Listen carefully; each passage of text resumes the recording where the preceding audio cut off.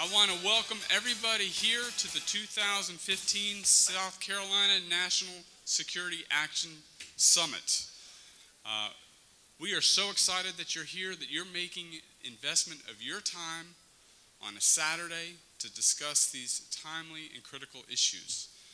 You know, when our country was founded, both by the Pilgrims and then during the constitutional era, they relied heavily on divine providence, and our leaders frequently fell to their knees and prayed. So I think it's only appropriate that when we enter this sphere of what we're going to be talking about today, which really I believe is a spiritual battle, that we open up the day in a word of prayer. And I want to introduce both the gentleman that's going to pray and the gentleman that's going to introduce us in the Pledge of Allegiance, and then I'll come back up. Most of you know Richard Cash. He's a good friend of mine. He ran for U.S. Senate.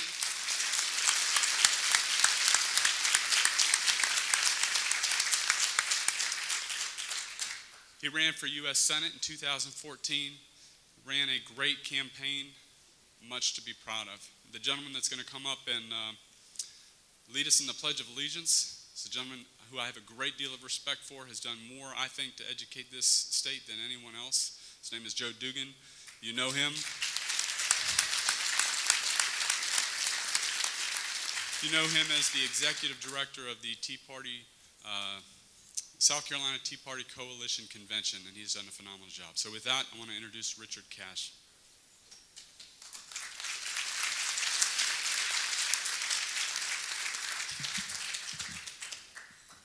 It is a momentous occasion, and I'm sure you feel as I do that this is certainly the fitting way to begin it. So let us join in prayer together. Almighty God, our Heavenly Father, we come to you with praise and thanksgiving for all your many blessings upon us, upon our families, this state, and our country. We thank you, Lord, for those who have gone before us, who have labored to give us freedom at a great cost. And we wish to do our part, God, in that great line of preserving, defending freedom and liberty in this nation, Lord, that has been so dedicated and consecrated to you over the years, the decades, the centuries, by those who have sought to please you, to honor you in the way this country has been founded and developed. Lord, we gratefully acknowledge your many blessings, and yet we are keenly aware of our many shortcomings. We are aware, Lord, of a great turning away from our nation and your ways, things that we are all familiar with, the shedding of innocent blood, and now, God, the judgment coming upon this nation when we see marriage being defiled. We have departed, O Lord, from your ways, and so we stop for a moment and we ask that you would turn this nation back to you. We confess our utter dependence upon you. We acknowledge the truth of your word, Lord, that unless you watch the city, we labor in vain to keep guard of it.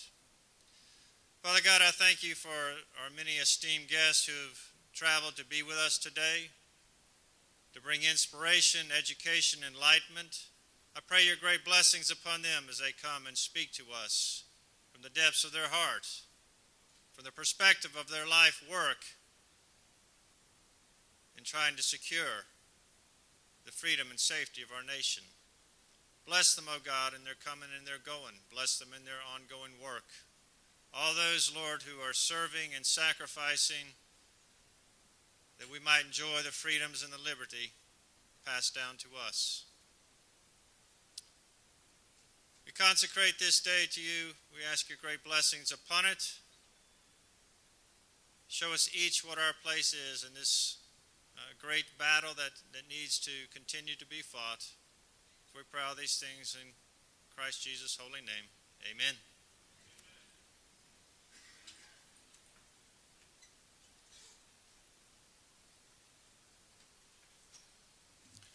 Please stand and join me with the Pledge of Allegiance. I pledge allegiance to the flag of the United States of America and to the republic for which it stands, one nation, under God, indivisible, with liberty and justice for all.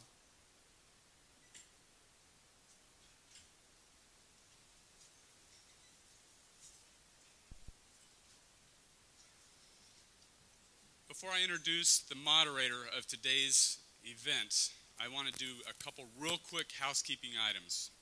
How many of you tweet? Okay, hashtag SC Security Summit. Write it down. Hashtag SC Security Summit. The password for the internet, it is Secure Shift 8 2015. The audience that is watching us today, they want to hear your thoughts from inside this room. So, without any further ado, I want to introduce to you someone who I have admired for a long time.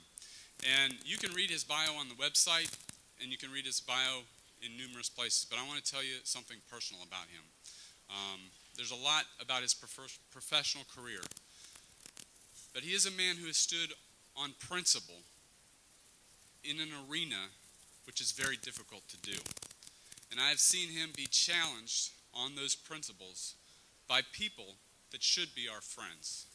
And I think for that, we owe him a round of applause. And I just want to say thank you, Frank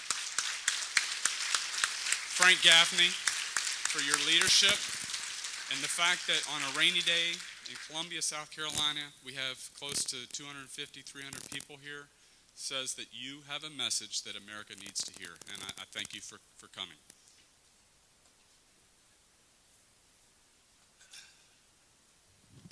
Well, good morning.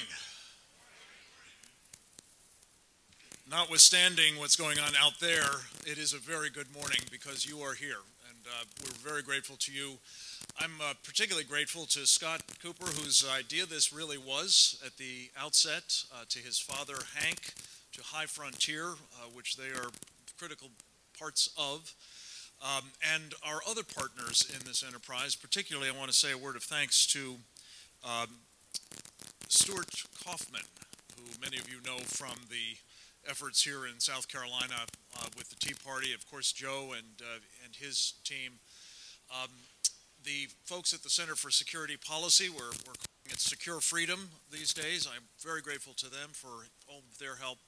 And not least, an old friend, Steve Bannon of Breitbart News, who has helped us get several of our wonderful keynote speakers here, or at least we are hoping coming in via Skype, as we've had some difficulties with the weather and getting folks physically here, but more on that as we proceed. I just wanted to take a moment to tell you about the mission of this meeting as I see it.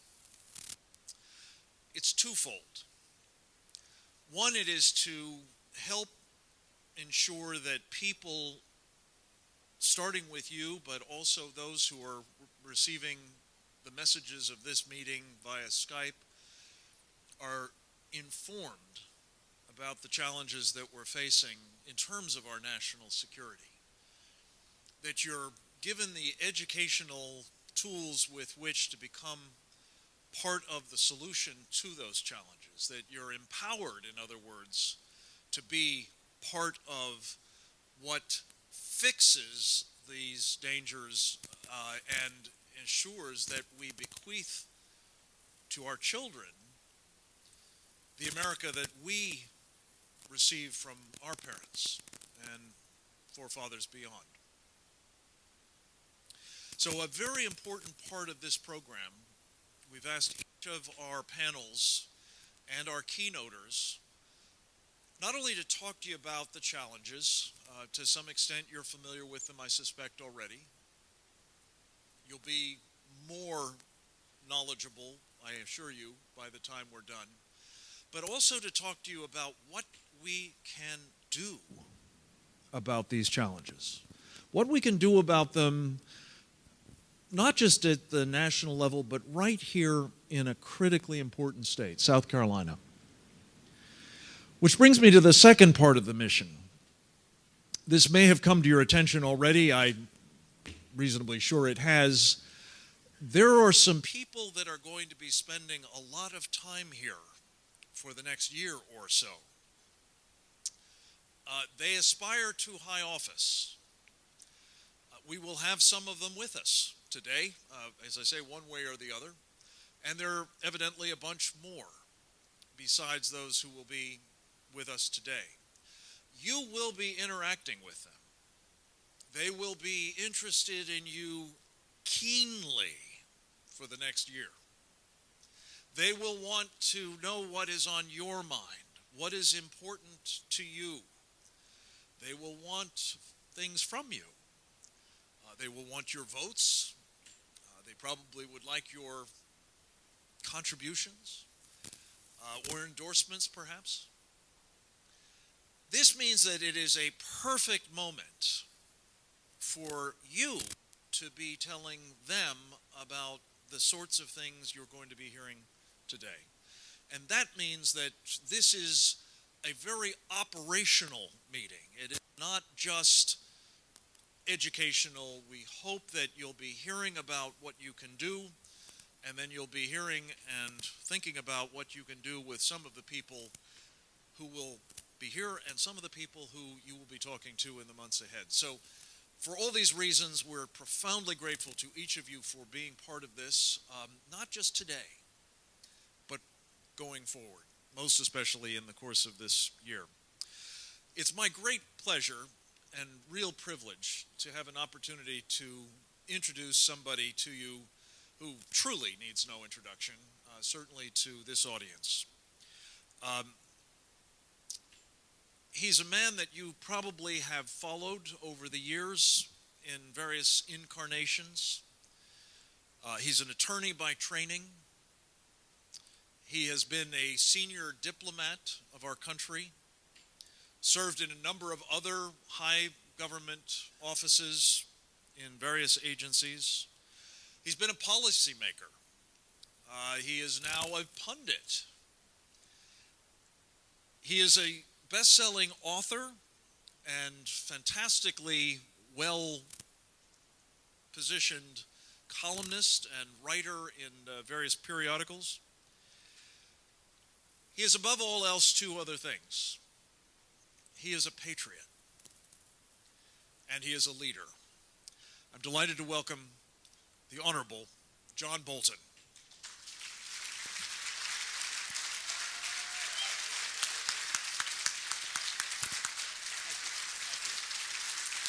Thank you. Thank you very much.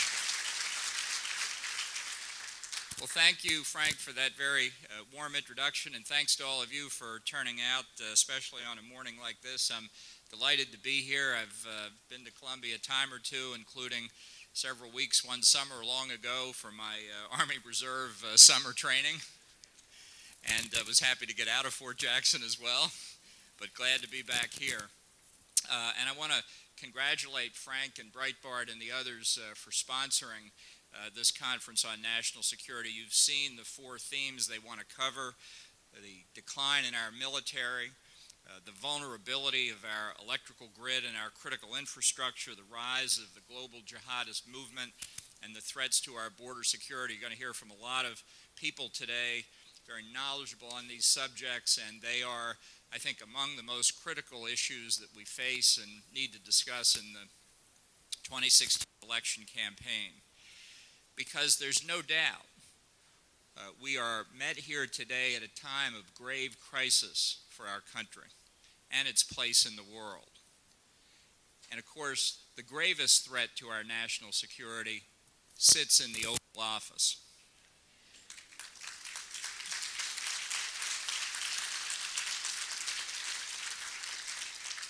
And we've got 2 years to go. Let's just consider a few of the things that we face that threaten our country and our friends and allies. Most in the news right now is this deal with Iran on their nuclear weapons program that the president has been determined to sign for 6 years. This deal, and we do know what's in it, despite what Secretary Kerry says, they've been leaking out the good parts, what they think are the good parts. You can imagine what's in there that they think are the troubling parts. that they haven't leaked out. It only gets worse once we know what's in it. But this deal with Iran will be an unprecedented act of surrender by the United States. It's an act of appeasement that will legitimize this regime of terrorists who seized power in 1979 and have financed terrorists all around the world more than any other state sponsor since then. And it will legitimize their nuclear weapons program. Where has Obama focused his attention? On 47 Republican senators who stood up for the Constitution. On the Prime Minister of our closest ally in the Middle East, Bibi Netanyahu, who came to Washington to tell the Congress the truth about this deal. President coddles the Iranian Ayatollahs and attacks his fellow countrymen and our closest allies when it comes to this deal. And the fact is that the deal is rotten through and through. The foundations of the deal are fundamentally flawed. We don't know the full story on Iran's nuclear weapons program. You hear the commentators talk about it every night as if we've got inspectors all over Iran and know what they're doing. There's much we don't know. And after the deal is signed, there will be utterly inadequate inspection. So we're starting from inadequate knowledge about what Iran is doing to build nuclear weapons.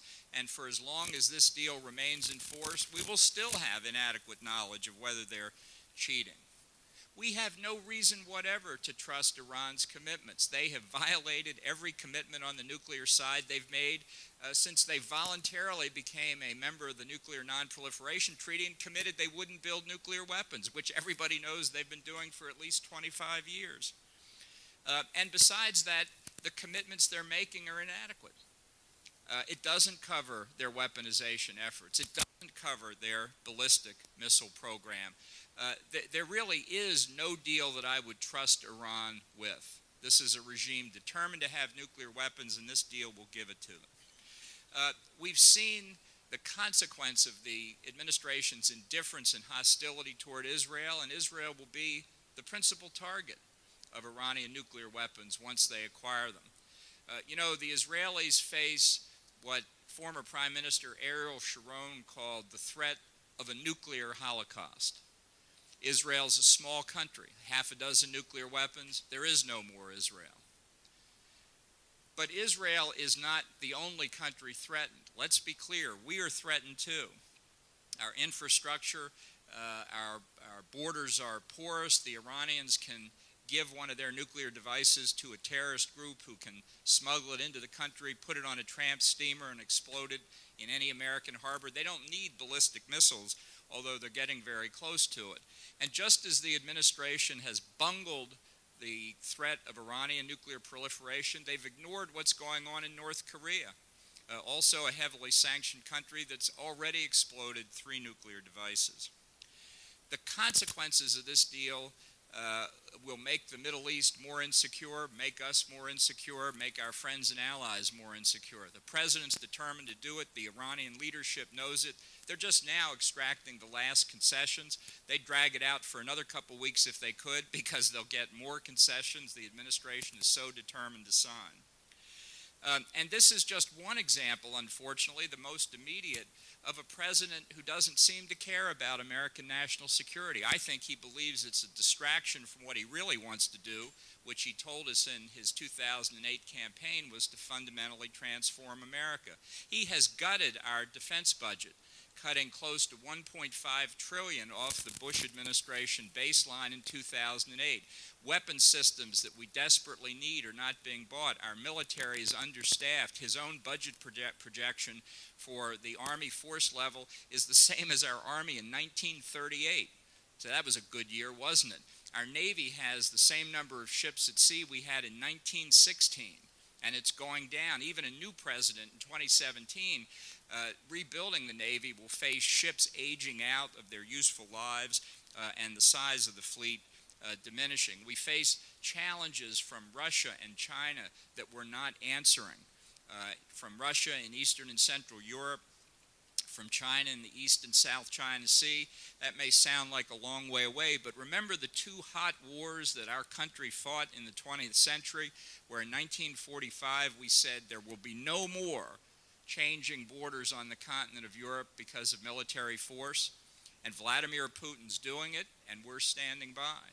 And if China can make the South China Sea a Chinese lake, they will have their hands around the throats of the economies of South Korea, Taiwan, and Japan, because all of their oil from the Middle East goes through the South China Sea. We could help correct that if America would develop its own oil and natural gas resources, but the president stands in the way of that too.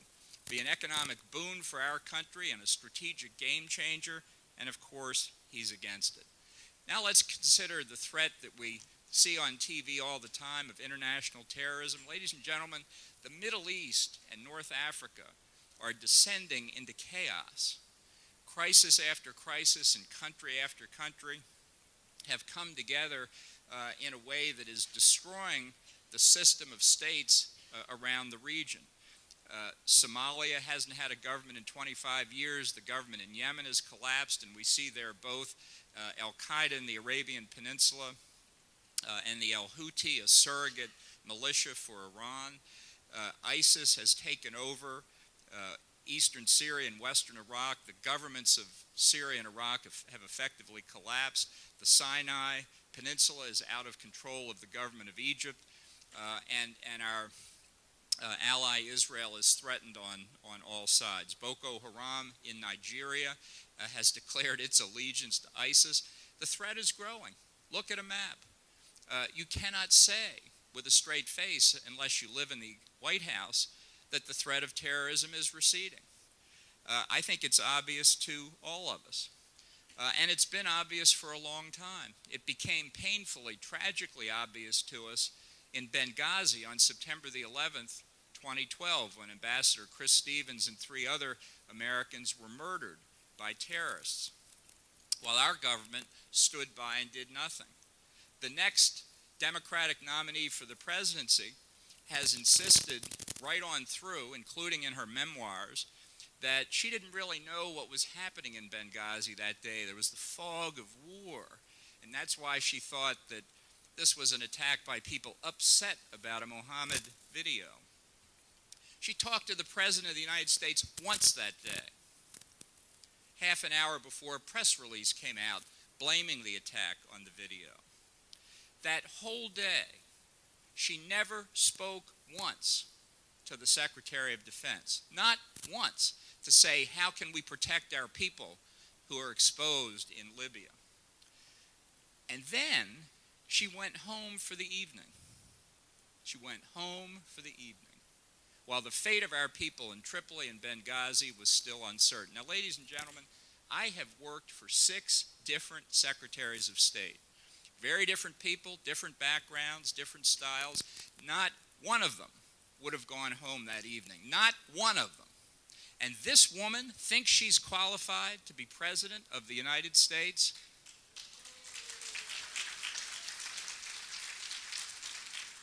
But even worse than the administration's performance, even the dereliction of duty by the Secretary of State doesn't match what they didn't do afterward. 2.5 years after the attack, the American response is precisely this. We have arrested one person, and we're going to give him a full due process criminal trial in federal court. What is the lesson for terrorists and state sponsors of terrorism all over the world? The lesson is that under Barack Obama and Hillary Clinton, you can kill the personal representative of the President of the United States and do it with impunity. Now, if the President can't defend his own personal representatives, what do mere citizens think that he's going to do for them? 2 have been beheaded by ISIS in the last 6 months. Have you heard the President on that subject recently? Have you heard him on the subject of the Coptic Christians, 21 beheaded by ISIS in Libya? This administration is not engaged in a war against the terrorists. They're engaged in a war against us, and ladies and gentlemen, they are winning. Now, what is to be done about this? I think Frank Gaffney already indicated to you that you have a unique role as voters in South Carolina. the candidates are going to listen to what your concerns are. And my view is that given the threats that our country faces around the world, national security has to be at the center of the 2016 presidential nominating process.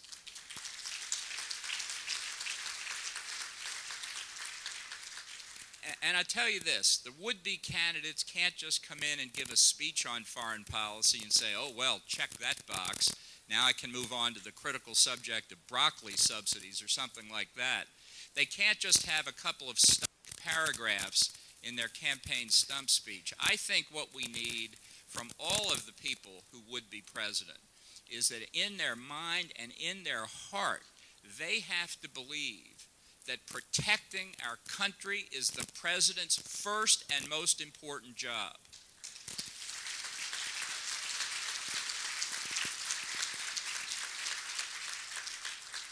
I don't want rhetoric from candidates. I want commitment to that.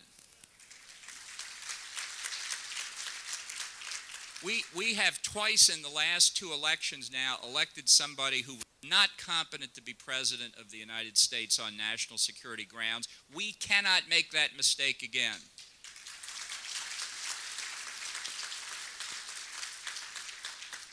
And it's people like you, people like those in this room today who can and I think will make the difference in 2016. Thank you very much. Thank you. Thank you very much. Yeah. Thank you so much.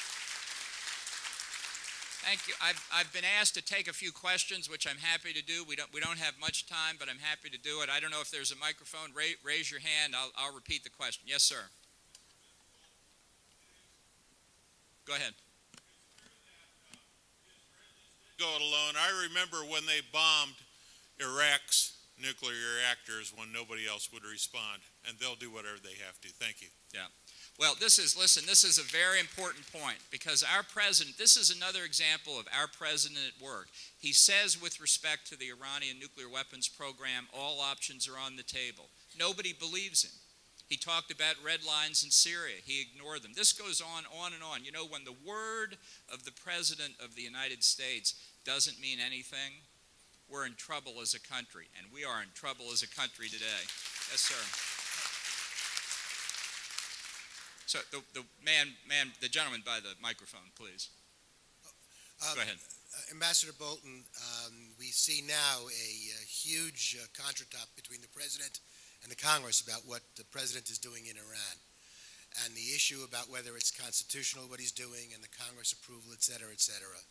And the threats seem to be floated that the President intends to sidestep this by going to the UN Security Council, in which case we would be bound. Is there a response that we can make, and would pulling us out of the United Nations satisfy that?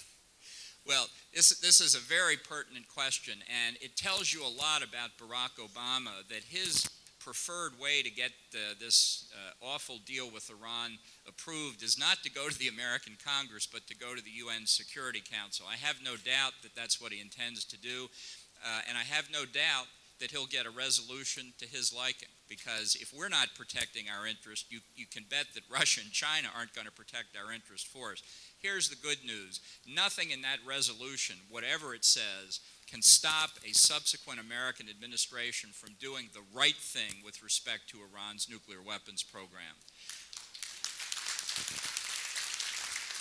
We have even the UN Charter in Article 51 recognizes we have an inherent right of individual and collective self-defense, and the Supreme Court has been unambiguous that Congress and the President are not bound by international treaties or obligations if a subsequent Congress and administration desire to change it. Now, that won't mean that this isn't a bad resolution. It will be a bad resolution, but it's not going to stop us. The United Nations does not have authority superior to the U.S. Constitution, period, close quote. I take just one more. You've got a lot of good panels coming. I don't want to take all their time. Yes, sir. Ambassador Bolton, would you comment on our deteriorating relationship with the Saudi Arabians and their recent decision to obtain nuclear technology and possibly nuclear weapons technology from the South Koreans? Yeah, well, this is something that, frankly, I've worried about for a long time. It's not just the threat of Iran getting nuclear weapons, although that's bad enough. It is the inevitability that Saudi Arabia, Egypt, Turkey, and perhaps other states in the region will also get nuclear weapons. So that in this very volatile area, in a short period of time, you could have half a dozen nuclear weapon states. I used to think the nuclear arms race would not begin until Iran perhaps actually detonated a nuclear weapon. But Barack Obama, by this negotiation, which has made so clear to all of our friends in the region that he's going to allow Iran a free path to nuclear weapons, has already precipitated the nuclear arms race. So that the danger we hope to avoid, and I've been working on this for 15 years, the danger we hope to avoid is now imminent. And we can attribute it entirely to President Obama. And I'll just close with this. The next 2 years can't pass swiftly enough, but for God's sakes, let's not make the same mistake in 2016. Thank you very much.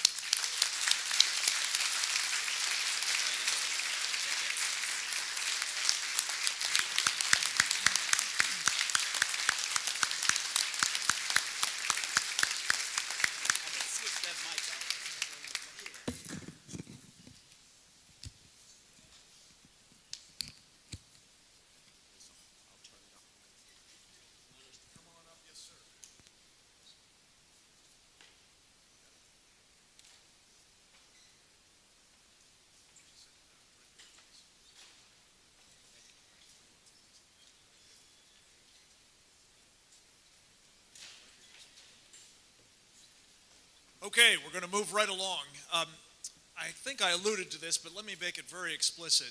This is the third of these National Security Action Summits that our organization and its partners have put together. Two of them thus far in Washington. This is the first of what we hope will be several that we're taking to states like South Carolina, states that are important in their own right, of course, but also in terms of where they are as testing grounds for the kind of people that John Bolton was just talking about.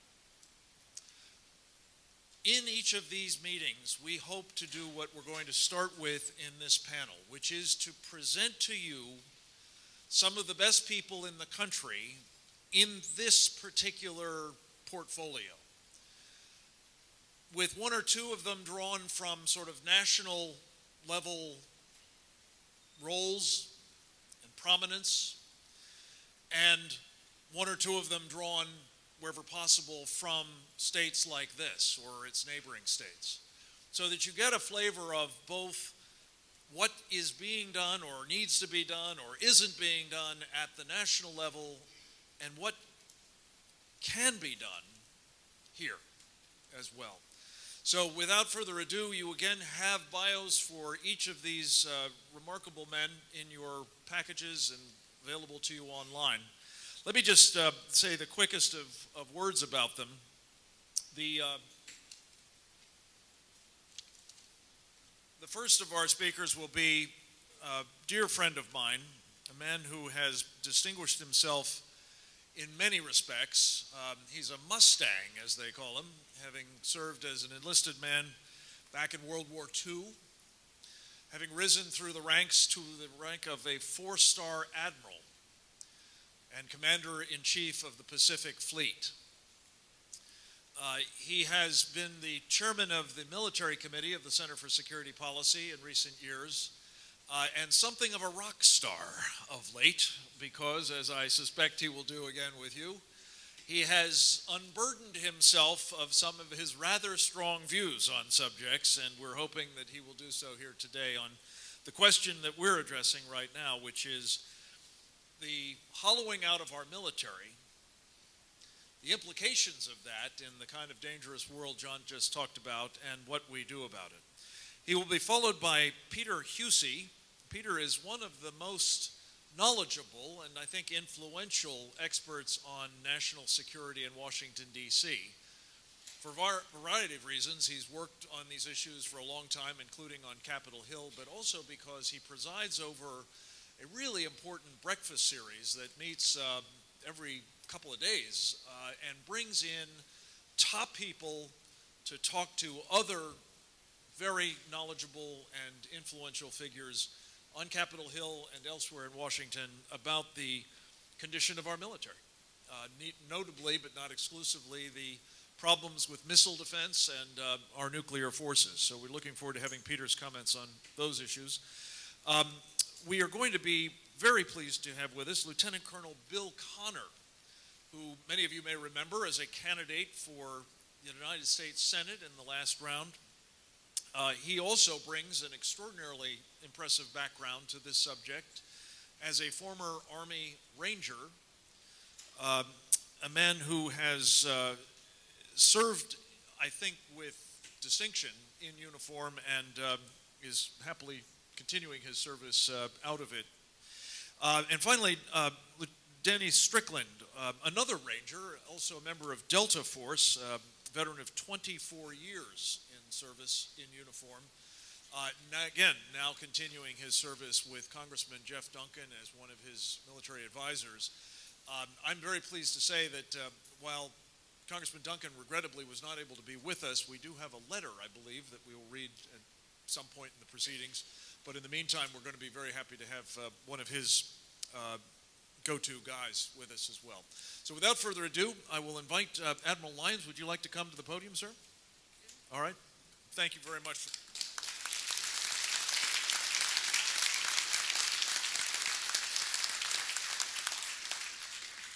Thank you very much. It's great to be here with a great bunch of Americans.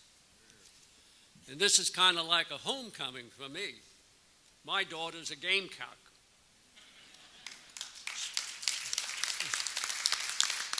So you Clemson Tigers, beware. I have to tell you, never in my lifetime did I think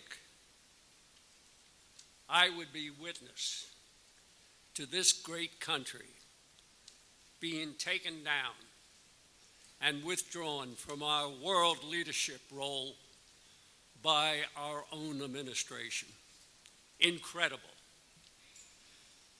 You know, you have to ask yourself, if you believe America's greatness and an exceptionalism, why would you fundamentally want to change it? It makes no sense.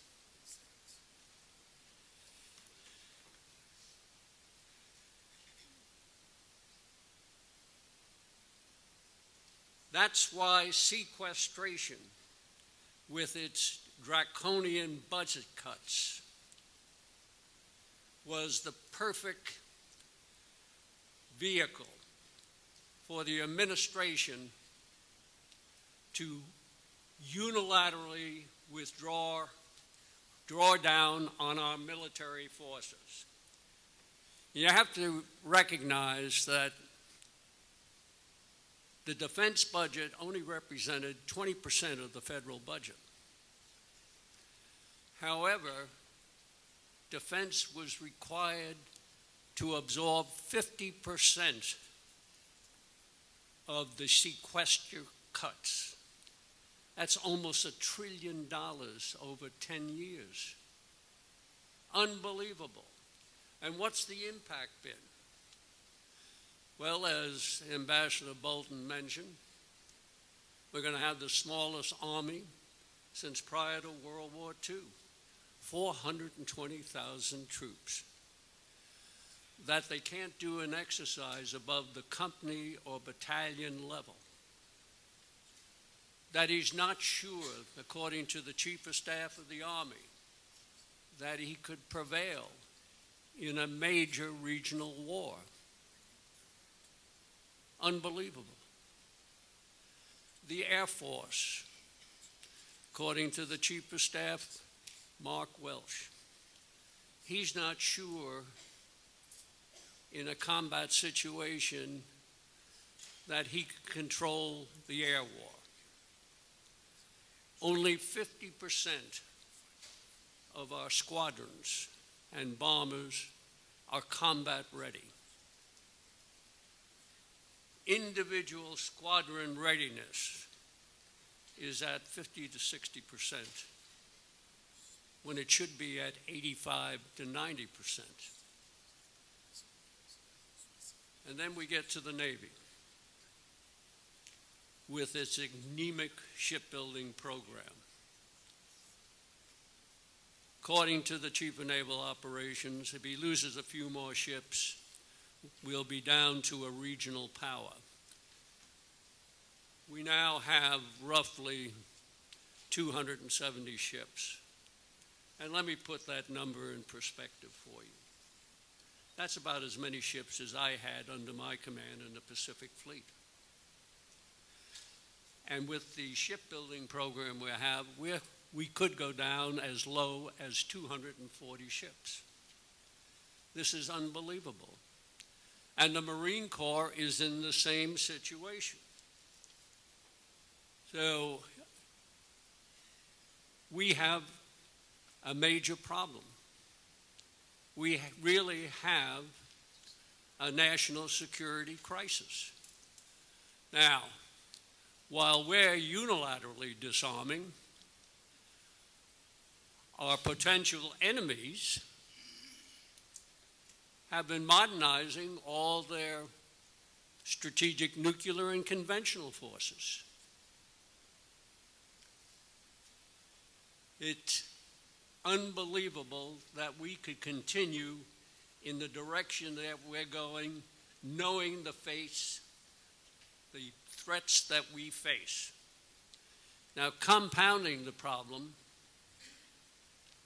is the social engineering that has been imposed on our military forces. The removal of don't ask, don't tell. Moving women into combat roles. This has all had an impact on our readiness. It's affected morale, unit integrity and cohesiveness, and most importantly, the will to win. Clearly, sequestration must be reversed. The military budget cuts, the caps that our services have been forced to absorb must be removed, as well as the social engineering that is imposed on our military forces. Don't ask, don't tell has to be reinstituted. And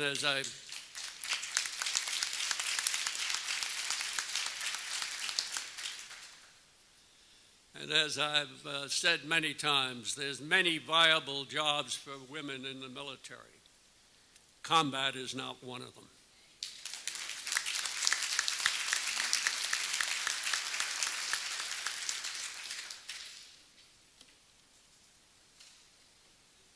Now, there's another thing I have to tell you. This administration has great difficulty in identifying the enemy. It's not violent extremism. It's not radical Islam. Erdogan, when he was Prime Minister of Turkey, said it best. Islam is Islam.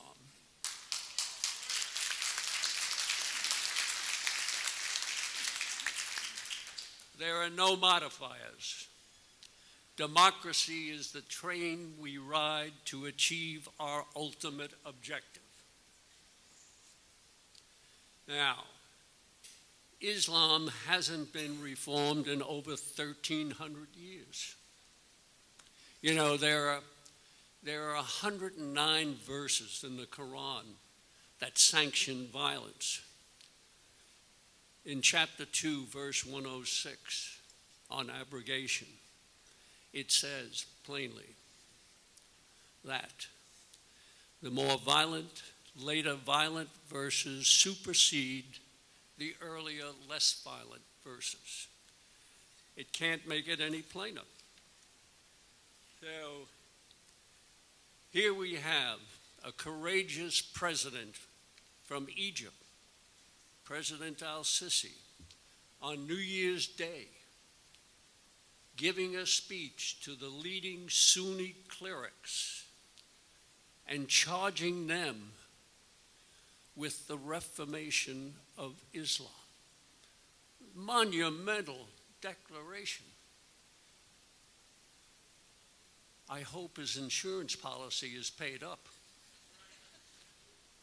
But instead of, you would have thought such a statement would have been embraced by this administration and our allies. It didn't even get the tip of the hat. So that tells you where their sympathies lie. Now, I want to say a few words on Iran and Libya. Iran has been at war with us for over 35 years. They've caused thousands of American deaths. They caused over 1/3 of our losses in Iraq. And of course, they were responsible for our Beirut Marine Barracks bombing. You should never forget that it was Iran that provided the critical training for the 9/11 hijackers. Without that training, 9/11 couldn't have happened. 3,000 innocent Americans would be alive today. So here we have this administration trying to negotiate an agreement with the world's leading state sponsor of terrorism. Does this make sense? Absolutely not. And then I can tell you this. All the leading scholars have finally come to their senses and have concluded if Iran gets the nuclear weapon, deterrence will not work. So as I've been trying to do for 35 years, the only way to prevent Iran from getting a nuclear weapon is a military strike. You have to destroy their nuclear weapon facilities.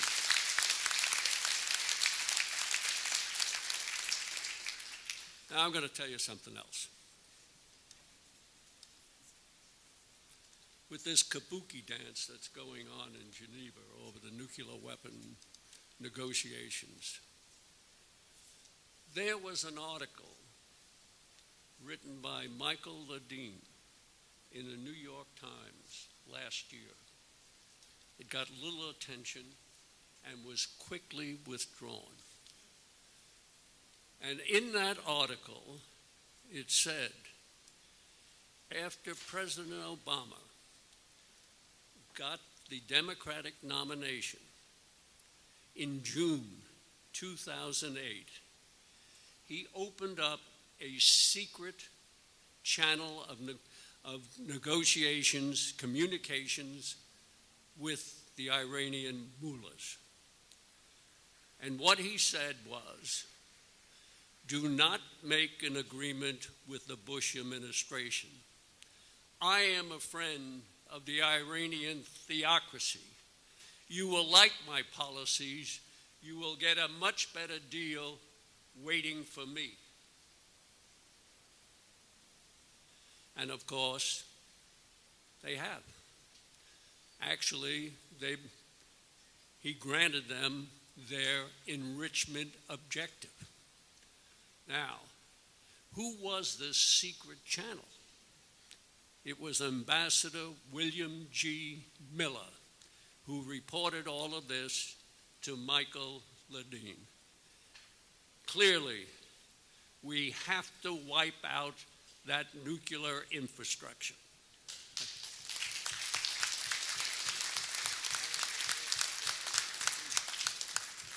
You see, Frank's giving me the hook again. Let me just say this on Libya. The war in Libya never had to happen. Gaddafi was ready to abdicate. There was no humanitarian crisis.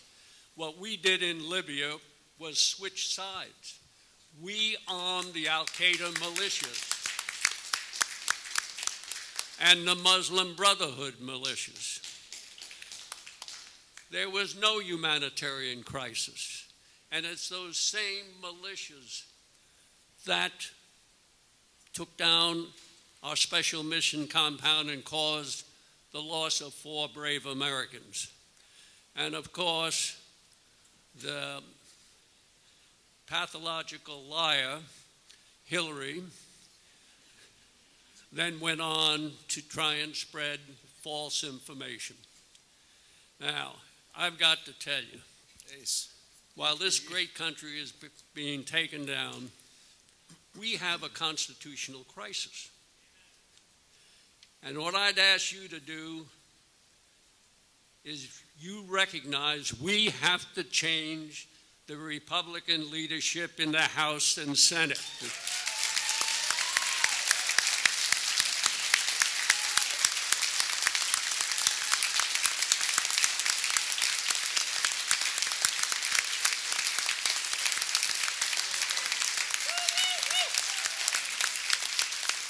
I just got a note from Frank. Please wrap it up. Let me say it's been great to be with you, and God bless America.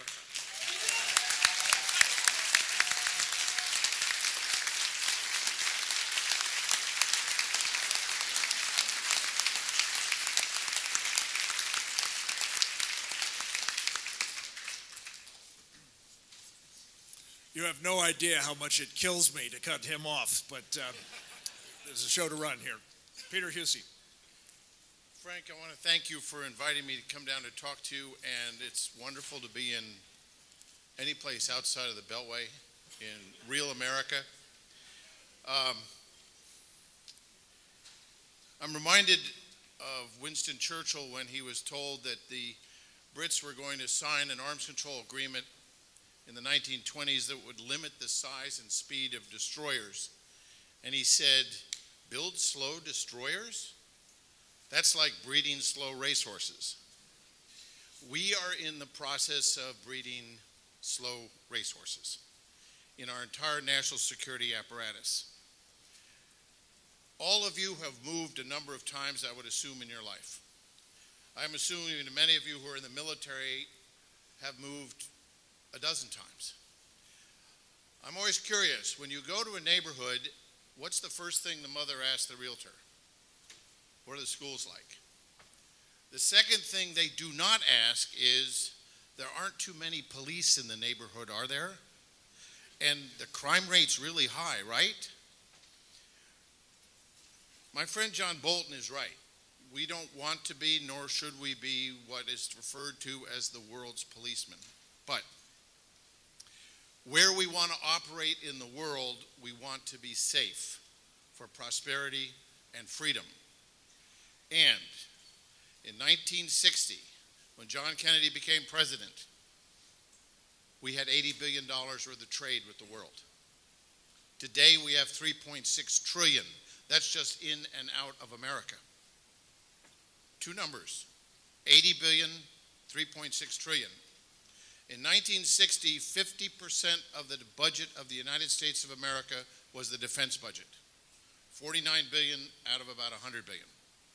Today, the defense budget is 12% of the federal budget.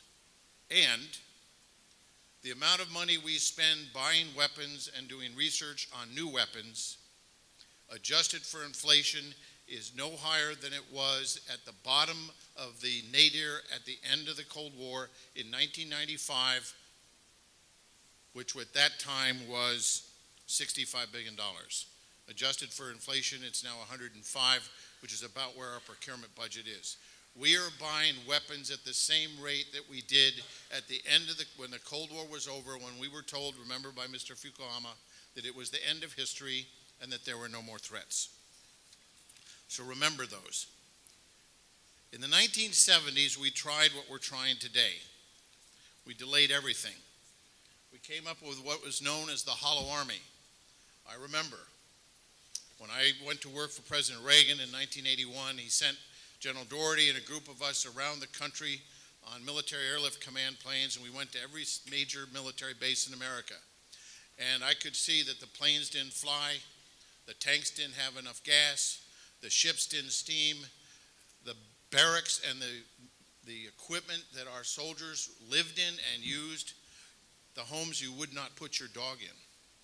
But there was a change in the eyes of all those enlisted men and officers with whom I went around with General Doherty. The eyes said, the man in the White House has our back. And everybody knew that, and then the money came, and the policy came. Ask yourself this question. In 1978, Saddam Hussein came to power, and a year later launched a war against Iran. In 1979, Khomeini came to power and launched a war against America. In 1979, the Soviet Union invaded Afghanistan, and we know where that led. Ask yourself, was that not connected to the fact that in the decade of the 1970s, America built a hollow army and a hollow military and elected Jimmy Carter President of the United States of America? Yet we have people in this country who tell us there's no connection. Now, we're in God-fearing country, and as the grandson of an eminent Christian theologian, I'm always wondering, Margaret Thatcher, Ronald Reagan, and Pope John Paul, were all came into office within 22 months. They were all attempts were made on their life in an assassination. The fact that they lived and the fact that they were elected tells me unequivocally there is a God, and he watches over us. Now, if he's watching over us, we have a responsibility to watch over ourselves, do we not?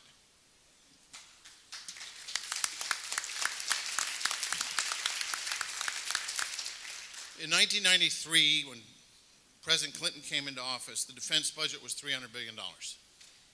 By 1995, when the Gingrich Congress came in, it had dropped to 260. Over the next 6 years, with the help of a number of members of Congress, particularly from South Carolina, particularly from the South and other parts, we built that budget back up to $300 billion when President Clinton left office. But that entire decade, that trough, let me go through what happened. World Trade Center was bombed in 1993. 200,000 people would have died if those trade towers, if the one had fallen into the other. And by the way, the man who built the bomb, Ramzi Youssef, his uncle is Khalid Sheikh Mohammed. And ask yourself the question, why did nobody ask then who was behind the bombing, which I'll get to in a minute. In 1993, the CIA was attacked. If you remember, out on the streets of George Washington Parkway, Khobar Towers, the embassies in Africa, the Murrah Building in Oklahoma, the USS Cole, Mogadishu, and Black Hawk Down, if you remember. We were attacked over and over again by terrorists around the world and here in America. And if you take the 4 major books on Clinton's foreign policy, 2 written by friends and 2 written by basically opponents, but nonetheless excellent books, particularly the Kagan's book called While America Slept. They all asked the president in different times the question of going after state sponsors of terror, which is Iran, which is Syria, which is North Korea, which is Cuba, which is Nicaragua. And oh, by the way, it's not on the list, but I'll tell you what, Russia and China are also state sponsors of terror. We know it, everybody knows it, but we pretend otherwise. What's fascinating is Bill Clinton had the same answer every time he was asked, what about the state sponsors of these terror attacks? He said, that is too hard to do. And guess what? We didn't go after them. And guess what? 9/11 happened 8 months after the next president was put into office. Now, let me tell you something. Richard Clarke, if you remember, got up in front of the 9/11 Commission before Congress and said, I apologize. We didn't go after Al-Qaeda and so forth. Well, but he did is he smeared the Bush administration saying that they didn't have their eye on the ball. Let me tell you something. You need to hear this. In June 2000, Richard Clark testified before Congress, before Chris Shays' subcommittee on terrorism and unconventional threats. He gave a briefing on terrorism. He was asked, "What are the serious threats we face from terrorism?" And he said, "I can't tell you that because there are too many." And then he was asked by Chris Shays, and by the way, this is in a letter Chris Shays sent to Condi Rice and to Richard Clark a month after his testimony, and then 6 months later when Condi became NSC advisor. His second question to him was, well, would you tell us how to prioritize our spending on counterterrorism? And he said, we are thinking about it. Now remember, ladies and gentlemen, what date did I give you that he testified? June 2000. That's almost 8 years after the World Trade Center bombing of 1993. If George W. Bush and his people had told Congress 8 years after the World Trade Center bombing of 2001 that what are you doing about counterterrorism money and prioritizing it and helping with the military, and if they had said, oh, well, we'll get to it, what would have been the reaction of the United States media? This letter has been made public to every journalist in Washington, D.C. by Chris Shays. I've written about it about a dozen times in various essays. We're in the same position now. We have a media that just simply will not pay attention to the issues. Admiral Lyons went through some of the things we're losing. Our Air Force, when Ronald Reagan became president, was on average, every plane was 12 years old. Today it's 27. General Herensack, who runs the nuclear program for the Air Force, his son is flying the same B-52 tail number as he was. Not the same plane. The B-52s are Model H's. That's A, B, C, D, E, F, G, H. It's a lot, okay?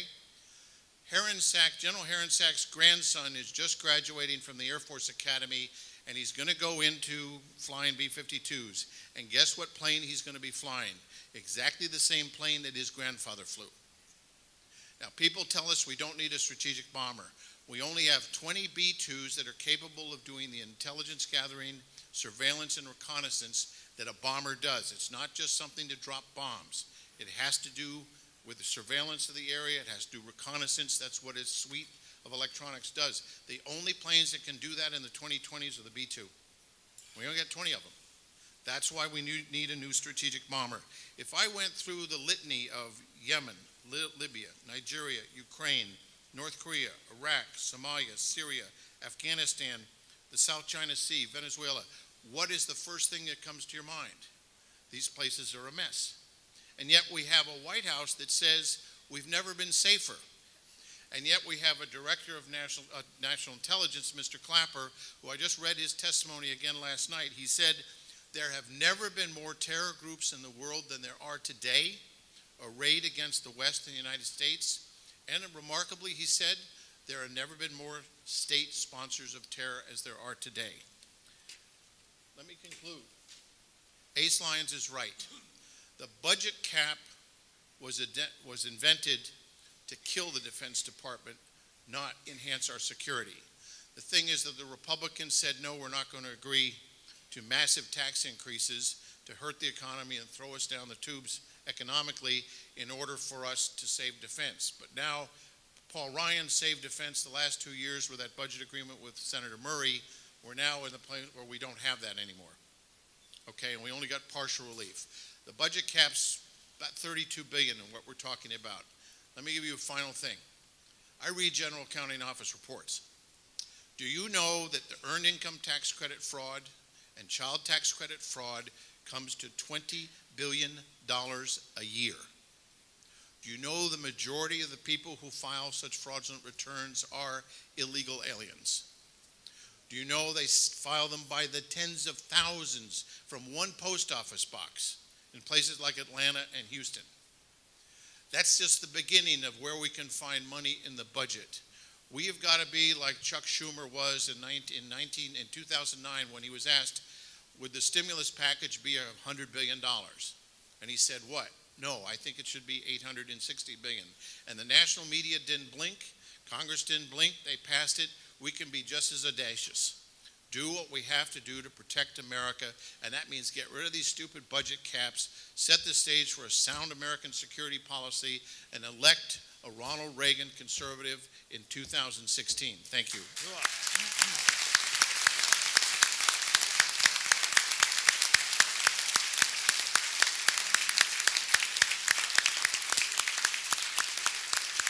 Peter, thank you. Lieutenant Colonel Bill Connor, next up. Thank you very much. Admiral Lyons, Frank Gaffney, it is first of all tough to follow you, Admiral and Peter Husey, and I see so many people out here I saw on the campaign trail, so good to see you again. It is wonderful to be here. I'm going to start with a caveat that I'm not speaking on behalf of the Department of Defense or Department of the Army. Even though I'm still serving, I'm speaking as Bill Connor. And I've got a unique story to tell. Father, grandfather, great-grandfather were all career military officers. As many of you know, I was born in Hawaii when my dad was in Vietnam, and I've got my birth certificate, as I've made clear to everybody here numerous times. But I saw those decades, and I want to do a quick rundown of what I saw both as a military brat, coming to a military college in the 1980s, commissioned 1990, spending half my time on active duty, half my time reserve, going overseas numerous times, the Middle East, Afghanistan, and give you an idea of what the, in this case, the Army. Now understand, the Army follows along with the other services, so my comments really apply to all four services. The 70s were a terrible time. I can recall my dad coming back from Vietnam. He was not treated very well. His fellows were not treated very well. The Army went from over 1.5 million in 1968 down to only about 750,000 by 1974, cut in half. It went to an all-volunteer force, but unfortunately, they didn't pay for the all-volunteer force.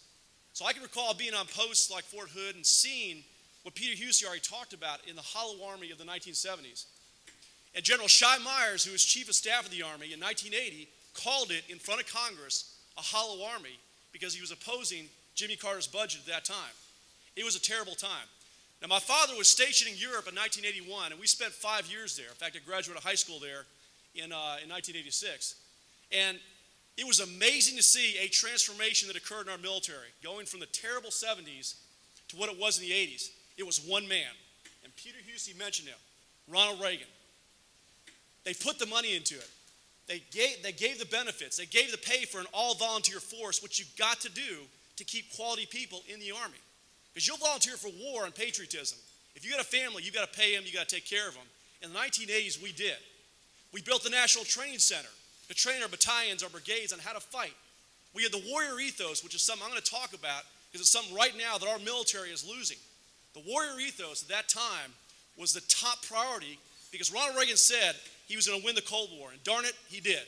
He won the Cold War because he put the spending in the U.S. military. He brought pride back. We knew that he had our backs. I was a cadet during part of that time. I was commissioned in 1990, and we saw what happened in Desert Storm. Now, one of the things we saw was a change in public perception from the terrible times of the 70s, where the public did not treat the military well, to Desert Storm, where, gosh darn, we were treated like kings. When I went over there to Kuwait afterward, it was amazing to see the change in the public perception. But we went through another drawdown, and that was the Cold War drawdown, from about 16 divisions, close to 800,000 people, down to about 500,000. And there were some problems with that drawdown, but not near as bad as the 1970s. We moved into Don't Ask, Don't Tell, which at least kept some of the cultural issues at bay. We had to put up with Bill Clinton during that time frame, and that wasn't easy. There was a feeling of a zero defects mentality, which is really the only problem I saw as a junior and mid-ranking officer. That as they cut people out, they were looking for issues, problems. Then we had 9/11. When we started 9/11, it was estimated 75% of our combat units were trained and ready to deploy, which, by the way, in 2013, that went to 10%. Initially, we started out, we were trained, ready to deploy, and we thought it would be pretty quick. We'd go into OEF, we'd be done, we'd be back, but then came the counterinsurgencies, and it wore our military down. It did. Part of the problem is that when you're doing counterinsurgency, as an infantry officer, and by the way, I'm not JAG, I've stayed infantry, you've got to train in the NTC at battalion, brigade type level to be good at what you do. Counterinsurgencies, you lose that training. Our equipment was run down, our helicopters, our vehicles were run down. By 2006, they were talking about that. The public support started out very good, but it started tapering off. And then came the 2011 and the withdrawal from Iraq. And speaking from someone who was, again, serving, we had some terrible things happen. During this wear down of the military, the multiple deployments, all the things that we had to deal with, the administration decided on a peace dividend to go from 570,000 in the Army to 490,000. Not a good idea at that time because they were assuming we could pivot to the Pacific and not worry about things that came up like ISIS, like going back to Iraq, like Ukraine, all these sorts of things. And guess what else happened that year? End of Don't Ask, Don't Tell. The idea that we're going to gender integrate the special operations, infantry, the combat arms, all at once with a military that's been worn down after all these years of war. So we came to 2013, again, 10% of our combat units were trained. Real quickly, just some quotes from the Chief of Staff of the Army, General Odierno, in January 22nd of this year about some issues going on. The Army is down 50% in modernization, 50%. And that's the money used to build ourselves back up, like they brought into the Reagan era, the Bradley, the M1 tank, the Apache helicopter, 50%. 2013, again, 10% of the Army was trained. We're now to about 33%. Again, compare that to 2001, 75% were trained. Sequestration is not a good idea. I'm going to tell you that as you guys know how conservative I am. It is not a good idea. When I hear conservatives talk about this, it's a cop-out for Congress because they don't have to go in and take the hard votes. It's all targeted at the military, and right now military spending does not need to continue going down. What it's done now is we've dropped below 490,000, and we're heading toward 420,000. That is absolutely unsustainable with what's going on with ISIS, with the Ukraine, with cyber warfare, and everything else. Here are the three areas I'm a little concerned about right now, and I'll talk about this during question and answer. First of all, the dangerously low number of ground troops. We have got to keep, as a nation, we spend a lot of defense spending. We really do because we have to. But as far as ground troops, for a nation of 330 million people, we're one of the last as far as numbers of ground troops. You can compare us to China, to Germany, all these countries. And what that means is the same folks go overseas over and over again, worrying about the PTSD issues, the family issues, the suicide issues, and all that. That can't sustain ourselves. You know, I was in Afghanistan. One of the quotes that was joked about was, America's not at war. America's at the mall. The military is at war. That needs to end because that's not part of our nation's history. And that leads into the second concern. Congress in the 1970s was over 70% veteran. Most of that combat veteran. It's now less than 20% veteran and only a handful of combat vets like Tom Cotton. Let's give a cheer for him. He's a fellow airborne ranger. We need more veterans. I can't believe we had 10 years of war, and a tiny number of veterans in Congress making the decisions during this time in our nation's history. That's a concern. Also, quite frankly, the voting population. Vietnam, again, 1.5 million with a much smaller country, 500,000 fighting in Iraq, in Afghanistan. We got a tiny number of Americans who understand the military, and that's why some conservatives cheer on sequestration, when if they're true conservatives, they'd never be doing that, because Reagan was a conservative, and he would have never cheered on sequestration. Last thing is the warrior ethos. You know, what it takes to get particularly combat arms units, special operations units, to face the enemy, to face death, to be willing to give their lives and kill somebody is part of the warrior ethos. That's built up. That takes work. It takes what we did in the 1980s with the NTC, with the CMTC, with training for combat and focusing not on sexual harassment training as the prime focus of the military right now, focus on war fighting and taking on this group called ISIS, which they are not going to be a nice group for our guys to face.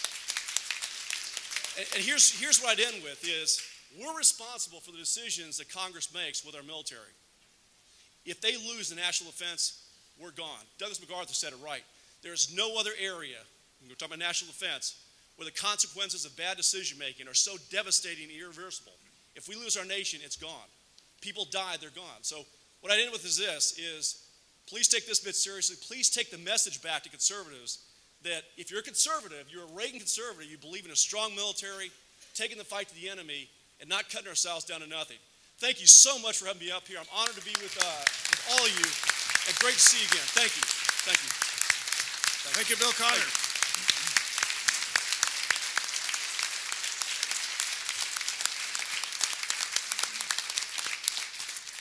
Denny Strickland, welcome. Thank you for your service, sir. Next, over to you. Thank you, Frank, Admiral Lyons, Peter, Bill, ladies and gentlemen out here, as soon as my presentation comes up here. Because I worked in the Pentagon we will naturally do PowerPoint.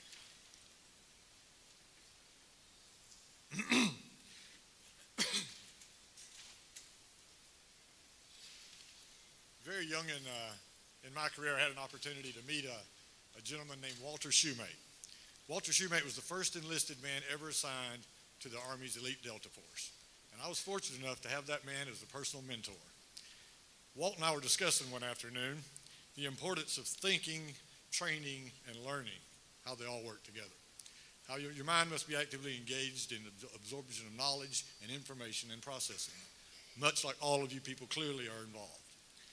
His advice to me that day was, Danny, if you ever find yourself the smartest man in the room, not that there's a remote chance of that ever happening, he said, you're in the wrong room.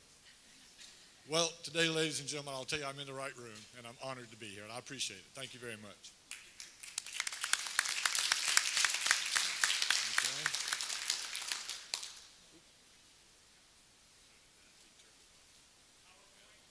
Okay. Yep, once again, PowerPoint. Well, we'll drive on without it. When the presentation comes up, what you're going to see is the Department of Defense definition of readiness, of what the mission of the United States military is. It's pretty straightforward. Fight and win our wars and be prepared strategically to adjust from one threat to the other. It's a very difficult thing to do, to balance all of those things. You need a robust military in a country or a world as dangerous as it is today in order to do that. What we have done, however, is we became reactionary in our posture. And that's our current posture, assuming it was at 100% strength. Our military is about a third the size it was the day I joined it. So we can react to different things. But there's going to come a time when we may have to react to two different things. Or there may come a time when we should be reacting to a second thing and can't. ISIS immediately comes to mind. What we're doing now is allowing Iran to take the lead in fighting ISIS because we can't or won't. Regardless, that is an issue. I think we're going to get my pictures back, which would be kind of awesome. There we go. There's that Department of Defense definition I told you about. When we talk about America's defense in decline, there's about 35 to 40 different points of national power we can go through. But specifically on the military, these are the three things that are impacted by our leaders in Washington. The personnel, training, and equipment of our military forces, and that regardless of which branch, are all on the decline, dangerously on the decline, some to the point where it would take almost a decade to recover the readiness posture we had just a few years ago. If you take a look at this chart, this goes all the way back to the American Revolution till today. Take a look at the two spikes in the chart there. Now, on the left is your military personnel total, and on the right is the percentage of GDP being procured for national defense. Let's dig into those numbers a little bit. 1940, you can see the size of the Army. And we'll just look at the Army. You can see them all the way across the board. In 5 short years, look what that became. That is a monumental mobilization of the entire country. There wasn't a family in the United States that was not impacted by World War II in one way or another. But then look by 1950 what we had done in a drastic downsizing. But what happened in 1950? Well, we needed another spike because another war happened. And you see how rapidly that ramped up. I had this discussion not too long ago, and a person of a different political persuasion than probably most everybody in this room looked at my chart there and said, well, there's nothing absolutely wrong with that chart. It shows that we have fantastic ability to mobilize and surge forces in a hurry. But let me explain how that argument works to think that way. That is to brag about surviving 3 snake bites and never acknowledging that killing the snake would have probably been a pretty darn good idea up front. So that's what I would say to our great mobilization forces. When we mobilized forces for World War II, and I'm going to get into the dangers of this in a minute. I'm not going to get into a whole lot of complication. I know we're weary and nobody wants to hear me. First ground operation, World War II, was called Operation Torch in North Africa. We had 3 American groups and 1 primarily British group land in North Africa in November 1942. February of 1943, we've been on the ground less than 2 months. The American Army was arrayed. It was fairly well equipped. There was plenty of them. And finally, the Germans decided to do a little probe and see what we got. Now, this is a hot mess, and nobody outside of Bill Connor understands what this is. Bill knows what it is. But all that red you see, that's Field Marshal Erwin Rommel going through the American lines like a hot knife through butter. And the reason for that was because we had men on the ground. They weren't properly equipped, and they were certainly not properly trained.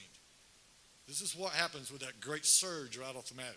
You can get carbon-based life forms to the front, but if they're not equipped and they're not trained, this is what's going to happen.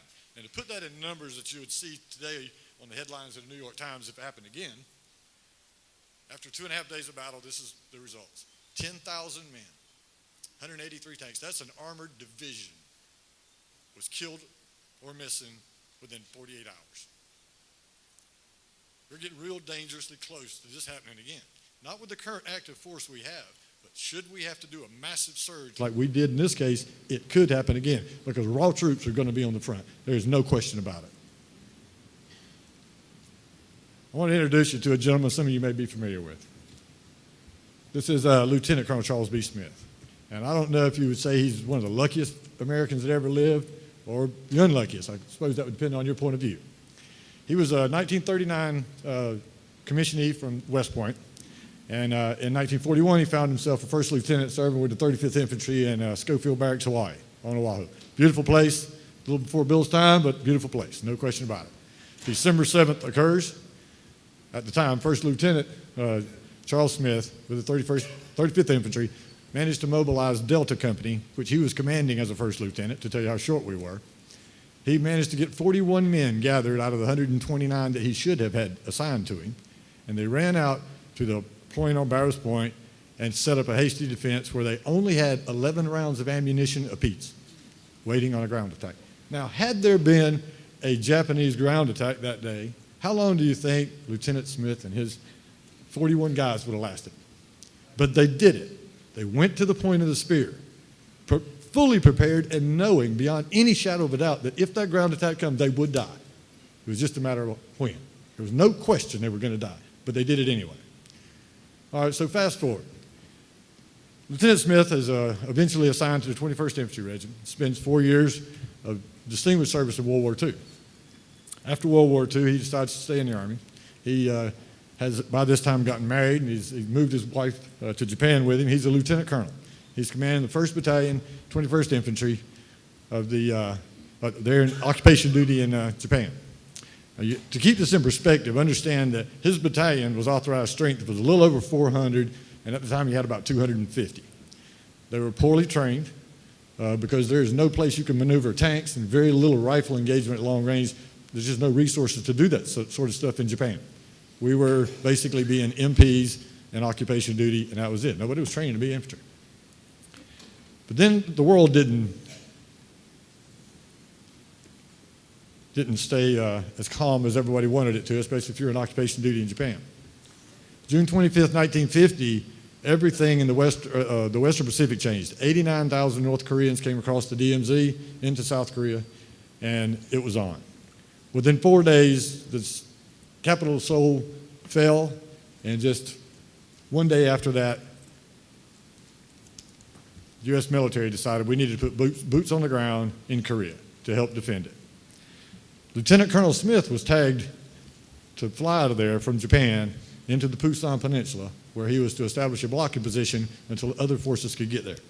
Now, at this point, if Lieutenant Smith thought that he was in a desperate situation in Hawaii a few years earlier, the idea of his 400 men facing 89,000, you can imagine what these guys must have thought. I can imagine being in, I did 25 years active duty, 24 actually. And I've been in some situations that were less comfortable than others. But can you imagine every one of those guys probably wrote a letter to his family and gave it to his buddy? This is what happened within 48 hours. To suggest that it's okay that our first line of defense takes these kind of casualties is un-American. Amen. I'm going to take a look at this real quick, too. This is resources where in the Army piece it's identified as men in uniform, and the Navy at ships, and of course the Air Force it's a fighter and attack aircraft. Take a look at this line. That's aircraft. Oh, I'm sorry, naval ships. Pre-World War I levels. To suggest that we have the same capability of force projection today that we did just 10 years ago is to deny reality. The current administration's plan after the sequestration goes through 2017 because of the 10 years we're going to lose on that. And this is where we wind up. That is totally non-sustainable. We can't keep a force on the ground at those numbers. And it's not a left or a right thing totally either. Former Secretary Leon Panetta, certainly not a conservative, agrees 100% with the assessment. These are line items that was in that last $1 trillion budget. And I think I'm going to get to something that you guys will be interested in here in a second. These are, big, huge ticket items. But what's interesting about every one of them is they were put in there by our Congress people. The Pentagon did not ask for them. And in often cases, what the Pentagon will do after they get these line items is they will defer budgets because the Pentagon didn't want it. All this stuff is produced in congressional districts where Congress people decided they'd stick it into a budget, sticking their nose in where it don't belong, frankly. 1976 was the first time that entitlement spending in the United States became more than defense spending. And you can see the trend line all the way up. What I'd like to point out is that trend line right there, where at least we stabilized that for a few years. Notice the years those are? We stabilized that for 8 years. That was a man named Ronald Reagan. This is my last slide, and I'll let it go with this. And I'll tell you that this is a very emotional event, emotional subject for me. Because not only did I serve for a very long time, I have 2 children also serve. I have a daughter who's a JAG officer on active duty now, and a son who unfortunately has been medically retired after his 3rd Purple Heart. So there's skin in the game. Take a look at this. This is from Jane's Defense Weekly. This is a United Kingdom publication that analyzes military posturing around the world. It's probably one of the most recognized and respected resources there is. Top 20 declining defense budgets. Only Slovakia and Venezuela. Think about that. The most powerful nation on earth, number 3 on that list. That should shame us all. Notice, however, who is not on that list. You don't see Iran. You don't see China. You don't see Russia. When we're on a list that they're not on, and it's this list, that's a very, very bad thing. And I'll tell you, ladies and gentlemen, regardless of who's in the White House, this will not change until we change leadership in the Congress.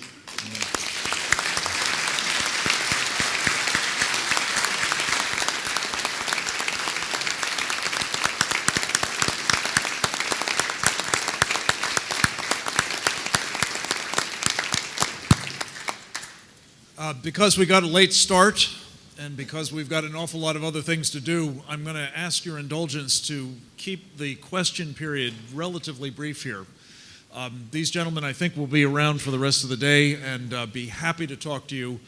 I wanted to start with this particular story because it is hard to talk about any of the other things we're going to be visiting about in the course of this program without having a grounding in what we're doing unilaterally to disarm ourselves. So I want to thank these extraordinary men for helping clarify just how bad that is and what the stakes are. So we'll take a couple of questions. Direct them, if you would, to anyone you'd like. If you would identify yourself, that would be appreciated. Yes, sir. I'm Conrad Long, and I don't know, I mean, Colonel Bill Connor or the whole panel, just general advice. I was wondering if y'all had any recommendations for a young man like myself heading into the military in this situation today, and what one can do about it outside of the ballot box. You ought to join the Navy.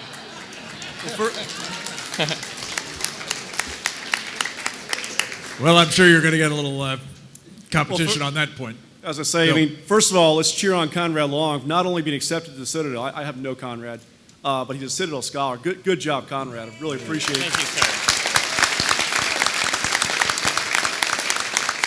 And again, I'm speaking as Bill Connor, not Lieutenant Colonel Connor, not a spokesman. When I say this bit, is I've gone through struggles of being in now almost 25 years. do I stay in, do I go, with what I see going on.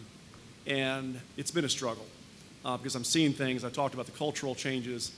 But here's the bottom line is, this is the defense of our nation. If we get this wrong, we're gone as a people. All the freedoms we have are because of those who are defending us. If we give up, Conrad, it is gone. So I'd encourage you to hang in there. Keep your head down low initially. Keep your belief structure, but understand what's right. Understand that there will be help. There's a sovereign God out there, and I believe He will bring redemption, including within the military. But I would say this much, that it is a tough one for young officers to think about. Do they stay in? Do they join? When there are things like, for example, the muzzling of our chaplains, the seeming muzzling of Christianity, and those kind of things that, by the way, build the warrior ethos and build the ability to put your life on the line, knowing there's something beyond this life. But you bring it in. And when you're talking to your guys, you stand firm, and help will be on the way. Amen. Thank you, sir. I'd like Danny? If I can, I'd like to add one little thing to that, especially for young people. I've done a lot of talking to them. I'd say this, and you can say this to your own kids or grandkids who are thinking about the military as a service. Number one, if the Army ever offers you a cool hat and a little extra money, there's cause for trepidation. I'm just going to tell you. So just be aware that not everybody needs to be jumping out of airplanes. Peter, anything? Well, I've been working for the Air Force since March of 1981. But my favorite job is the job I don't get paid for, and that is to teach the Naval Academy in Annapolis course on nuclear weapons policy. And I would agree with the Admiral. Join the Navy, join the Air Force, join the Marines, join the Army. We need good people. And from within, do your job and get us going in the right direction. It's a great life. It's a great career. These are the finest people I've ever met in my life. And as I said, I think I've worked for literally hundreds of different admirals and generals and enlisted people. There are no finer group of people in this country than in our armed forces. Yeah. Amen. Yes, sir. My name is Scott Black. I'm a member of the Greenville Tea Party. I'm also a member or a student of Center for Self-Governance and Keeping the Republic in Greenville. We are pushing the closed state primaries issue at a table here. My question is, a lot of people nowadays, many Republicans especially, invoke the memory of Ronald Reagan. God bless him. The reality that I have learned recently is that when he was attempting to run for president, the Republican Party vehemently opposed him running for president. They did not want him to get the nomination. They did not feel they could control him.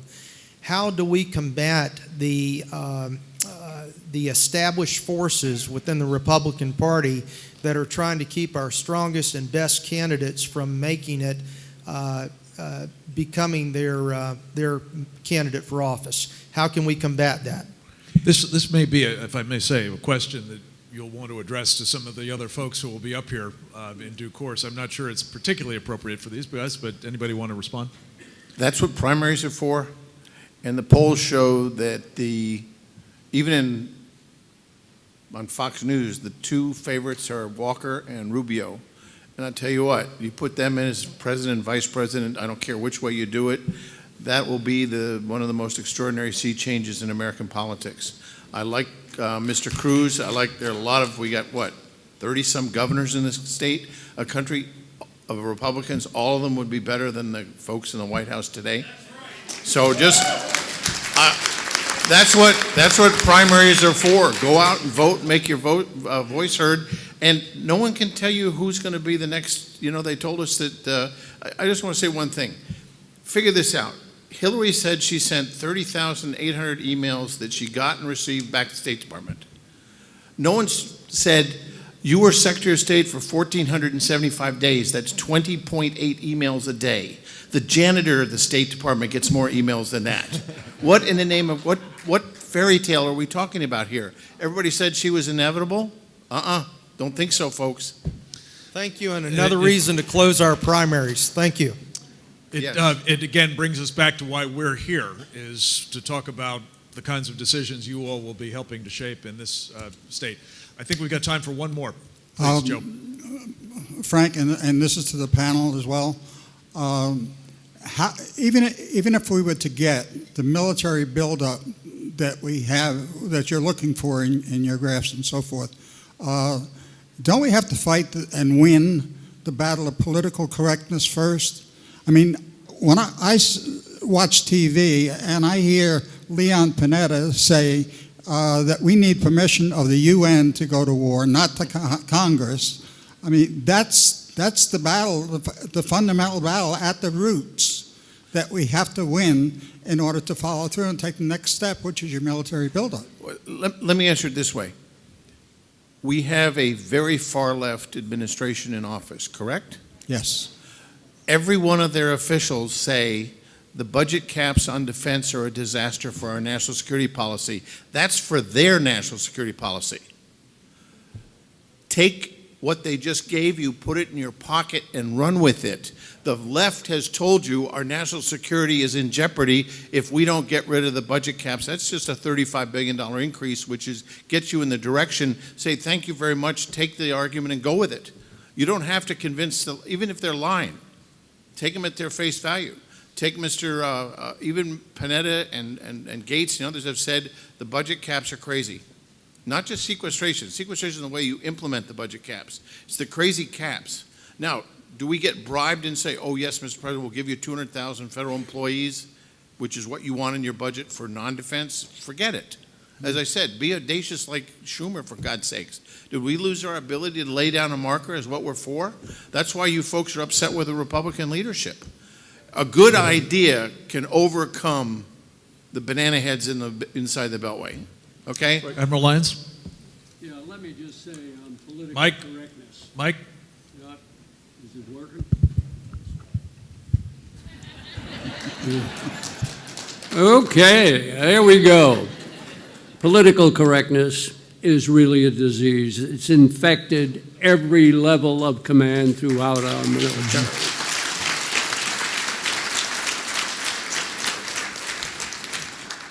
You know, you have to step back. You know, we forced our military to fight in Afghanistan with restricted rules of engagement. In the idiotic hope that we were going to win the hearts and minds of a tribal society. This was nonsense. Yes. It cost many, many good American lives, plus those permanently injured. And that had to be signed off not only by our Commander-in-Chief, the Secretary of Defense, and the Joint Chiefs of Staff. Unconscionable. It really never should have happened. Thank you so much. Anybody sir. else? Just a quick comment, because I think the political correctness, primarily the issue in the military is not facing the reality of radical Islam. And there's a whole separate panel on that, but I just want to give one quote from that thing I talked about, the Chief of Staff, Odie Airno, only about a month ago. And this is what he said. And this goes into political correctness issues and why it's so important to keep the defense spending and sequestration as far as the military is concerned. What he said is, this is the most uncertain time I've seen in our national security since I've been in uniform. He was commissioned in 1976 from West Point, which means he started in 1972. So we're talking 4.5 decades. This is the most uncertain time, and yet we're given a peace dividend. We're pretending we could go to the Pacific, and part of it goes into not facing the reality of who our enemy is, which is radical Islam, and that goes to political correctness. So thank you, Joe. Admiral, we are out of time. I've got to bring the next panel up. I'm just going to close with one quick comment, if I may. Okay. This is an issue we will be touching on, I'm sure, again and again in the course of the day. I just want to impress upon you that as we think of what we're doing as political correctness, or if you will, multiculturalism or diversity, sensitivity, whatever other name we might assign to it, the enemy that Bill's just talking about and that we will be drilling down on after lunch has a different word for it. They call it submission. And when they see us doing that, their doctrine, they call it Sharia, obliges them to double down, to become more violent, because that's the way to make sure that we understand we're subdued. So this is really the context in which this panel's insights and recommendations as to what we do are so critical, and I can't thank you enough for joining us, gentlemen. God bless you.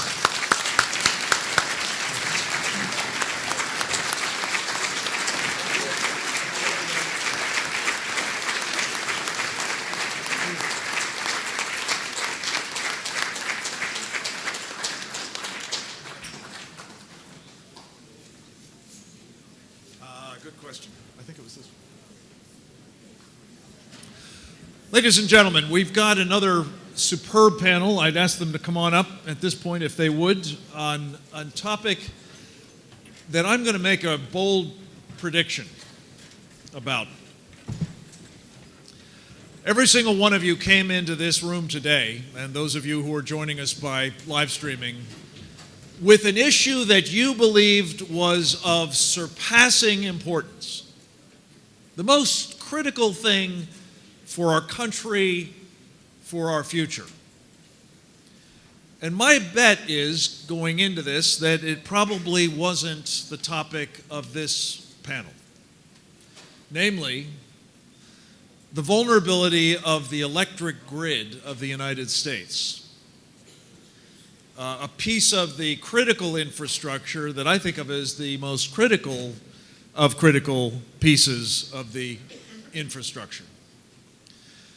I believe that by the time we're done, you will have ample reason to rethink the priority.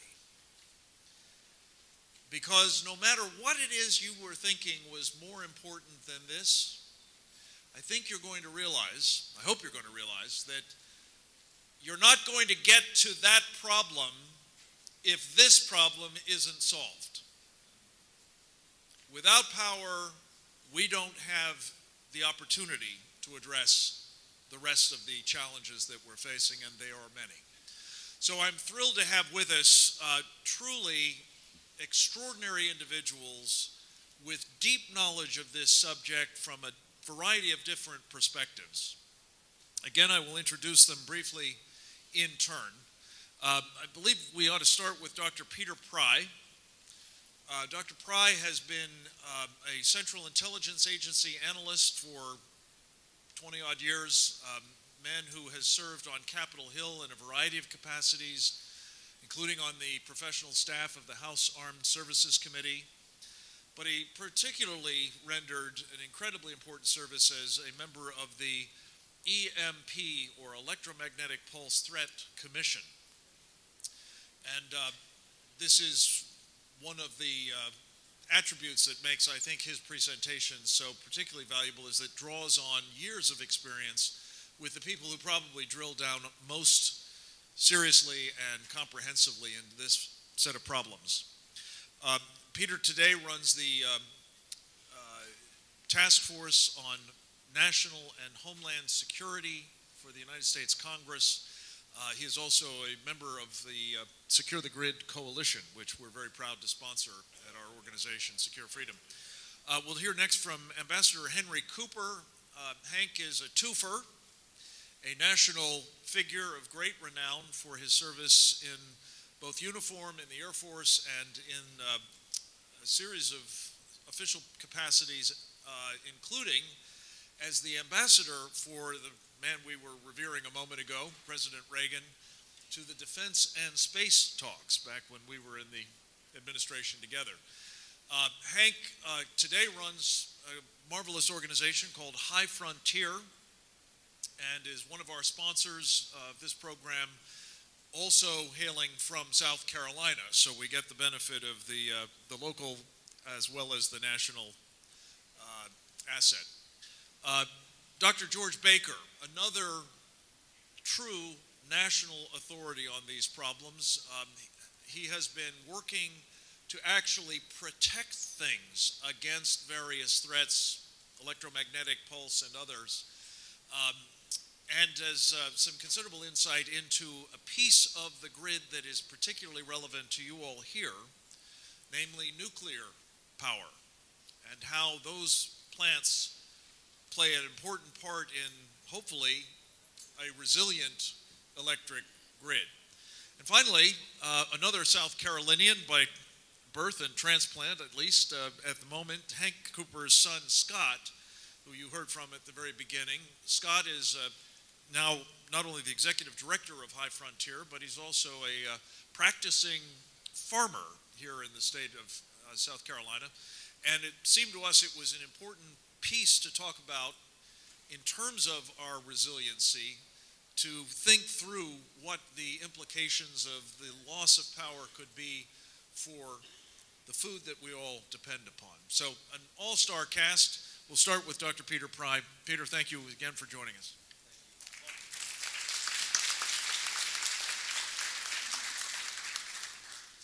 Thank you for that introduction, Frank. Electromagnetic pulse. Let's put on the first view graph, please. Yeah. I'm going to talk about the electromagnetic pulse and other threats to the grid, and I'm going to apologize in advance to you because I have to run through this in 10 minutes in order for us to stay on schedule. But the point of my briefing is that these threats are not just theoretical, they are real, and they've been happening over the past 2 years. They in fact pose an imminent threat, and it is the greatest threat to the United States and to Western civilization, yet it is very little understood. Moreover, it's another area where Washington has been neglecting its job and leaving our nation vulnerable to this threat. Next view graph. It's out of sequence. That first view graph should have been the sun. There we are. This threat can be caused by nature and man. You know, the sun can generate an electromagnetic pulse when it puts out a coronal mass ejection that strikes the Earth's magnetosphere, and this causes a geomagnetic superstorm. Basically, an EMP is like a super-energetic radio wave. It's got so much energy in it, and it travels at the speed of light. It'll pass harmlessly through your bodies. It doesn't cause a direct damage to your bodies physically, but it'll fry electronics everywhere, potentially across the whole continental United States in the case of a nuclear weapon. Or if something like the 1859 Carrington event, which was a geomagnetic superstorm that happened in 1859. If that recurred today, the 1859 Carrington event, it would collapse electrical grids and critical infrastructures all over the world. There was another storm in 1921 called the Railroad Storm, 1/10 as powerful as Carrington, that could have done the same thing. Next view graph. Man can also cause this by means of a nuclear weapon detonated at high altitude over the United States, at minimum an altitude of 30 kilometers. The standard kind of an attack that most people think about is a bomb detonated about 200 kilometers over the center of the country, which would put an EMP field over the whole continental United States. Again, the EMP, it would just pass harmlessly through people's bodies, and you wouldn't even know necessarily that a bomb had detonated. At those high altitudes, you wouldn't hear the sound, there wouldn't be any fallout, there wouldn't be any blast effects on the ground. The only thing that would come off the bomb would be the EMP. And you might even think it's a localized blackout until you tried to start your car, and then you found that the water didn't run, and telecommunications didn't work, and all the critical infrastructures basically didn't work. No transportation, no communications. Business and finance and manufacturing wouldn't work, and even food and water depend directly or indirectly upon our electric grid and our other critical infrastructures to maintain them. We only have a 30-day food supply in this country. In the regional food warehouses that resupply our grocery stores, there's only enough food to feed our population for about 30 days. That'll start to spoil in 72 hours when the electrical generators, the emergency generators, run out of gas. 72 hours, the food starts going away. The Congressional EMP Commission, in which I served, estimated that given a nationwide blackout that lasted 1 year, we could lose up to 9 of 10 Americans. 9 of 10 Americans could die from starvation, disease, and societal collapse. And that is why this is the biggest threat, the greatest threat, because the threat from nature is inevitable. Sooner or later, we will experience a Carrington-class geomagnetic storm. In fact, one narrowly missed us back in 2012. A coronal mass ejection, a Carrington-class coronal mass ejection, crossed the path of the Earth by 3 days. It missed us by 3 days back in July 2012. NASA put out a report in July of last year, 2014, that estimated the likelihood of a geomagnetic superstorm is 12% per decade, which means that it is virtually certain that within our lifetimes or that of our children, we will experience a catastrophe of this sort. In 2013, North Korea practiced a nuclear EMP attack against the United States.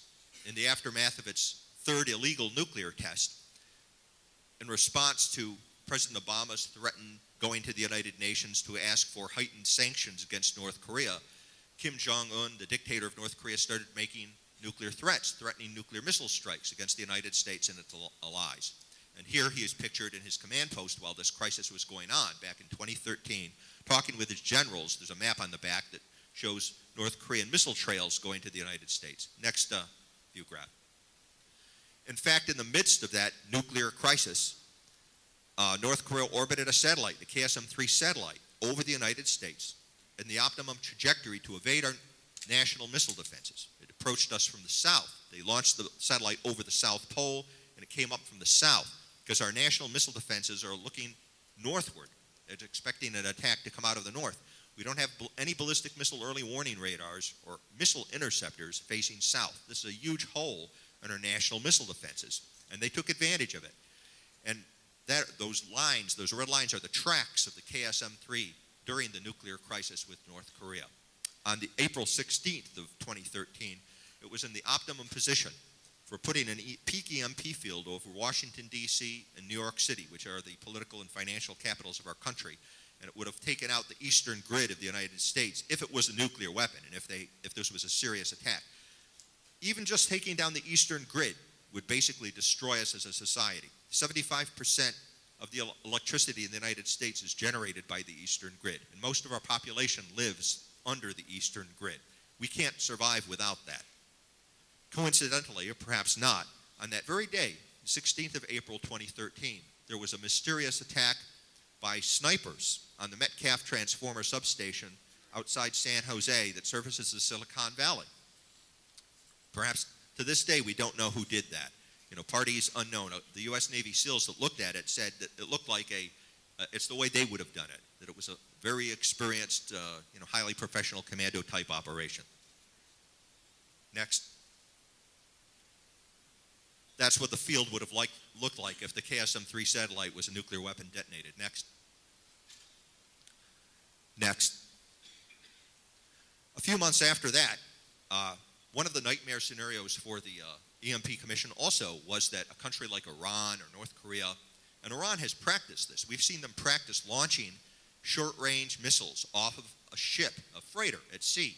The idea is that you'd put a short-range or medium-range ballistic missile on a freighter, move it close to our shores, and then do the EMP attack off that ship. That keeps your fingerprints completely off the attack. Who did it? Could be terrorists, could be another country. You might never know. Next. It looks like in the months after, in July of 2013, a couple of months after the crisis, it looks like North Korea practiced a ship-launched EMP attack too, because one of their freighters came into the Gulf of Mexico, transited the Gulf of Mexico, and when it was trying to pass through the Panama Canal to go back to North Korea, it was being inspected. This freighter was notorious for carrying firearms and illegal drugs. And it was being inspected for drugs to see if they were moving illegal drugs. And hidden under thousands of bags of sugar, we found 2 SA-2 nuclear-capable missiles on their launchers. Now, there weren't any nuclear warheads on these missiles, but they're purpose-designed, they're purpose-built to carry a 10-kiloton nuclear warhead. Next. We also have to worry about non-nuclear threats to the grid. The bad guys can actually just use high explosives and rifles to take out the grid and cause a threat. In 2013, October 2013, the Knights Templars, they're a terrorist drug cartel in Mexico, blacked out an entire province in Mexico just using explosive bombs and small arms. And they put nearly 500,000 people in the dark. They did this so they could cut them off from help from the federales so they could go into the towns and villages and execute political leaders opposed to the drug trade. Now, when Neanderthals, like the Knights Templars, have figured out that the electric grid is a major societal vulnerability, You know, what is ISIS, Al Qaeda, Iran, North Korea, Russia, and China? What have they got planned for us? Next. In June of last year, June 2014, Al Qaeda in the Arabian Peninsula blacked out the entire country of Yemen. Whole country. Put 18 cities and 24 million people into the dark. Next. That's a picture of one of the transmission towers. Again, they used, just conventional explosives to do it. Next. Next view graph. And most recently, on the 25th of January of this year, terrorist groups blacked out Pakistan, 80% of Pakistan, which is a nuclear weapons state. Now, fortunately, these attacks that have been done on Yemen and Mexico and Pakistan have been temporary blackouts. And I think that has been deliberate. I think what the terrorists is they're experimenting with this new method of warfare, the way the Nazis did during World War II.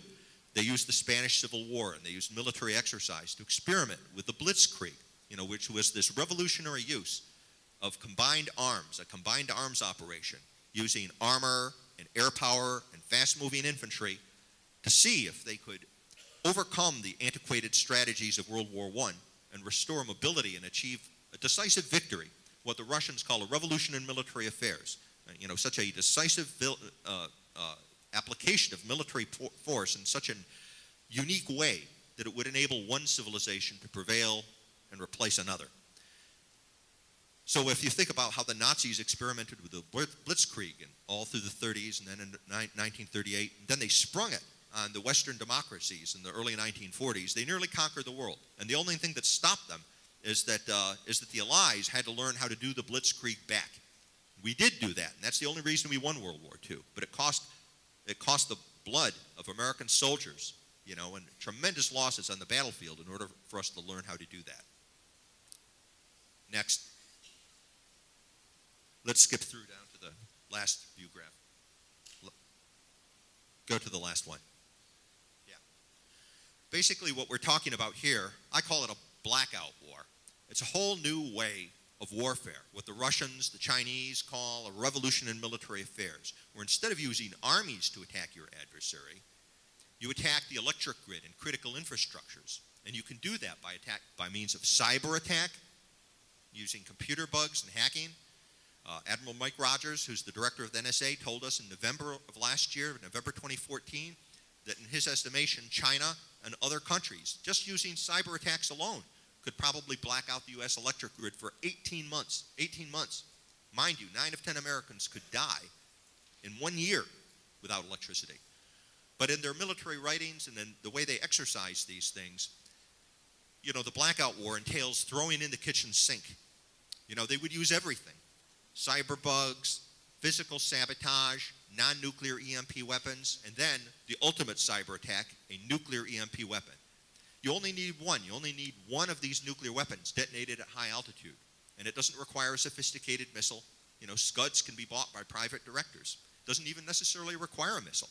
You can actually use a meteorological balloon to get a nuclear weapon up high enough, above 30 kilometers, over the eastern grid to inflict the kind of damage I've been describing. And this is another example, and perhaps the best example, of how Washington is not doing its business. Congress has known since 2008, when the EMP Commission delivered its report about our great vulnerability to this threat. And the Commission gave recommendations about how to protect our grid. The good news is that we know how to protect the grid, and it wouldn't even be that expensive.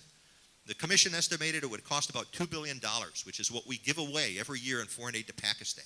So if we suspended foreign aid to Pakistan for 1 year and spent it on protecting our electric grid, we could make much of this problem go away. But Congress has been unable to do it.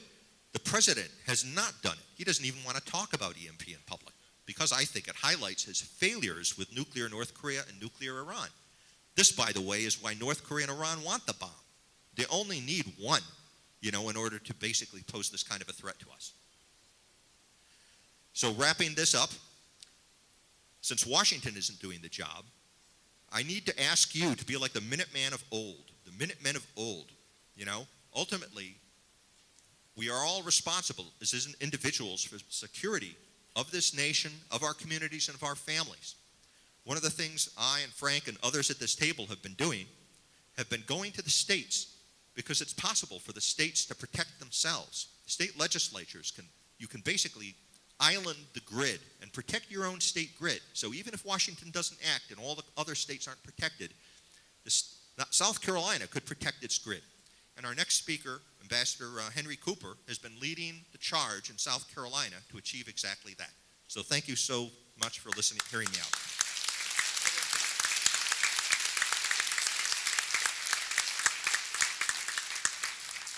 Ambassador Cooper. Just in case I need it. Thanks, Peter. Can I take this out or not? If I can, instead of leaning over, I'd rather hold it. I thank you for your attention and all. I want to, and just being fair, note that in 1958, I was commissioned from Clemson, into the Air Force. And just to balance out Carolina and the Citadel, which was given plugs earlier, so I claim heritage here. In fact, to the time, I was the last class to have a rat year at Clemson during the Cadet Corps years. I want to talk to you, in following up Peter's comments about the threat, about what we can do about it. That's fundamentally where I want to set the stage for George Baker to talk specifically about the nuclear power plants in the state. I assume this audience knows that 60% of your electricity in South Carolina comes from the nuclear reactors. And they, across the nation, produce about 20% of the nation's power. If we make sure they can operate through a loss of the grid, they can become a critically important asset in restoring the grid after it is lost. Right now, the situation is such that, as I understand it, and George is going to talk about this in more detail, when the grid goes down, those reactors, to protect themselves, shut down.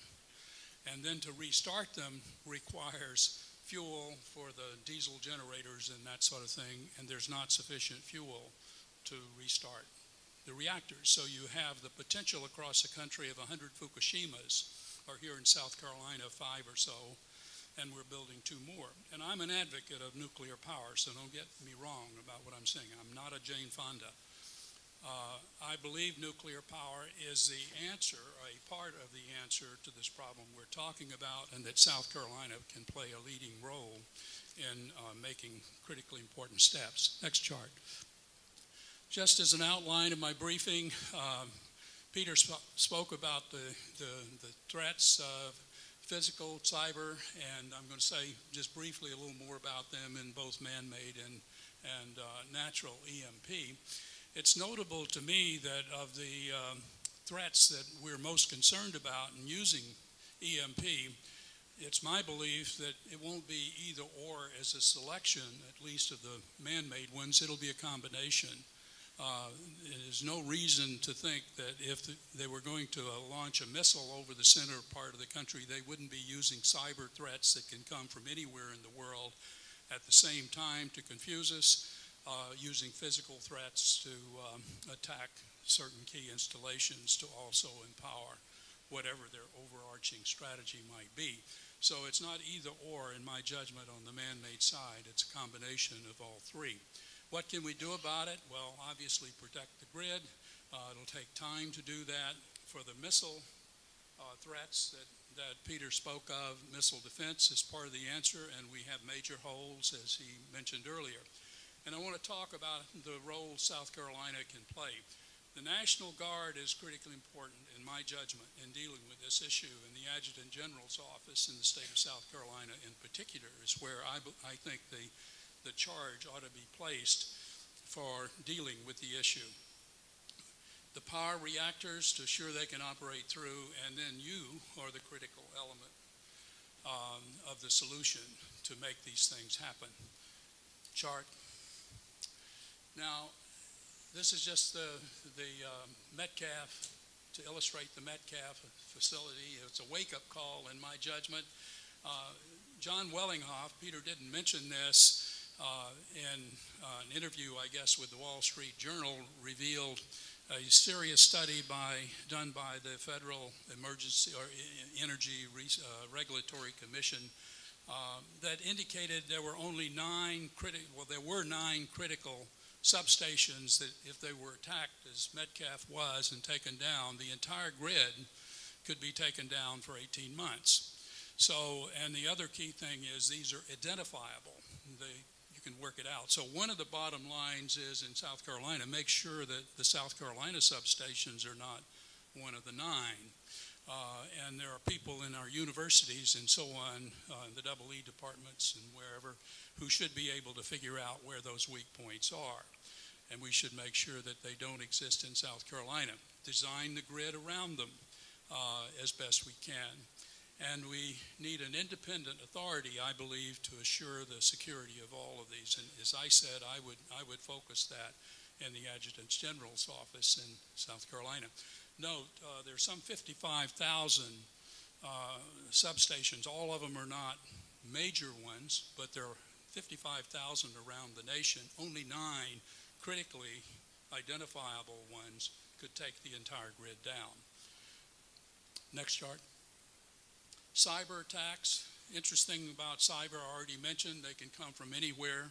In fact, a serious cyber attack approaches you. You don't know where it came from necessarily without a detailed analysis. It traces all the intermediate steps that the attack could go through. What can you do here in South Carolina? Well, again, I believe this is a charge not necessarily for the advanced studies in universities, because many of the hackers don't even bother to go through the university system to gain the skills to do this. But how many of you know that at Fort Gordon in Augusta, you've got the Army Cyber Command that's being stood up, and you're going to have industry moving into this part of the country to deal with this issue? There is a major NSA facility at Fort Gordon, and that's the nation's repository of the greatest capabilities in dealing with this problem. So location, location, location, like in real estate, could make a difference. And if you're wise in how you invest your time and your resources and your political acumen to force things in the right direction through your elected officials, maybe they can work these problems, begin to work them here at home. As I indicated there, all the major nation states have these capabilities. Iran and North Korea, we know from recent publications, are working the cyber problem. And of course, even terrorists can employ them. Next. Next chart. Okay, the man-made nuclear EMP. He already mentioned these issues earlier. The one thing I would add to this, to what Peter said, he asserted it so, but I want to echo that. At one point in my career, I oversaw all of the Air Force's strategic systems, including their hardening to EMP effects. And in fact, the events in Hawaii, illustrated by this newspaper on the left, when we didn't discover EMP, but we did discover how important it was, made that subject a very highly classified subject, because our strategic systems associated with assuring we could retaliate if the Soviets attacked us were vulnerable. They were critically vulnerable. We spent a lot of money over a fair number of years to assure that these systems were hardened and to maintain them in a hardened configuration. And that's a challenge, but it's a challenge we understand, we know how to do. The fact is, though, that we didn't do this for our critical civil infrastructures, including the electric grid. So the grid as a whole is vulnerable to EMP, a subject we have understood now for over 40 years, 50 years, I guess, about. And we know how to deal with the problem. And as Peter says, it's an affordable issue. It's a political problem of dealing with the problem. And we need to get this word to all of your representatives in the state. I will say we have at least one representative who really gets it, and if you got the handouts, the letter from Jeff Duncan, who is our representative in the 6th District, I believe it is, 3rd District, whatever. He's a Clemson man too. But he's a member of the EMP caucus in the House, and it's led by Trent Franks.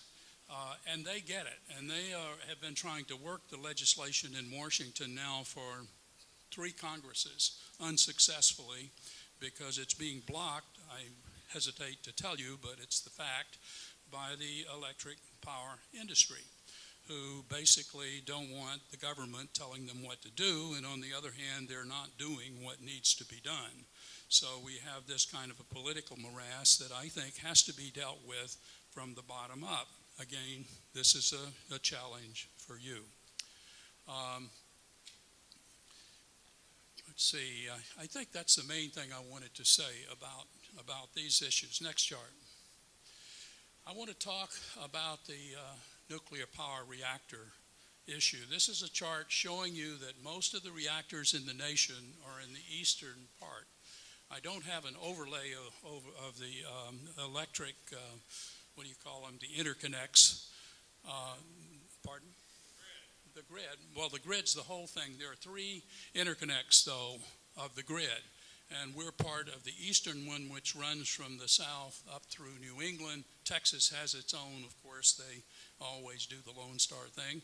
And then out west is the western interconnect. But you'll see most of these reactors are in what's called the eastern interconnect. They are potentially a hazard because unless we do something about them and the grid goes down, including for the natural EMP event, which has been stated, is going to occur. It's just a question of when, and orbital mechanics and whatever. We have no control over that. It's going to happen. It's just a question of when. And unless we deal with this problem, we'll not only have the food and all of that problem, we'll have radiation hazards. If you go to the web page, you can see the wind patterns that flow, especially during times like this, that move over the country. So I think it's critically important, frankly, that we deal with the reactors. I don't want to talk about the technical aspects of this because I'm trying to set the stage for George to do this.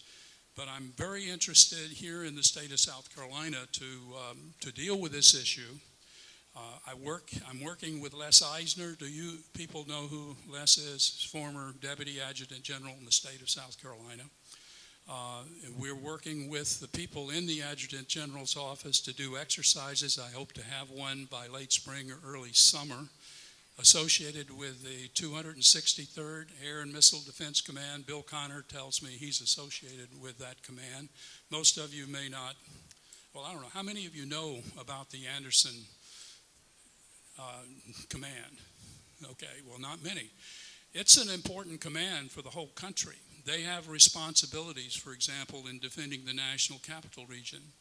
If they're not yet, they will be a direct report to the Northern Commander, North Command out in Colorado Springs, which has the whole continental U.S. responsibility. From the missile defense point of view, the commander there, which is a 2-star National Guardsman, is a deputy to 1st Air Force, which is located at Tyndall Air Force Base in Florida. That's a place I want to put a missile defense site, an Aegis Ashore missile defense site, to protect against the launches out of the Gulf. Today, we have no defense against missiles launched from the south, as Peter said. We have it in hand, means to provide such a defense. In fact, we're building them. We have a site, I think it's operational now in Romania that's been completed, and one will be in Poland by 2018, I guess it's to be. And if we can afford to do this for our friends and allies overseas, we can surely do it for the American citizens at home at sites, military bases around the Gulf of Mexico. Tyndall Air Force Base, which is 1st Air Force Base, 1st Air Force's location, is one of the prime sites I would want to see. I've been and talked with the people in Mississippi. Pascagoula is another site because that's where the Aegis ships are built.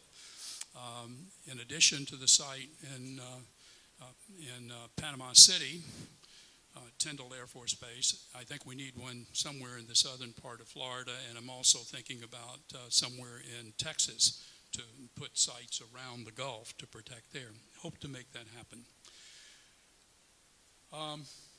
That's pretty much what I wanted to tell you.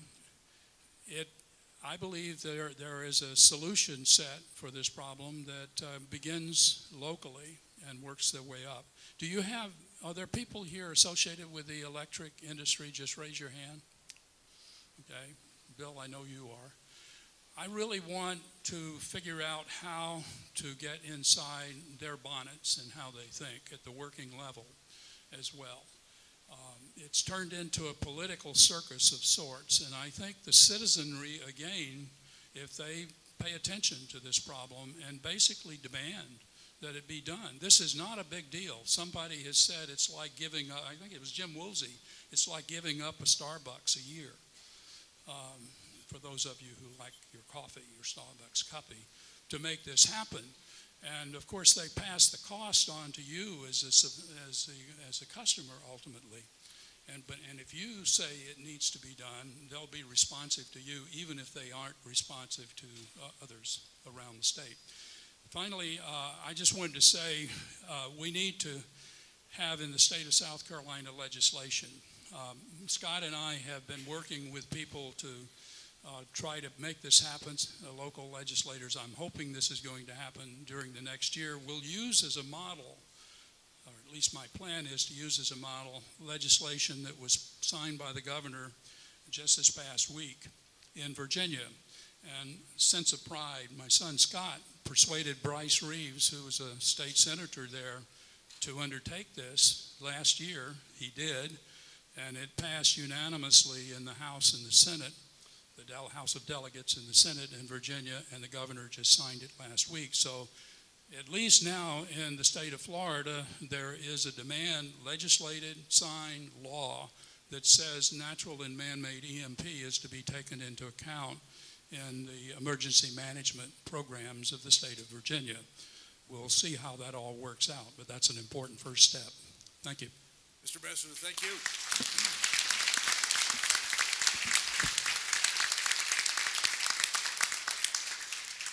George Baker.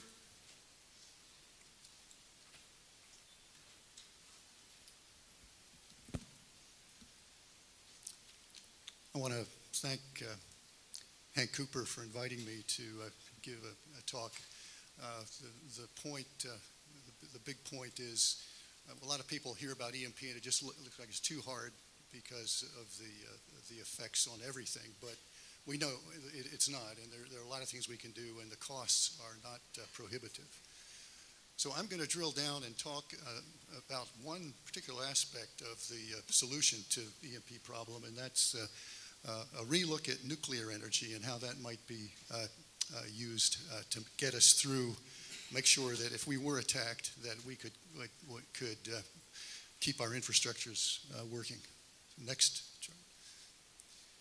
A lot of people are not aware that in 2009, and this it's not coincidental that this was the same time the EMP Commission was working. The President's National Security Telecommunications Advisory Committee, it's called the NSTAC, was started by Bill Graham, who was the chair of the EMP Commission, issued some reports that talked about what they called LTOs, and the acronym stands for long-term outages, and these are electric outages, continental in scale, that have never occurred in the United States. And they were very much concerned from the standpoint of the telecommunications network, but they very quickly realized that without electric power, there will be no telecommunications, and they realized that probably the electric power grid was more vulnerable than the communications grids. The power grid is very brittle to these effects, where the communications grids are more malleable, let's say it that way. And there are any number of causes that could cause these long-term outages. Severe weather, well, Peter Pry gave us the list. And top of the list is EMP. And when I was talking recently with some AT&T executives, they referred to EMP as the 800-pound gorilla. So that's probably the most challenging. But they were concerned about a general lack of awareness and preparedness for these. And this is going back to 2009. So we had double-fisted. We had the EMP Commission report, and then we had this NSTAC report as wake-up calls. When you lose the electric power, everything else depends on it. So your critical infrastructure necessary for life support, communication goes down, and it makes it very difficult to recover, because in order to bring the grid back up, you need to have other infrastructure. You need to have people who have food and water, as one example. And this points to the need for survivable power. And when the grid goes dark, when the effort that we make to bring it back is called black start. And so we need to black start the grid. We need sustainable life support services, and we need to be able to reconstitute the local, state, and national infrastructures following the blackout. And protection of electric power plants is extremely important. It's essential to prevent LTOs, and if we do have a large-scale outage, to respond. And the black start plants, as we try to prioritize, realizing we can't protect everything, the black start plants, the plants we would need to begin reconstituting the grid, are the most important. This top graphic came out of the EMP Commission study. It shows the effect of the area coverage of a solar superstorm in large areas that would be affected. Next chart. So there are some very difficult challenges. When we bring the grid back up, we need to do it very quickly to avert social unrest and to avert long-term cascading failures. As the longer the grid is out, the more problems we're going to have with such essentials as food and water and transportation. As we run out of fuel, you can't pump gas without power. So it's very, very important for rapid bringing the grid back up quickly. And spinning plant machinery, if you let the equipment sit, it's harder to bring it up. You have problems with shaft sagging, corrosion, that kind of thing. So you need to bring these power sources up. Hydro and coal plants have been the primary black start power sources in the past because they spin, and you have a long term with the coal plant. For LTOs, they have a lot of fuel on site. But the new trend that's occurring is people are now designating gas plants as the primary black start sources. But in a long-term outage, because a lot of the gas is pumped with electricity, you may not have the continuous fuel supply that you need.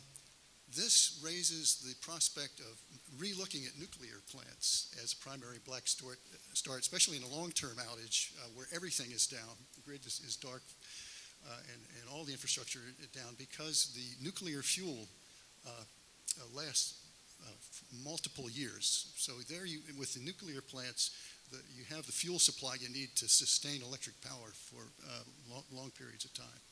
But the current policy is to shut down nuclear plants during a grid collapse. Grid collapse, you turn them off, and that's a universal one. The reason is that the current designs don't allow and operate through a capability. And with an LTO situation where all the grid is black and you don't have off-site power, you can't restart the nuclear plants because you need megawatts of off-site power to bring the plants back online in most cases. Next chart. The reason the plant shut down is because we want to avoid Fukushima-type disasters. And without off-site electricity, you can lose your cooling systems, and you also have drop in grid voltage when the grid goes down. You have brownout, blackout situations, and there's AC fluctuations in the 60 cycle, which causes coolant pumps and other safety equipment to malfunction. And so the combined reactor shutdown plus loss of off-site power jeopardizes continued coolant flow. And as Hank said, you're risking a Fukushima-type disaster. And we have at present inadequate long-term on-site backup power resources. We petitioned the Nuclear Regulatory Commission in our Foundation for Resilient Societies, and they're looking at that problem. But presently, there's just a matter of weeks of fuel for the on-site power to keep the coolant flowing. So this is a problem. And it takes, especially for boiling water reactors, it takes tens of megawatts of power to restart. You can see that coolant pump there is at 8,000 horsepower, and a lot of these plants will have 4, 5, or 6 of these coolant pumps. So it takes megawatts of power to restart these coolant pumps. Next chart. So what I have done, and this was it, actually Hank called me. I was on assignment. I was doing an EMP assessment in Pearl Harbor. Hank called me and said, "What can we do to what are some ideas to keep these plants running if we could, rather than shut them down and not be able to restart them for long periods of time?" So ideas reflected in this notional diagram here, but if we can immediately isolate the plants from the grid to avoid the effects of voltage sag and AC frequency fluctuation, that will be important. And then this idea to design and install failover load banks, because when you lose the grid load, the generators just can't keep running. You have to shut down the generator and the turbines. They can't run into a no-load situation. So if we had a controllable load bank that we could switch the generator load over to an on-site load bank, that would help. You could possibly keep the generators running. And then run the reactor cooling pumps and safety equipment using on-site power exclusively. Don't depend upon off-site power that will not be there. And as Peter and Hank have emphasized, the importance of protecting the plant equipment against this list of threats. Next chart. And there is one type of nuclear plant that is designed for black start. Even though the plants, there's only 4 in the United States, could be used for black start. They shut these down as well, but these plants are the most promising for sustained operation. These boiling water reactor design, it's called a BWR6. It takes less power to restart, and there's a plant in Ohio that actually has the necessary power on site to restart this nuclear plant. There's also an enhanced safety boiling water reactor design that's even better than the Perry plant design, and it's a prime candidate to avert these long-term, unable to operating through these long-term outages and with black start potential. And also, I don't want to dwell on this one, but there are also new modular reactor technology out there that is very promising. These plants self-cool indefinitely, requiring no operator action, no AC or DC power, and no additional water. So these would be prime candidates. And last chart. So there are major opportunities here in this state. South Carolina is more of your power is generated by nuclear than anywhere else in the country. And you have this nuclear infrastructure, providing 60% of your power. So a general nuclear plant shutdown is a major concern here. And we need to make sure that those plants can hopefully operate through, but at a minimum be able to be brought back online quickly. And the other good news is that for the first time in 30 years, we're building a nuclear reactor here in South Carolina, and that provides an opportunity to incorporate some of these enhanced protection and operate through engineering solutions. That's my pitch, and thanks for your attention.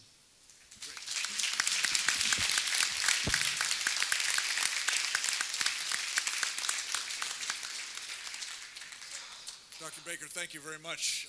Next up, we've got Cooper 2.0, Scott Cooper. That's funny.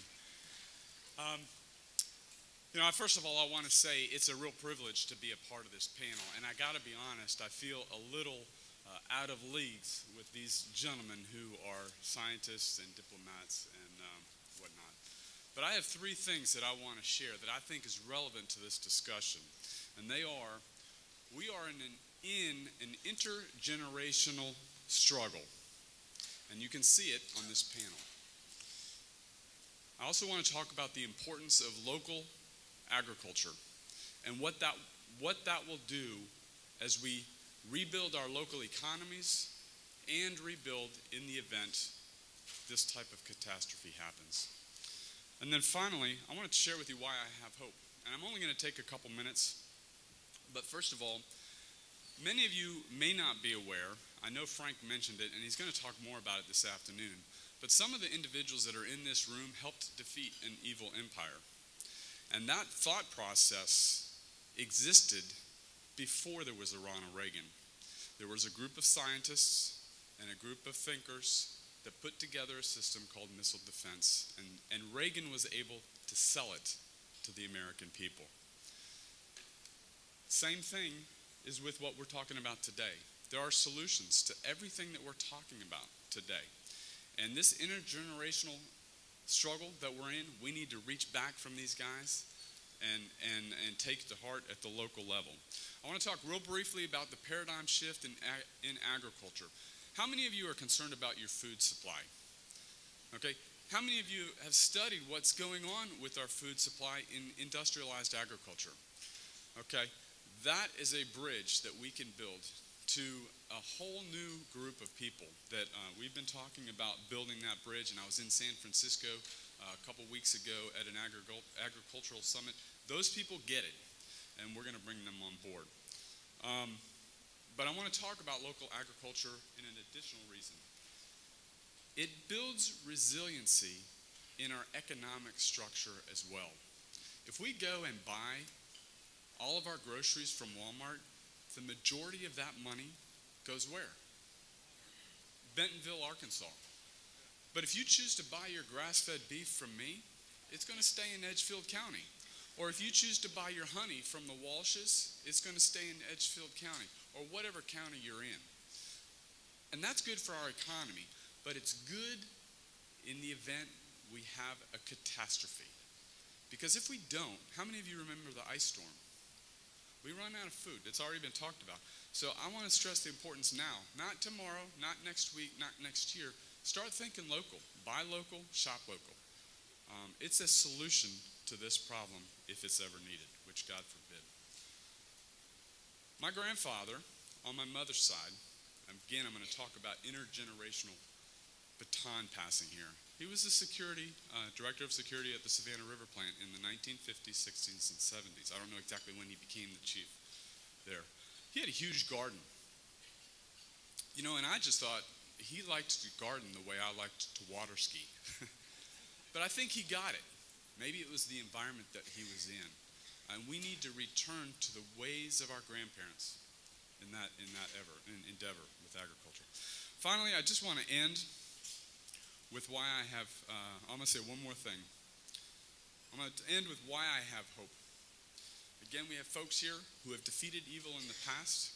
Those that want to use this to defeat us, they are led by an ideology that's evil. We have defeated evil in the past, and we can defeat it again in the future. Finally, energy is a non-respecter of persons issue. It doesn't matter. It doesn't matter if you're left or right or rich or poor. We should be able to reach across the aisle and speak to lots of people. And then finally, you all give me hope. I think the fact that we have the size of people, number of people that we have in this room talking about hard, difficult, technical issues gives me a tremendous amount of hope. So I want to say thank you for investing your time and being here today. Thank you.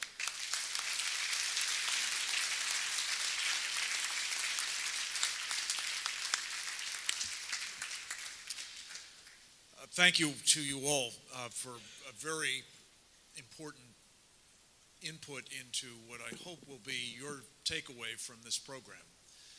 Again, as I emphasized early on, and I will continue to come back to, we're interested in seeing what can be done right here about these sorts of problems. And you've just had several very important suggestions about that. I just wanted to chime in, if I may, and maybe invite Peter to say a word as well.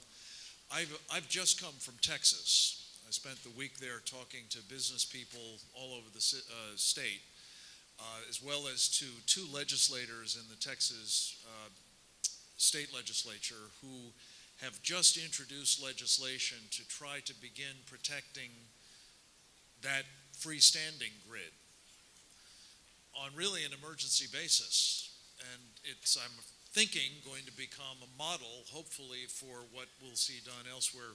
Hank mentioned some work that's been done with the help of this team in Virginia. We've had work underway for some time, again, with help from this team in Maine, Arizona, and Peter Pry, I particularly wanted to invite you to say a word about Florida, which you've been very active in as well. All for the purpose, again, of giving you something to think about if you have been persuaded that this really does make almost every other problem pale by comparison and become part of the solution to this. So, Peter, would you like to say a word about the task force that you've been helping with in Florida? Sure. And I'd just like to emphasize, again, what Frank is basically saying is don't wait for Washington to solve this problem. Don't wait for Washington. You know, the states, in Florida, they formed a Florida EMP task force, and they're starting to have meetings. I'm trying to see if that can be the first state that can protect its grid by executive order from the governor, as opposed to passing a bill, because that's the fastest way, and it's often the surest way, because governors have homeland security powers to deal with emergency crises that threaten the people within their state, and this is clearly one of them. Those who are interested in getting into greater depth about this issue, back by the coffee, I've left a stack of free DVDs. There's not many of them. But anybody that wants them is welcome to take those to get more education on this. And as conservatives, I would also add there's a political dimension to this issue that I think should appeal to conservatives, because I think we're all concerned about how our country is suffering under the fact that so much political power is centralized in Washington now, and particularly into the hands of a president. In the hands of a president, and the people in the states, we feel powerless, don't we? Well, here's an issue where we can step into the vacuum.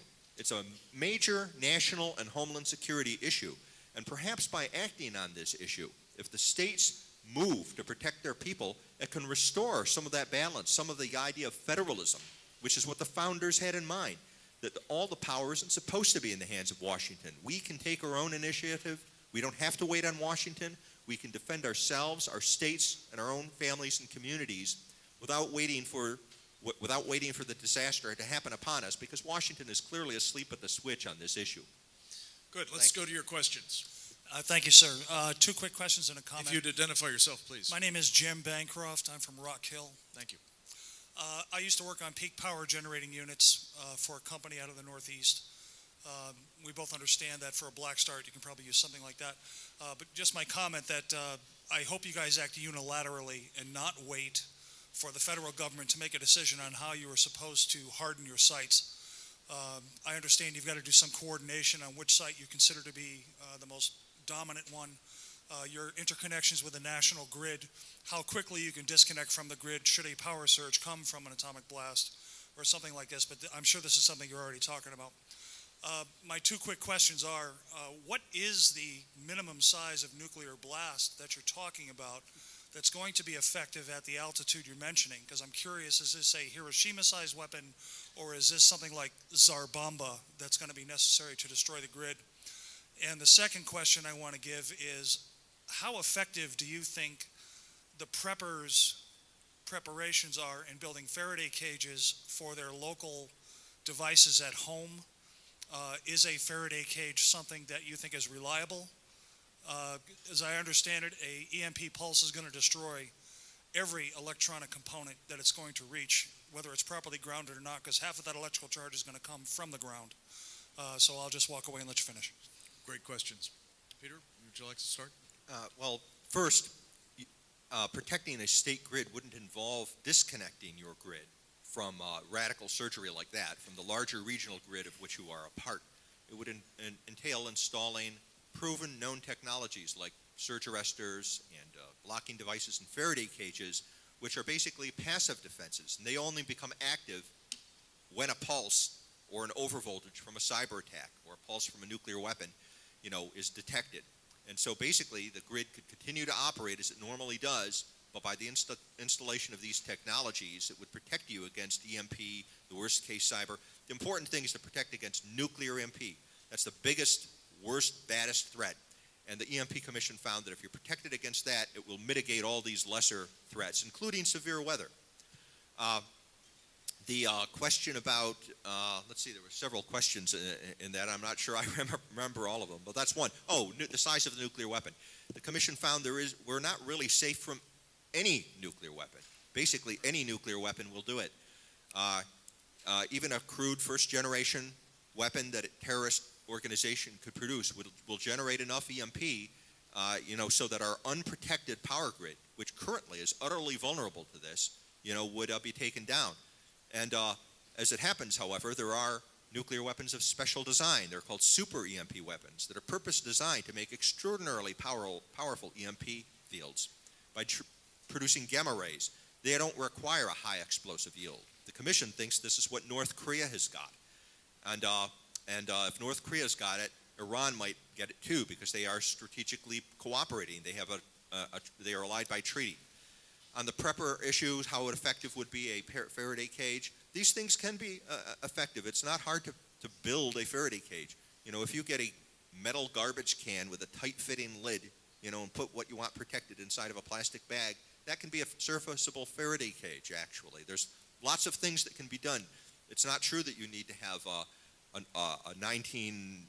pre-1970s automobile, by the way. I mean, for $150 and the use of ferrite tubes, you could probably protect the family car by, from EMP. So there are very cost-effective solutions that can even be done by individuals. Any preparation is good preparation. Other comments, Hank? On the Faraday cage, is this thing on? Speak right into it, though, Hank. The problem with the shielding over the years that we worried about on the military systems, the shielding works. The problem is maintenance. And because if there's a leaking path for the EMP pulse to make its way to whatever it was you were trying to protect, wires that could be the way or whatever, then of course the shield is compromised. And maintenance turns out to be a very big deal. Hardening is part of the problem, but maintaining a hardened facility, I think, is critically important, and a lesson especially that as needs they're to be learned. upgraded. Yes, you wind up especially having all as they're kinds of uplate. things happen. I mean, it's an anecdote I like to give, but back in the 60s when we were just getting started worrying about hardening our Minutemen sites, the ICBM sites, we found that, the crews out there, to make them look nice, painted the shield to make sure it looked pretty where the door closed, and of course broke the shield. So even though they were designed, upgraded actually, to be hardened, they were not maintained that way, and we ended up programs to go back and check that along the way.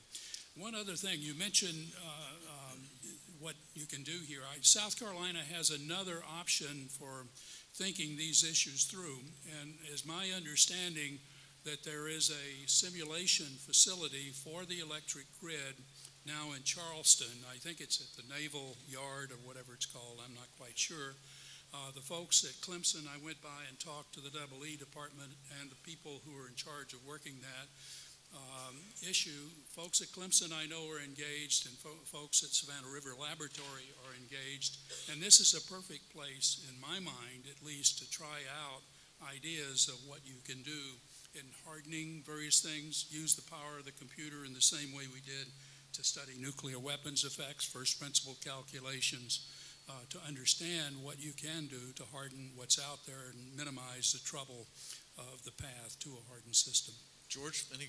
Yeah, just a couple of fast observations. The EMP fields are very, very weakly dependent upon yield. For instance, if a 3 order of magnitude increase in yield only increases the electric field on the ground by a factor of 3. So even an entry-level nuclear weapon will give you a appreciable EMP over smaller regions than a megaton class strategic weapon, but still you get roughly the same field levels. On the Faraday cage problem, the problem I see with the prepper some of the prepper implementation is they put the system in a Faraday cage, but they forget to protect the wires. Right. So any penetration into that cage, you have to put a voltage surge arrestor on the penetrating wires. Yes, sir. Thank you. My name's Ken Bear. I'm from down Aiken Way. And I want to talk to the panel because some of your slides are dated. I operated the Donald C. Cook Nuclear Plant in Michigan, was licensed. I'm certified to operate 765,000 volts and have had my hand on it and done it. I wouldn't have mentioned the FERC, the FERC in your slide, whosever slide it was. The Federal Energy Regulatory Commission, 5 commissioners picked by the president, by the way. What is more political? No. A lot of people in this room may not be aware. And by the way, while I'm on the subject of the people in this room, don't be intimidated by some congressman or some technocrat. You don't have to know everything. You don't have to know everything. You just have to care. Amen. You just have to care. It's your country. It's their country too, but it's also your country. Don't be intimidated by this stuff. What you could have had on your slide is what is the NERC, or what I call the NERC, because I'm familiar with it in the industry, the National Electrical Reliability Commission. And you know what? The best part about it is it's not the government, it's private. It's got representatives from every utility in this country. And they decide things for each of the utilities in this country. And they should know right now which utilities have hardening against EMP and which ones don't. They work to get things done. They're a huge organization. They got 2 charters. Only 2 charters. Reliability and security. And that's who you should be talking to. And you could write a letter to the CEO of every utility. And you concentrated a lot on nuclear plants, but the SCADA, the control system for the whole grid, the SCADA is what we're trying to protect here so we can control the grid and get it back quickly. Thank you. Thank you. Great questions or comments. I want to say something, and then I want to turn it to Hank? George. We're not ignorant of what you're speaking of, and I want to tell you that the combined FERC-NERC relationship is the most dysfunctional organization for monitoring what's going on with respect to the grid that I know of. It makes the Department of Homeland Security even look efficient, which is saying a lot. Because I compare the Pentagon as a model of efficiency to the Department of Homeland Security. But the NERC is no answer. I don't know where you get your information. I'll let George talk to you about this. George and I are the directors of an organization called the Foundation for Resilient Societies, and we have been interacting with the FERC and with the NERC for 18 months, 2 years, whatever. We go to their meetings, to their companions. Don't count on them. Don't count on them. I'm telling you, they don't work. That's the bottom line there. Go ahead, George. Yeah, I am on the NERC Solar Storm Task Force. I go to the meetings, and they are the thing that they're not concerned about reliability so much as they're concerned about liability. And they're concerned that the minute that they admit that the grid is vulnerable, that there's going to be all kinds of problems with liability and lawsuits. So they're avoiding any admission of that the grid would be liable. And they have issued some guidelines recently which are toothless, that the electric industry, electric companies can just check boxes saying that they have done certain studies or certain modeling or certain analysis and say that they're hardened. And this is the wrong approach. Could I just make one suggestion? Because excuse me, you mentioned one thing which really is important, and that is they are creatures of the electric power companies. There's no question about that. Right. That's who pays 60% or so of their bill. They do not represent you as citizens. They represent the power companies and their interests. They are advocates for the power country and their in interest. The FERC at least has a charter from the Congress. They don't have the authority to do a damn thing, but they have the charter. That's what I refer to as a dysfunctional organization relationship. John Wellinghoff, whom I quoted, made that statement after he resigned the post of being chairman of the FERC, in part out of frustration. So, I mean, this system is badly broken. You're right, you can't depend on Washington. You can't depend on the power company arrangement that exists right now either. And the people in this room, you're right about caring. That's really important, and getting, whatever it is, get to the itch that hurts. But what I was just going to add to this is, if I may, the point here that I think we would very much agree with you on is get in touch with the utilities, your utilities. Get in touch with their trade association, NERC. Come up on the net, because what we have to do, frankly, as far as I'm concerned, is change the cost-benefit calculations that these outfits have. At the moment, they're taking our silence as indifference to what they basically are doing at the moment, which is to say to you, if you ask, there's not a problem. Never mind all of this stuff. Or if there is a problem, it's not their problem. It's somebody else's problem, the Pentagon's or DHS or somebody. Or if that doesn't persuade you, to tell you that they've got it under control. And the truth of the matter is, these experts and Peter's materials and the Secure the Grid Coalition materials that are available, Hank's at High Frontier, can explain, as you say, enough to make your case that this business as usual is unacceptable. George, did you have something I else? just have one comment. Virtually none of the grid is protected. Just recently, within the last year, there have been a couple of power companies who have decided to protect some of their critical control plants, but this is, the grid as it stands now is totally unprotected. Next question. Hi there.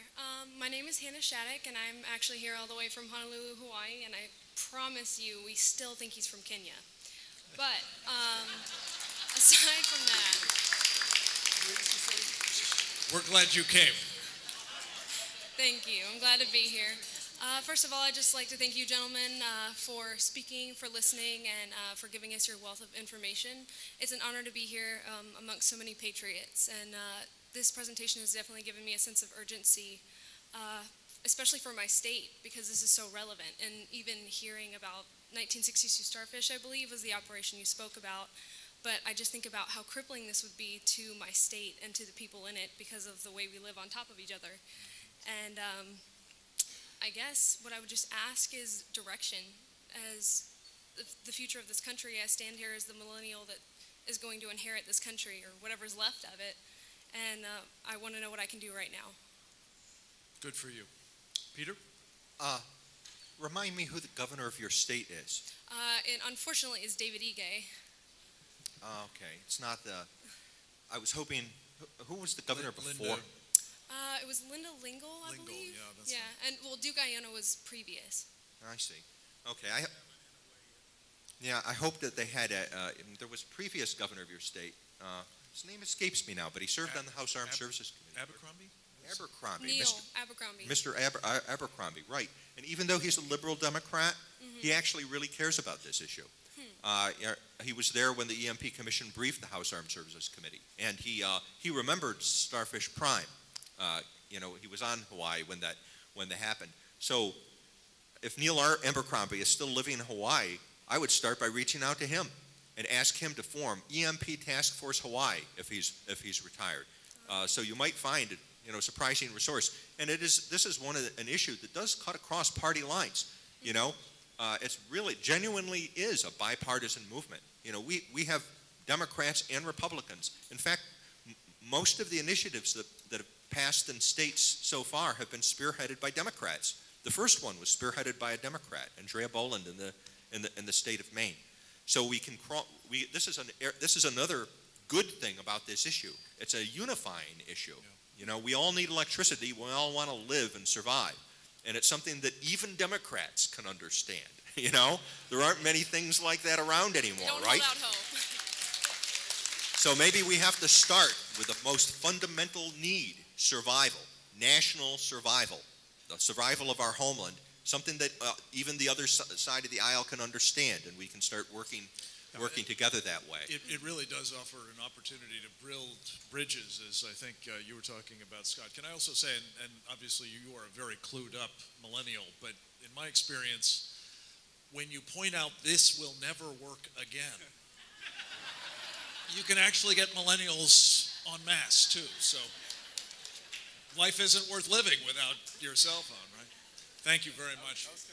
Let's see how many more questions we can get. Yes, sir. Good morning, gentlemen. My name is Justin Scarpese. I'm a Marine veteran, a current cybersecurity professional, and a current master's student in Homeland Security. I'm going to ask you about the cyber issue in particular and somewhat how it relates to critical infrastructure and nuclear. Under PPD 21, they established sector-specific agencies, and under other policies, they established the national cybersecurity centers. One trend I've seen in most of the protection as far as cyber goes in all of these entities is a tendency to want to centralize everything in the national capital region. And their fix to the problem, as with the recent Senate bill that tried to attract cybersecurity professionals to DHS, is to throw more money at the problem of attracting people and educating people. The beauty about cybersecurity is it's done through the internet, and the internet's everywhere. It's in all 50 states. There are government buildings and government facilities in all 50 states. Some agencies understand that. Cybercom in Fort Gordon was a good example of that. The National Guard entities that exist out there that do cyber protection are another good example. The issue I'm seeing is that it doesn't seem that the people who want to fix this issue understand that not all cybersecurity professionals want to be in the same, blast radius within the national capital region, or you mentioned the fusion of all these different threats there. Why are we trying to centralize something that doesn't need to be centralized? We're stupid. Collectively, we're stupid. We didn't learn the lesson in Pearl Harbor. We put all the airplanes, stacked them up in one place, made great targets. Hank, you may want to just say that again really close to the mic, or maybe that mic isn't working very well. I said because we're collectively stupid, we don't care about this issue. And we didn't learn our lesson at Pearl Harbor, December 7th, 1941, when we piled all the airplanes together, had all the ships together. And when we got taken, we're going to do it again. Peter, that's part of the reason I was pointing at Gordon, as you know, Cyber Command there in the Army, NSA is there. And the other important thing is you pointed out, you don't have to be centralized. I mean, that's the point of the web. And figuring out how to assure that you have secure communications is no trivial problem, but nevertheless, that's the issue. George or Peter or Scott, I don't mean to be neglecting you. If you've got anything you'd like to add, jump in. One example of the dysfunction, another example of dysfunction of NERC and FERC, is that FERC recently asked NERC and gave them a deadline to define the communication networks and the SCADA networks controlling the grid, so that they could then define what needed to be done for cyber protection of those networks. And NERC just said, no, we're not going to define the networks. And if you don't define what you're trying to protect, nothing. I don't see how anything can happen that's substantive. Peter? If you want to make sure nothing gets done, come up with a program to be run out of Washington. And basically the industries, the utilities that are connected to these critical infrastructures, they don't want anything to be done. They don't want anything to be done. The invisible hand of Adam Smith is the most efficient way of running an economy. It's the maximum way of maximizing economic return for your dollar, all right? But it's not the most efficient way or best way for running national or homeland security. That's why we have government. As conservatives, we're not anarchists. We do realize there's a role for government, and it's precisely because of this.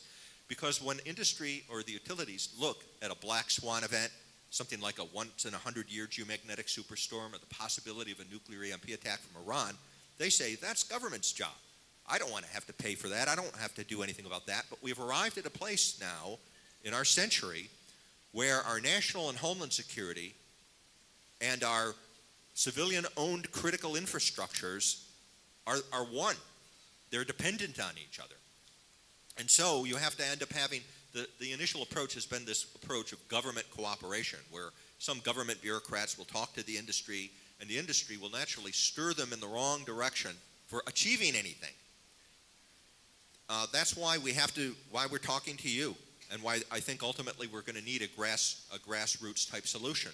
And one other thing before we leave this topic, on cyber warfare, one of the messages that a colleague of mine, Jim Woolsey, former CIA director, has been trying to get across, to Congress, to any group that he'll listen to, is we've got to understand that last chart in my briefing that I put out, the notion of the blackout war, okay? We're not thinking about the threat in the correct way. Our people who are experts on EMP and cyber and physical sabotage, okay, they're not talking to each other. We're all down our own little lanes, and we don't even know each other. On the other side, they do know each other, and they talk to each other, and they have a coordinated, combined arms plan that's going to incorporate all of those things: nuclear, EMP, physical sabotage, cyber attacks, all thrown in at once. One of the first things we've got to learn, for example, is that there are actually some hardware solutions to the worst-case cyber threats. The transformers, for instance, if they had a surge arrestor on them to protect them against a nuclear EMP, they would also be protected against the overvoltages that could be generated by a cyber attack that manipulates the SCADAs that causes an overvoltage to go in to damage those transformers. So it's one of the reasons why the solutions can be very inexpensive if you think of all of these things together. If you think in a grand strategy, it's called an all-hazards approach. Scott? If I may, I want to go back to Ms. Shattuck. She asked a question, and I don't know if she's still in the room. What can I do?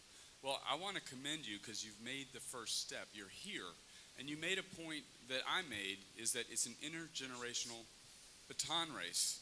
Her mother, Suzanne, is here and brought her here.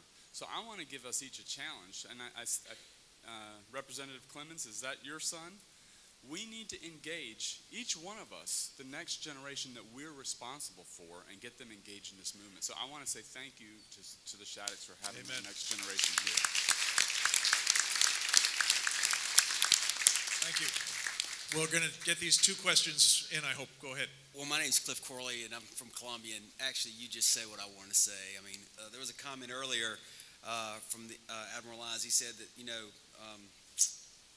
got to believe in Americans' greatness. And, we're not teaching our kids, and that's the problem. If you look around this room, and I ask how many people are over 35 to raise your hand, we wouldn't have a lot of hands raised. And so, I appreciate you guys here. This is my first time I was invited. I'm very encouraged.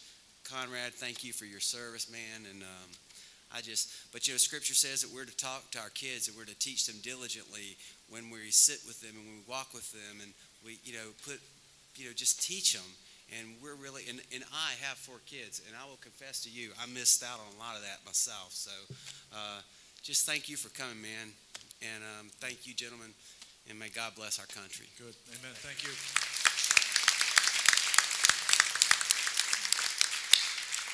Yes, ma'am. Yes, thank you for having this summit. Would you introduce yourself?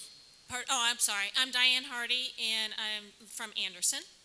And I have been interested in this topic for a few years, and the amount of denial from Washington and from the American public has just been shocking to me. And I just want to encourage folks that our country was founded on self-governance, and so this needs to come from the citizens up. I asked Jeff Duncan, I knew he was on the EMP caucus, and so I asked him recently at a breakfast about EMP in a room about this size. He came up to me afterwards, he said, thank you for asking me that question. Nobody brings that up. And I think we need to be more comfortable with talking about this subject, and it's going to have to come from the citizens and self-governance from us up. So my question to you is, given that, would you be able to send out an email or something to all the attendees, any suggestions you have, number one, for protecting our families, and also what we can do to help you in this cause for us lay people that are just citizens that would like to help push this topic forward? Let me take a crack at this, if I may. Thank you very much, both for your interest in this coming in and also for that very, very important question. You really hit exactly what I hoped every one of you would think about leaving here, which is, what can I do? What can I do? And there are lots of things, and we will be happy to send material to you all. I think we've got your email addresses. If we don't, we certainly would like them before you leave, so we'll make sure there's some sort of sign up outside. But one thing you can do, for sure, is just what you did with Jeff Duncan. Because whether it's Jeff, or whether it's Trey Gowdy, or whether it's Joe Wilson, or whether it's somebody else representing some other part of your state, or any one of these presidential candidates who's going to be trolling in here for the next year. And it's not like they don't want to see you. They want you to come to any meeting they're having. And trust me on this. If you do what you did, you're going to ensure that they are smarter about this than they would otherwise be. You're going to put it on their agenda to do something about it, or at least to talk about it. You'll have a chance this afternoon, I hope, to have an opportunity to test this with a couple of the guys who we think will probably be presidential candidates. We're told are going to be presidential candidates. Talk to them about this. It's a small thing, but you never know how much of a ripple effect it can have. Because, well, Jeff happens to be pretty clued up about this. He was just happy because you were talking to his constituents about something he knows is important. I'm talking about people who probably don't know a fraction of what he knows about it. And could I just ensure that you're aware we have an asset or a resource for you right here. It's something I've found to be profoundly useful, whether it's with these elected officials or would-be elected officials, or whether it's with your friends, neighbors, family members, anyone who might be disbelieving. Report on the kinds of things you heard from this experts today. It's called guilty knowledge. What the U.S. government knows about the vulnerability of our electric grid, but refuses to fix. And I think we've got copies of them outside. This is a little compilation of just the executive summaries of 11 different studies that the federal government has either done itself or had commissioned by others to do. And whether they looked at the physical sabotage problem that Peter talked about, that Metcalf substation attack and others, whether they looked at the cyber threat that we were just discussing, whether they looked at the EMP, the electromagnetic pulse, either the wholesale version or the local version, where you just get a radio frequency weapon next to a transformer substation and fry it, or whether you're looking at this global problem of a geomagnetic disturbance. Every single one of these 11 studies came to the same conclusion. For whatever reason, the power goes out and stays out, we die. By the millions, the tens of millions, probably the hundreds of millions.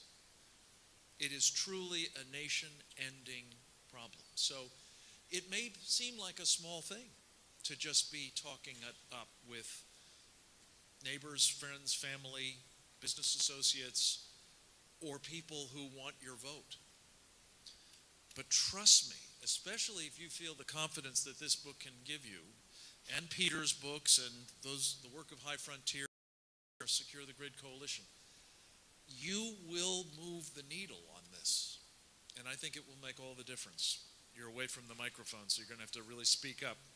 I'll repeat it.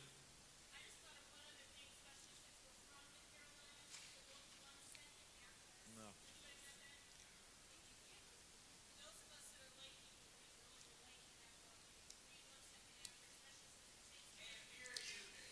I'm going to repeat it. Read I'm going to Bill repeat it. I was just waiting for her to finish the comment. Did you want to say something, Hank? I was just going to say, read Bill Fortune's 1 Second After, is what she said. It's a book written about the impact of an EMP. In North Carolina, where he's from. North Carolina. He's a professor, I forget the name, This is of a the university over in the foothills. a very readable novel that tells the story in unforgettable ways, and you're absolutely right. Please check it out. I think we're at the point where we could take one more very quick question, if that's what you've got. Go ahead, ma'am. First of all, I'm Charlotte Hendricks from Florence. First of all, I'd like to say, sir, I'm hearing you say the handwriting is on the wall. Yes, ma'am.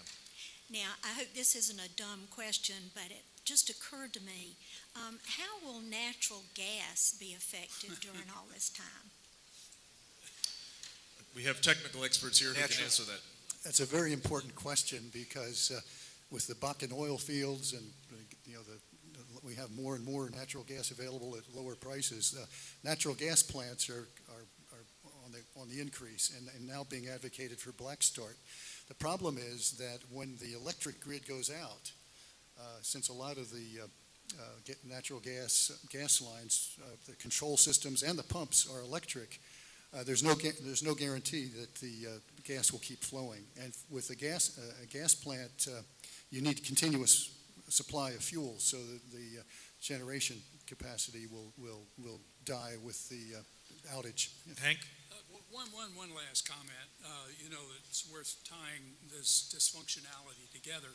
You would think the Department of Homeland Security would care about this issue since they're concerned about Homeland Security. Some of us have been fighting for years to get them to include EMP among the scenarios that all government is supposed to deal with. They have refused to do it. They don't include it, perhaps because they don't understand what to do about it. I don't know what their reasoning is, but they do not include EMP among the scenarios that both federal and local agencies, state and local agencies, are supposed to deal with. Now, that's where a piece of legislation. We have a piece of legislation which hopefully will pass this time. It passed almost unanimously, if not unanimously, in the House during the lame duck session, but the Senate didn't act. So it's got to start over. Peter, very quickly. Yeah, Critical Infrastructure Protection Act. That's another thing, is to ask your congressional delegation to support the Critical Infrastructure Protection Act, or CIPA, which did pass the House unanimously back in December, but we ran out of time in the Congress before bringing it to a vote in the Senate. And one other comment on the problems with natural gas. You get an electrical arcing in a nuclear EMP on SCADA systems and pump systems that can cause natural gas explosions. There have in fact been gas main explosions that have been caused by radio frequency effects, not nuclear ones, but just radio frequency effects off of like a ship's radar and things of that sort. So you could have nationwide, massive firestorms in cities and things of that sort if you're trying to depend on natural gas. It's not one of the better solutions. One last thing of how you shoot yourself in the foot. My understanding, and again, George can correct me if I'm wrong, but probably the coal power plants are more viable than any other. Guess what we're shutting down? Yep. And by the way, this is really a place where there's another common cause to be made. I don't know how much of your grid here is dependent upon coal-fired plants, but I can tell you just coming from Texas, and there's an awful lot of other places, of course, where the impact is being felt as a result of the Obama administration's war on coal. If we can make the case that you don't want to get rid of the most resilient of these generating systems until you've solved the larger problem, we can buy some time, and I think that's an eminently sensible thing to do. May I just tell one quick story, because it may help you relate to some of the problems that we're talking about. Hank and George mentioned that they are involved with a wonderful group, and it's a terrific resource for you if you are interested in getting more knowledgeable about specifically this FERC and NERC and what's the regulatory capture problem and so on. But runs this group called the Foundation for Resilient Societies, and Tom came along with me and one of the other leaders of our Secure the Grid Coalition, former Clinton Director of Central Intelligence and co-author with Peter Pry on any number of articles, Jim Woolsey, to brief former Vice President Dick Cheney about a little over a year ago now. And the Vice President, of course, had been a Secretary of Defense and then Vice President for 8 years, and he had a lot of familiarity with the problem, but he was very interested in getting a detailed update. Providentially, it happened on a snow day, and as you may know, in Washington, we don't do very well with snow, so we had lots of his time. He spent about 2.5 hours with us. But one of the questions that he asked was sort of a piece with what this lady's just closed us out with, which was, he said, we're sitting in his beautiful home, and he said, you know, just sort of on a lark, I put a generator, a natural gas-fed automatic generator in my home when we built it. But he said what turned out when his ticker went bad, that it was literally a matter of life and death for him, that the power would immediately and reliably kick in if the grid or his part of it went down for whatever reason, a storm or what have you. So he asked the question of Tom, how long would that natural gas continue to flow to ensure that, you know, he's got a new heart, so it's not a problem for him as was, but to ensure that we have reliable power. And the interesting thing, and this is where, I just hope you'll take this aboard, because I'm afraid we're doing a lot of this kind of thing. The coal decision is an example too, but Tom said, well, it depends, Mr. Vice President.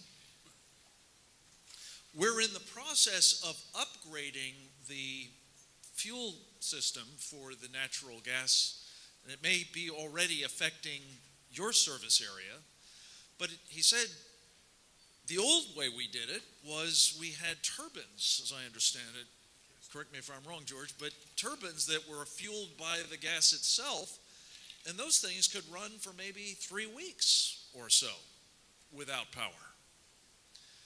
But we're making progress now and putting electric pumps into the system as a modernization step, and it'll go away like that if the power goes down. So part of what's so frustrating about this, and I'm a newcomer to it relative to these guys, but frustrating, I think, to all of us is that A, we're not thinking seriously about something that matters so much, and B, we're rather blithely taking steps like smart grids now, which is a whole nother problem. In the interest of progress and managing power and giving back power and selling power and all that, we're actually creating infinitely more failure points in the grid than we had before. Because every one of those little computers outside of your business or your home can fail catastrophically. So, very important question. We need to be smarter about these things, or we'll actually wind up with a stupider grid than we've got already. With that, we're going to pause. To those of you who are live streaming with us, we're going to take about a half-hour break for lunch here.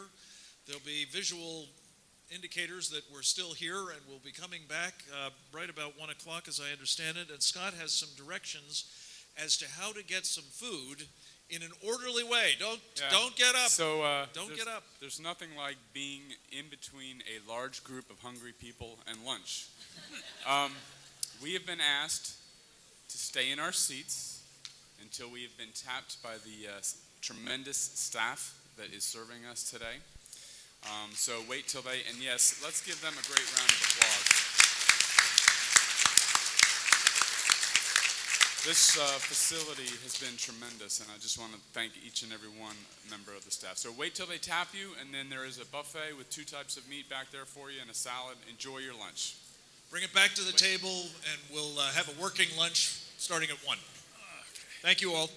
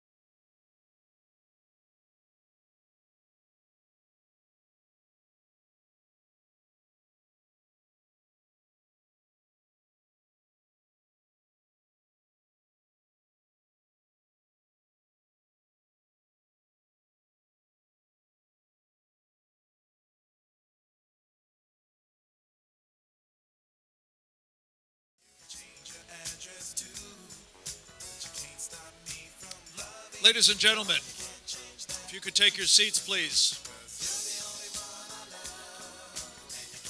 We're going to get the show on the road.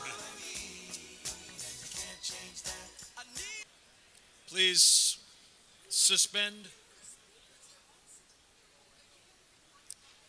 I know, that was my frustration with the first thing. We will probably come if invited. Thank you. Good suggestion. Okay, I'm very pleased to have an opportunity to talk to you myself for a few minutes, as we've had some bumping and grinding in the lineup. I think everybody that is supposed to participate is going to participate in one form or fashion, but we had a number of flights canceled today, which make that doing it in person thing a little bit more challenging. So if you'll indulge me, I'm going to talk to you a little bit about kind of an introduction to the extraordinarily impressive panel that we have coming up momentarily, that will be specifically talking about the global jihad. And I want to just sort of set this up by telling you a little bit about the complexion of the jihad as I see it that we need to be worried about, and a strategy that we've come up with at the Center for Security Policy, Secure Freedom, that we believe could be very useful to prospective actual politicians, representatives, what have you, as well as to the rest of us as we confront an unhappy reality, which is we don't actually have a plan at the moment that's working for contending with this particularly dangerous, ideologically driven adversary of the global jihad. So I'm going to go through this fairly quickly to just give you a flavor of, again, sort of what we're dealing with, what we need to do about it.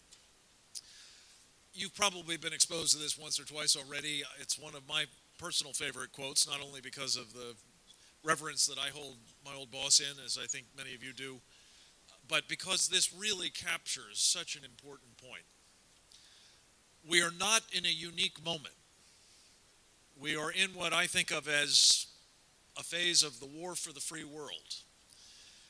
And just like previous phases of it, it can pose an existential threat to our freedoms, to our way of life, to our very lives. So we must rise to it, not assume that others will take care of it. This is not very presentable, but it gives me an opportunity to shamelessly flog a couple of books that I think are out there outside. One that is particularly important. In fact, if I had an opportunity to impress upon you just one, well, two, I want you to take that grid book too, but this is, it's called the Explanatory Memorandum on the General Strategic Goal of the Group in North America. Not a terribly convenient way to describe it. It's better known as just the Explanatory Memorandum. But what it is a secret plan that the Muslim Brotherhood put together back in 1991 as a report to the mothership back in Egypt. It was never meant for our eyes. But it fell into our hands, as you may have heard this story, but it's one of my personal favorites, essentially. When up in my neck of the woods, an alert Maryland Transportation Authority police officer happened to observe a couple driving back and forth across a major artery connecting the eastern shore of Maryland to the rest of it,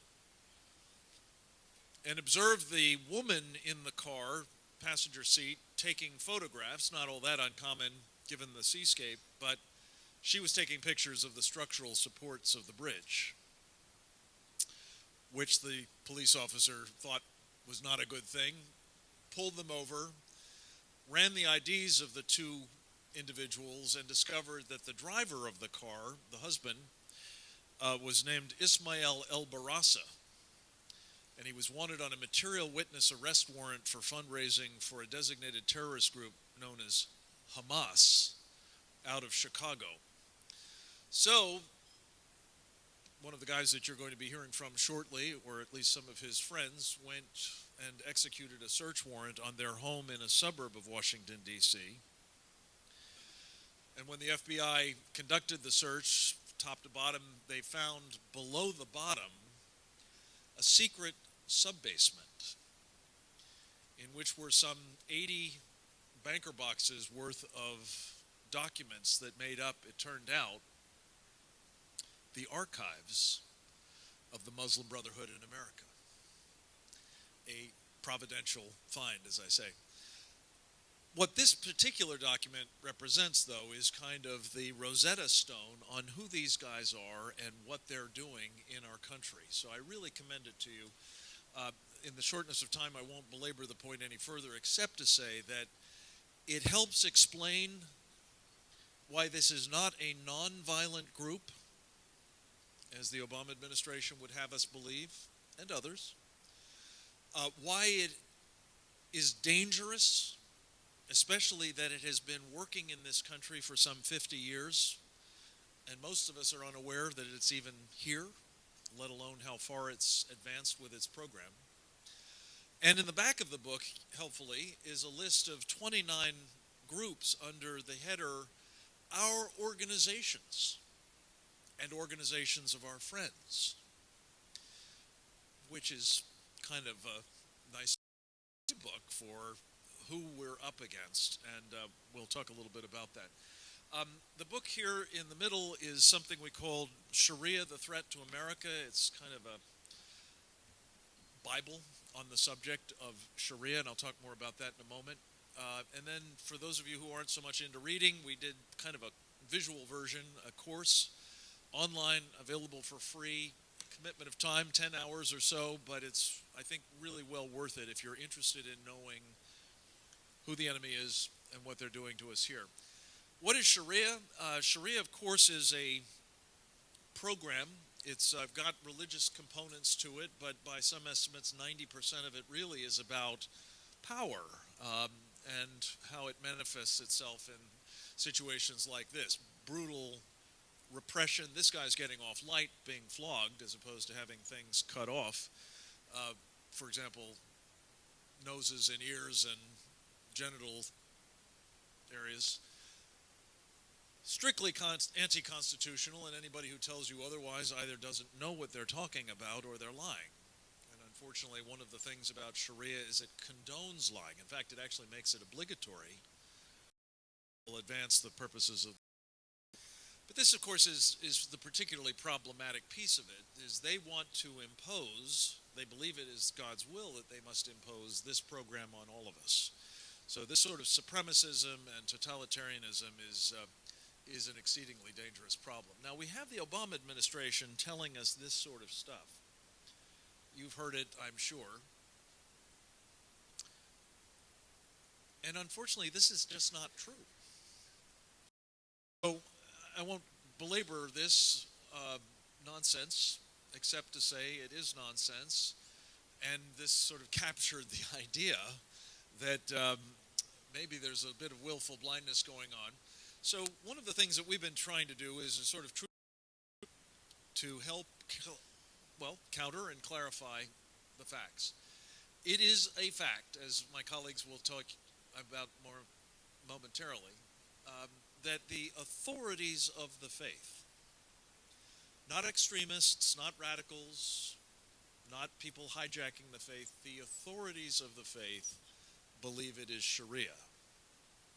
And that therefore, if you are a true Muslim, you must not only espouse it and live in accordance with it, but you must work through jihad to impose it on others.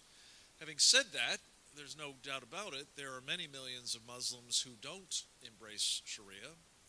The authorities of Islam call those bad Muslims, or worse, apostates, which is actually a capital offense.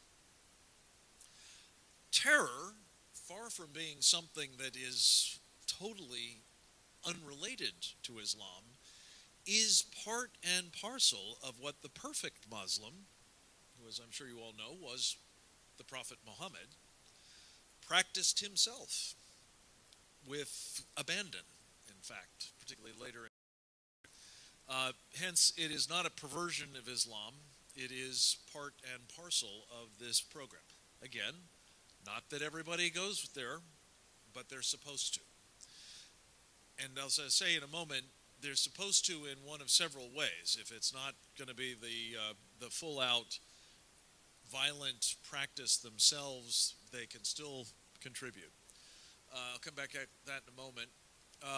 When the president and others say we are not at war with these jihadists, that is so the case as far as they're concerned, and hence we are at risk from them.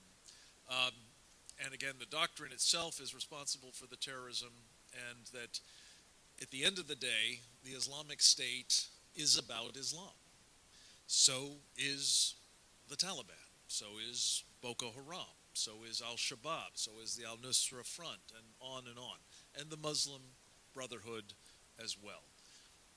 And they all tie to the sacred texts, the institutions, the jurisprudence, the traditions, the practice, in other words, of Sharia.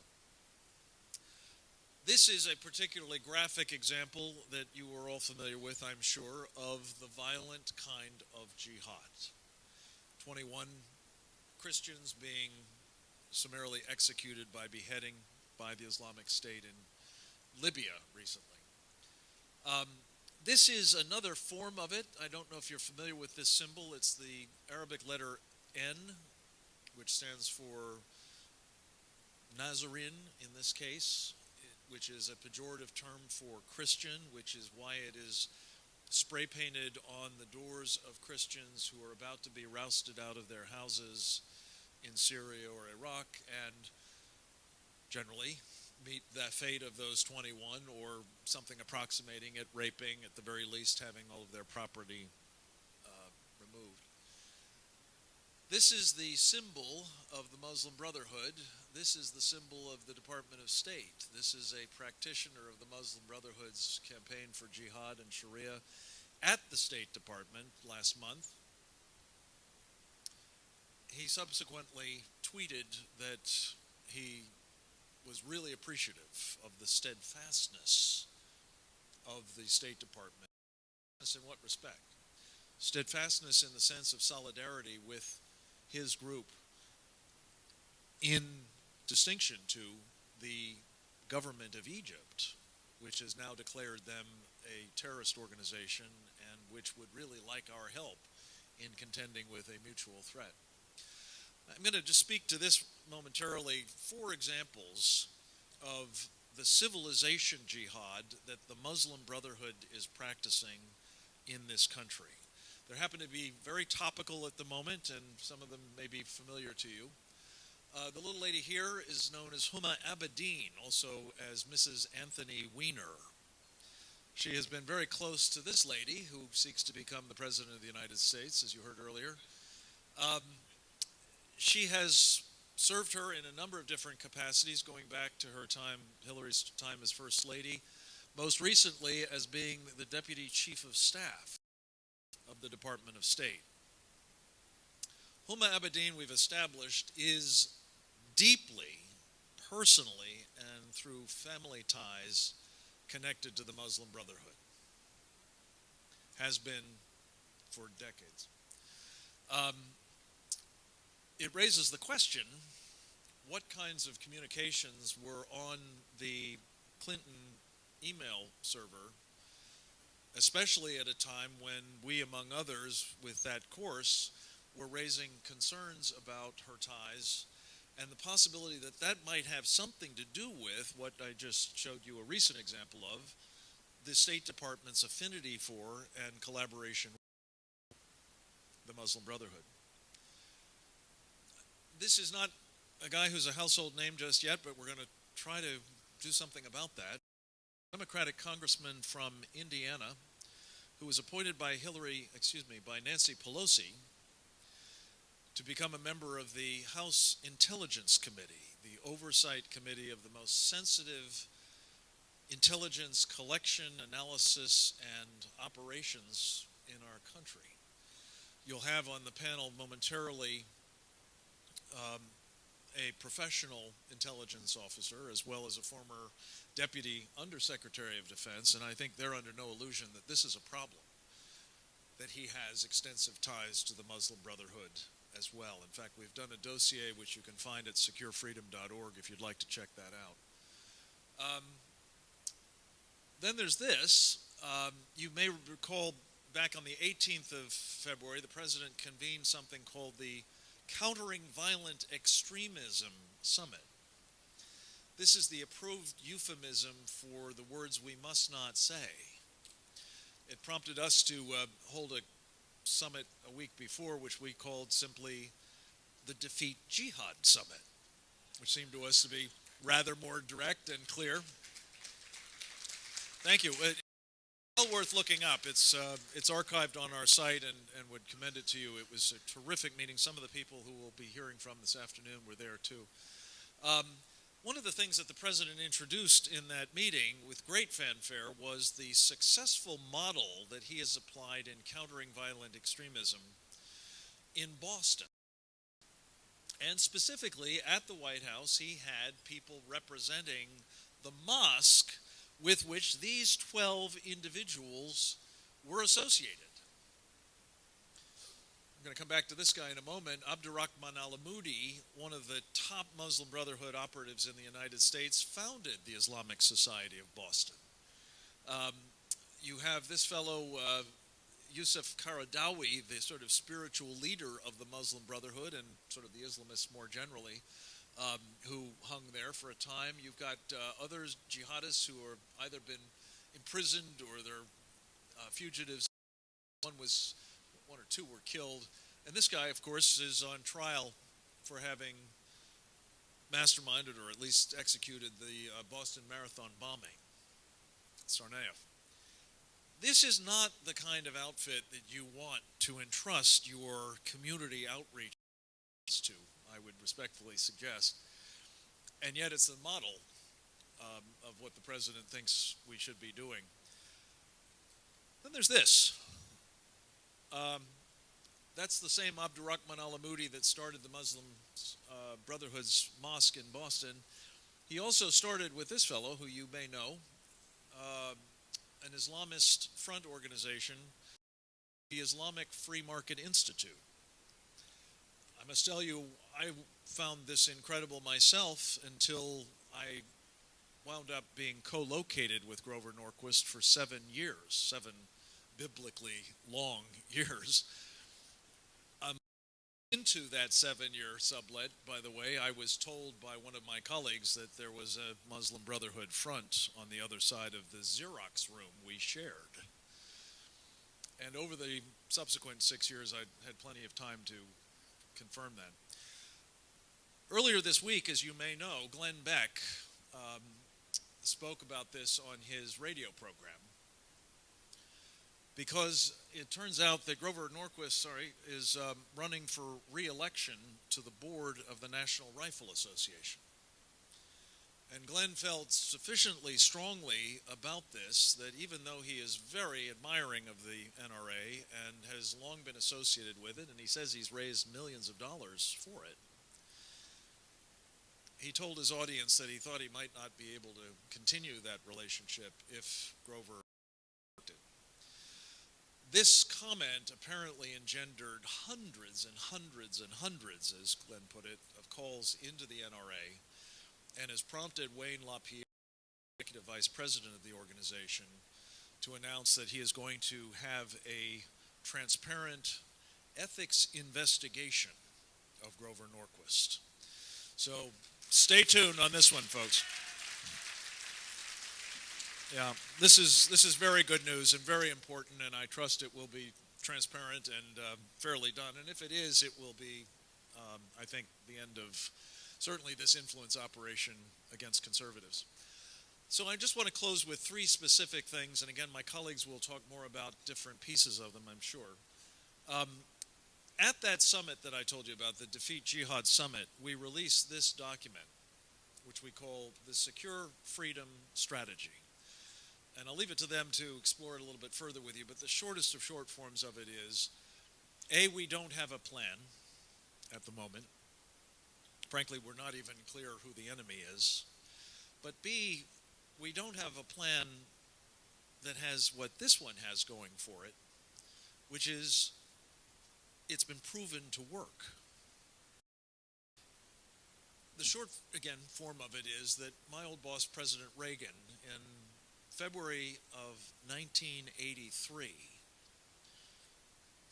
in January of 1983, signed something called National Decision Directive 75, which laid out a strategy for destroying the Soviet Union and its ideology of communism by bringing all instruments of to bear, and with the very explicit purpose of delegitimating its ideology. Remember the old evil empire bit. Sorry, I'm going to come back to that. This basically is the strategy that Reagan used, updated for today's totalitarian ideology, which seeks, like the last one did, our destruction, and which we believe this same basic approach can be quite successful in countering by going after its ideological legitimacy, by rebuilding our military, as you heard in the first panel, not because we want to use it everywhere, but because we want to deter those we don't have to fight, and we want to be able to destroy those that we do. We also want to use intelligence capabilities. Again, Claire Lopez can speak to that. We want to use information operations, propaganda, if you will, not just be subjected to theirs all the time. And we also want to use economic warfare. We have two additions to what was in the original Reagan plan: cyber warfare, which we talked about earlier, and countering this domestic fifth column problem, which there was some of during the communist era, but not like we've got with the Brotherhood.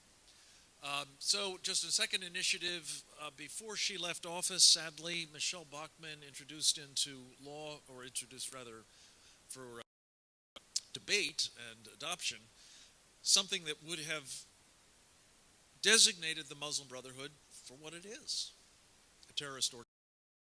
She was unable to get that done before she left. We think this is something that does need to be picked up. It's another place where you all could be helpful as you're talking to these presidential candidates or other elected officials. Where are they on this question? Do they think the Muslim Brotherhood is a terrorist organization, like the Egyptians do, like the UAE does, even the Saudis for a time? We need to get this fixed. And then finally, I understand you are working on American laws for American courts, which is another initiative that we are very excited about you being able to do something about right here in South Carolina. The short form of this is that one facet of the civilization jihad is the effort to subvert our civil society institutions, including but not limited to our court system, by doing what they have successfully done elsewhere, which is to say using Sharia to adjudicate matters rather than our Constitution or the laws that flow from it. This may sound unbelievable, given what we've just discussed is the nature of Sharia and what our Constitution requires. Article 6 is the supreme law of the land, is the Constitution of the United States. And yet what this document, which we 2 months ago, Tommy Waller, who's here with me, was instrumental in helping pull this together, is documentation that in something like 148 cases that we've uncovered in 32 different states, there's been an effort made to try to get a court to use Sharia to adjudicate a matter rather than our law. And in roughly 20% of the instances where a judge actually ruled, they agreed. So this is a real problem. American laws for American courts is an elegant and simple solution that I think is basically what all of us expect and want. It simply says no foreign law, not just Sharia, but no foreign law can be used in our courts in a state like South Carolina if it violates the constitutional rights or state public policy. So I commend that to you and thank you for your help with it. It's a great initiative. 8 states have adopted it so far. Several more, with Tommy's help, are working on it right now, and there's no reason why it shouldn't be here. Here it is. Tennessee, Louisiana, Arizona, Kansas, Alabama, Oklahoma, North Carolina, and Washington. And it was also endorsed in the GOP platform this past year. So this is a no-brainer. Secure freedom, we think it's what you want, and we would love to talk with you more about all of this on the margins or after this meeting. But thank you again for coming and for being so attentive to what we're up against, but also what we can do to address it. Are we ready to bring up the next panel? Okay.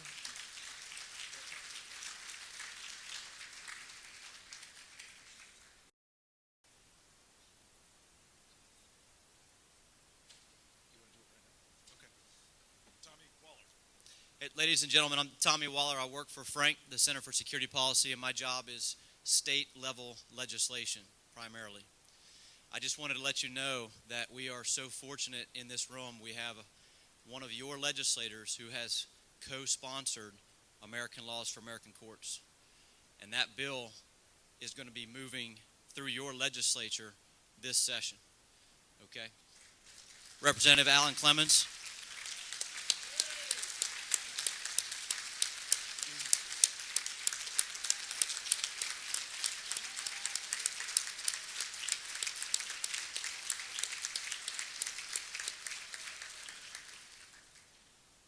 It should be no surprise that to author, to sponsor, or co-sponsor that legislation requires courage.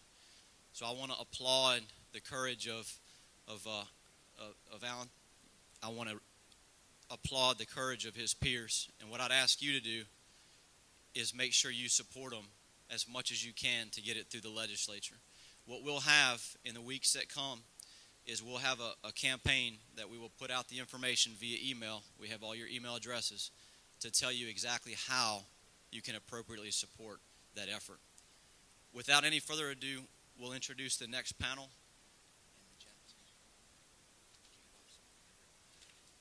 Forgive me for that, Alan. I was not quite in the loop on the role you're playing at the moment, but thank you again for doing that.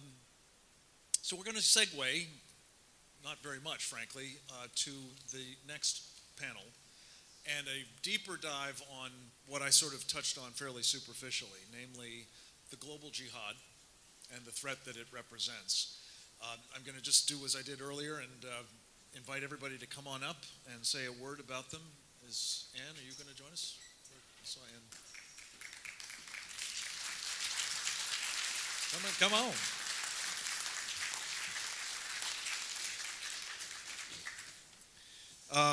Oh no, I'm on bollocks, Ann. You're up for the next one. Sorry, sit down. I was flying all night last night to get here, so that's my excuse. But forgive me just the same. The team you have is augmented by one of my personal heroes, and I suspect if he's not already yours, he will be after you hear from him. General Jerry Boykin, Lieutenant General Jerry Boykin, United States Army, retired, is one of our most decorated special operators, commanded just about every one of them, was also very, very involved in intelligence matters, both in uniform and in the civilian side of the government, in the Central Intelligence Agency and in the Defense Department. He's today Vice President for the Family Research Council, and sadly we weren't able to get him here, but he has very generously agreed to Skype in, and I think what we'll do is grab him right now. Nope. We'll grab him in 1 minute, so I will just introduce everybody else while we're organizing them. No.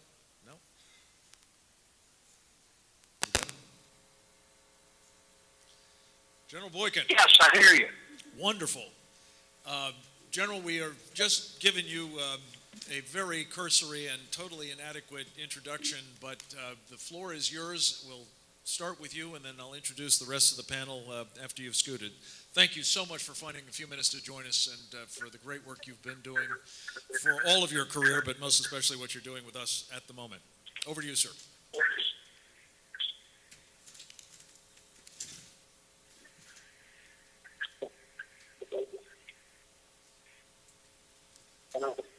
Jerry, we're getting a garble. Okay.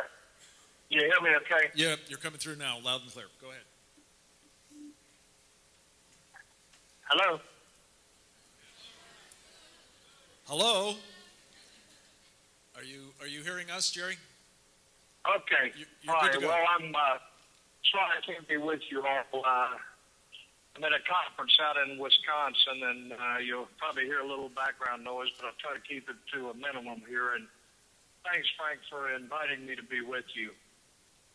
And you've got some of my favorite people there with you today, and so I really do wish I could be with you because I think that what you're doing there is very, very important. And but I would say this: as you've listened to different people talk about the nature of the threats, point out very clearly that this is a global threat. It's not confined to a single region, but it's a global threat. It's a global jihad network. And by the way, it's right here at home in America. The question that I think we all have to ask is, okay, so now that I know, am I going to do something about it? Just going to feel better that I've been informed. And I think the only right answer to that is that we as Americans, we as people who not only care about the country, but care about the future of our children and grandchildren, we're going to do something about it. We're going to try and take a stand against what's going on in this country. Frankly, neither the Republicans nor the Democrats have stepped forward and taken a real positive stand against this. And I think that it is going to have to be at the grassroots where we really start to try and make a difference in the nation. This is an evil that will, if we allow it to.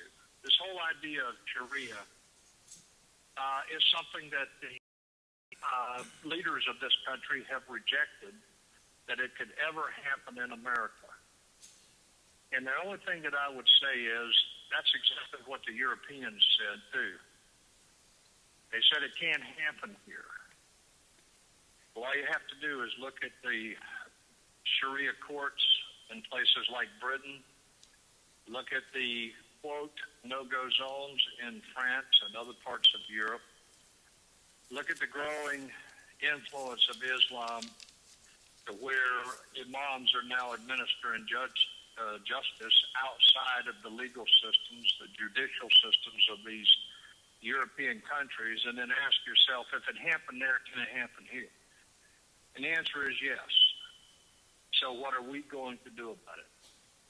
Now, Frank Gaffney and the folks that have been talking to you today in this conference have been way out ahead of everybody else in terms of trying to warn people of what we're up against, warn them of the realities of this. And Frank and John Guandolo and the others there, and a lot of beatings for doing just that, for standing for truth, for standing up and trying to tell America what we're up against. They've been alienated. They've been criticized. They've even been threatened with physical harm. But they continue to do so because they realize that this is really about the future of America. That if we don't address the realities of the threat, if we don't stand up and acknowledge who these people are and what they're trying to do in America, we are going to lose this battle for the freedoms that our founding fathers gave us. Now, as I'm sure that your speakers have said, one of the huge problems is that neither the Bush administration nor the Obama administration was actually able to stand up and tell America who the enemy really is. And as Sun Tzu said, if you know your enemy, you need not fear 100 battles. Right now, if you listen to our president and you listen to our administration, you would think that they don't know who the enemy really is. In reality, they do know who it is. They just choose to ignore it. They choose not to talk about who the enemy really is. They choose not to acknowledge that we are up against an interpretation of Islam that has brought about this global jihad network. Now, I won't get into the discussion or the debate about whether it's authoritative or whether there is a moderate Islamic element out there. There are certainly Muslims who reject Sharia and reject jihad. But until we step forward and start acknowledging who the threat is and what motivates these people to do what they do, these people that are Muslims themselves who reject jihad and reject Sharia are going to sit on the sidelines. They're not going to get engaged because, as they see it, the Islamists are winning. And it's up to us to change that paradigm and to show them that, no, we are winning because, A, we acknowledge who they are, and B, we're willing to stand and take very positive steps to make sure that they don't take over in America. Now, again, I know that there are a lot of people who say, well, it can't happen in America. Well, don't be so sure of it. And again, I ask you to take a look at Europe. And even the experts say that in just a few years, Europe will be in the Islamic continent, certainly by the middle of the century, but probably much earlier. This is a problem that we cannot ignore. It is not about me. It's not about you. It is about our children and our grandchildren. And I, for one, intend to continue to stand against it, regardless of what it costs me, criticism and that type of thing, because I believe in America. I love this country, and I've served it for 36-plus years. So I, for one, am going to stand, and I really hope that you will, too, and you'll figure out what your niche is. Where can you get involved? Where can you help with this issue? So that's what I have to say, and I appreciate the opportunity to be with you. Thank you, General, very much.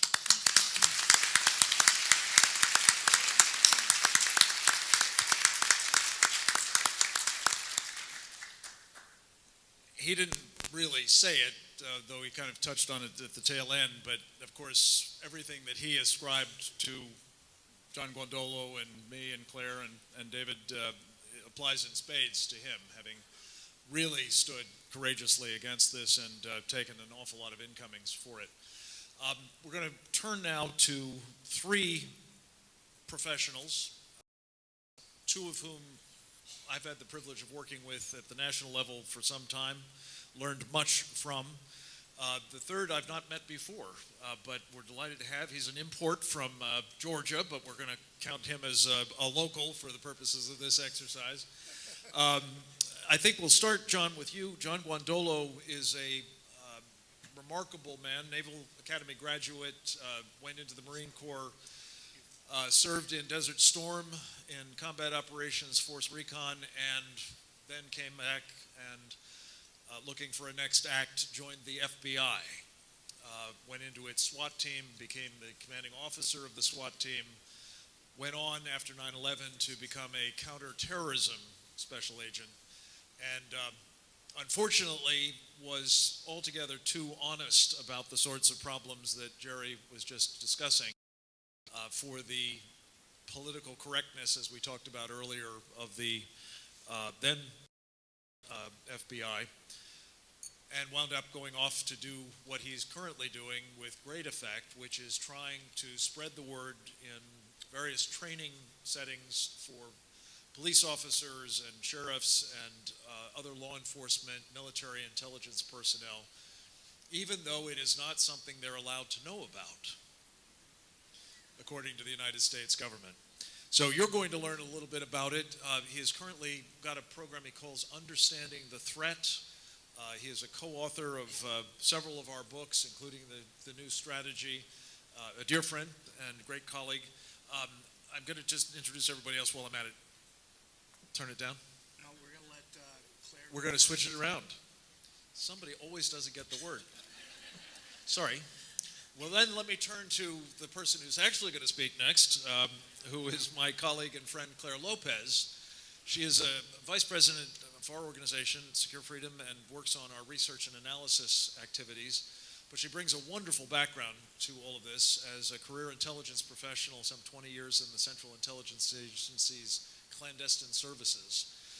She has been doing training as well, some of it with John. She's been doing marvelous analyses and writings and appearances and all manner of places that are really helping shape the debate. And it's a delight to have her with us. And I will also at the same time just introduce David Bowes.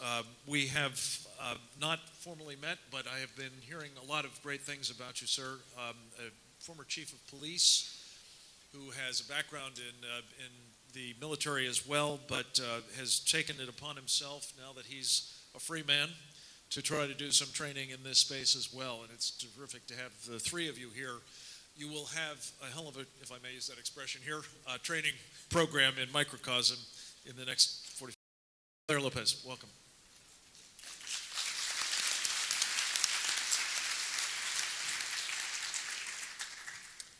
Thanks, Frank. Very honored to be sharing this panel with my colleagues David and John here, and thanks to all of you for being here as well today. I'm very glad to be with you. I thought that I would set sort of an overview for our panel and put this in broad terms, what we are facing. I term it jihad resurgent and the threat to the homeland, and then the U.S. government response. We ask perhaps, why now? Why is this happening now?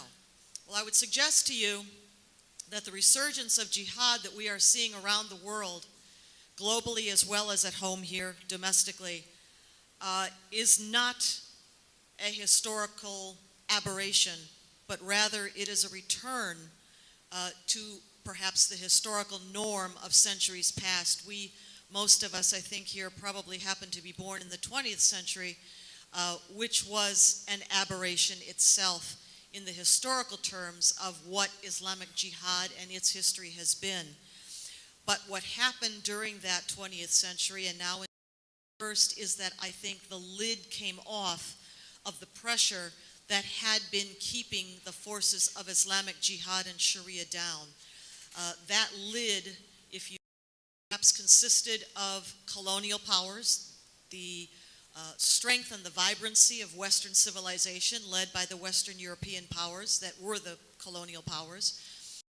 I think also the case of several huge wars during the 20th century, the First World War, Second World War, and then of course the Cold War that followed. I think all of these things served to keep jihad down on top of what had preceded that, which was the decay of the Islamic Caliphate, the Ottoman Empire.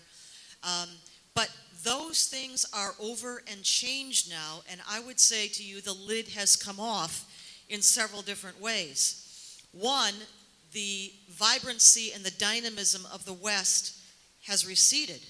We have lost, we collectively, but America in particular, we've lost the faith in our own philosophy, our own principles, and we've lost the appreciation for what we brought to the world in terms of civilization and the opportunities for individual liberty and the things in our foundational documents.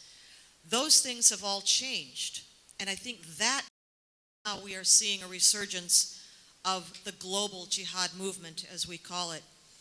Now, the other thing that is going on, and it's most obvious, of course, in the Middle East and places like what used to be called Iraq and Syria, the perpetual, really, fitna, or civil strife within Islam itself, that is, between Shiites and Sunnis, has become resurgent again as well. That's perpetual. That is something that has not changed very much in the more than 1,300 years since the 7th century when Islam began. But it is resurgent now, and in part as well because of the withdrawal of particularly American, leadership in the world and power and influence from those parts of the world, in particular the Middle East. So why do we have to think domestically about things that are also, and perhaps even most obvious, internationally? Well, the reason is that the global jihad is here too. And the very existence of a country and a society like ours, dedicated to freedom, to individual liberties, to Judeo-Christian principles, government by consent of the governed, under rule of man-made law, all of that anathema, of course, to the doctrine of Islam, we, by our very existence, block the achievement of the Islamic jihad objective, which is global imposition of Sharia, of Islamic law. So we don't even have to do anything, but simply by our existence as who we are, we stand in the way of the Islamic jihad's overall objectives to impose Islamic government under Islamic law worldwide. So how has that affected us, and how are we being pulled into that? Well, as you're going to hear from our next two speakers on this panel, the Muslim Brotherhood forms one of the vanguards of the Islamic Jihad movement, and it's been active, of course, across the world since its foundation in Egypt in 1928, but it has been most active in the United States since World War II. That is really, for many decades, the Muslim Brotherhood has been infiltrating our society and the structures, the support structures of our government and our society, academia, government, media, and so forth. And what that penetration has achieved at this point in time is incredibly important, and why the United States is now withdrawing and losing its position of leadership in the world. In part, it is due to the Muslim Brotherhood penetration of our society these decades. Now, I would say that in the early decades after World War II, that penetration was really not well understood. The presidents from Eisenhower through Reagan administration, Bush 1, Bush 2, they didn't really understand what they were dealing with. They didn't understand the Brotherhood. I think this administration, the Barack Obama administration, understands very well and is part of the reason why the acceleration of that penetration has taken place in the last 6 years or so.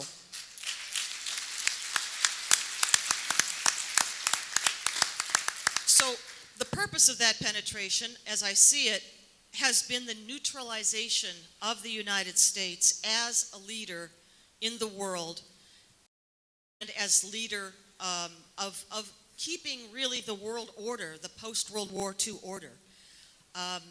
The objective of that penetration has been to change our domestic and our foreign policy abroad. So when you look at what is going on, there is a timeline. There certainly is. Not on our side, on their side. The Muslim Brotherhood has put out, and we have the documents because security forces have found them, a project. They call it The Project, the document called The Project. Most eloquently written about in quite some detail by Patrick Poole over the last several years. The Al-Qaeda organization group, terrorist group, also has put out a kind of a timeline.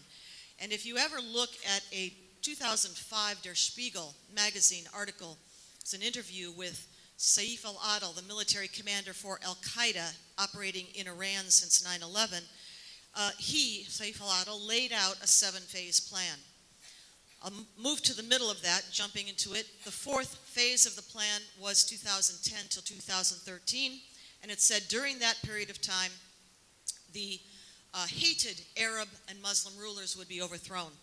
Well, who were they? Those were the secular rulers who were not enforcing Islamic law.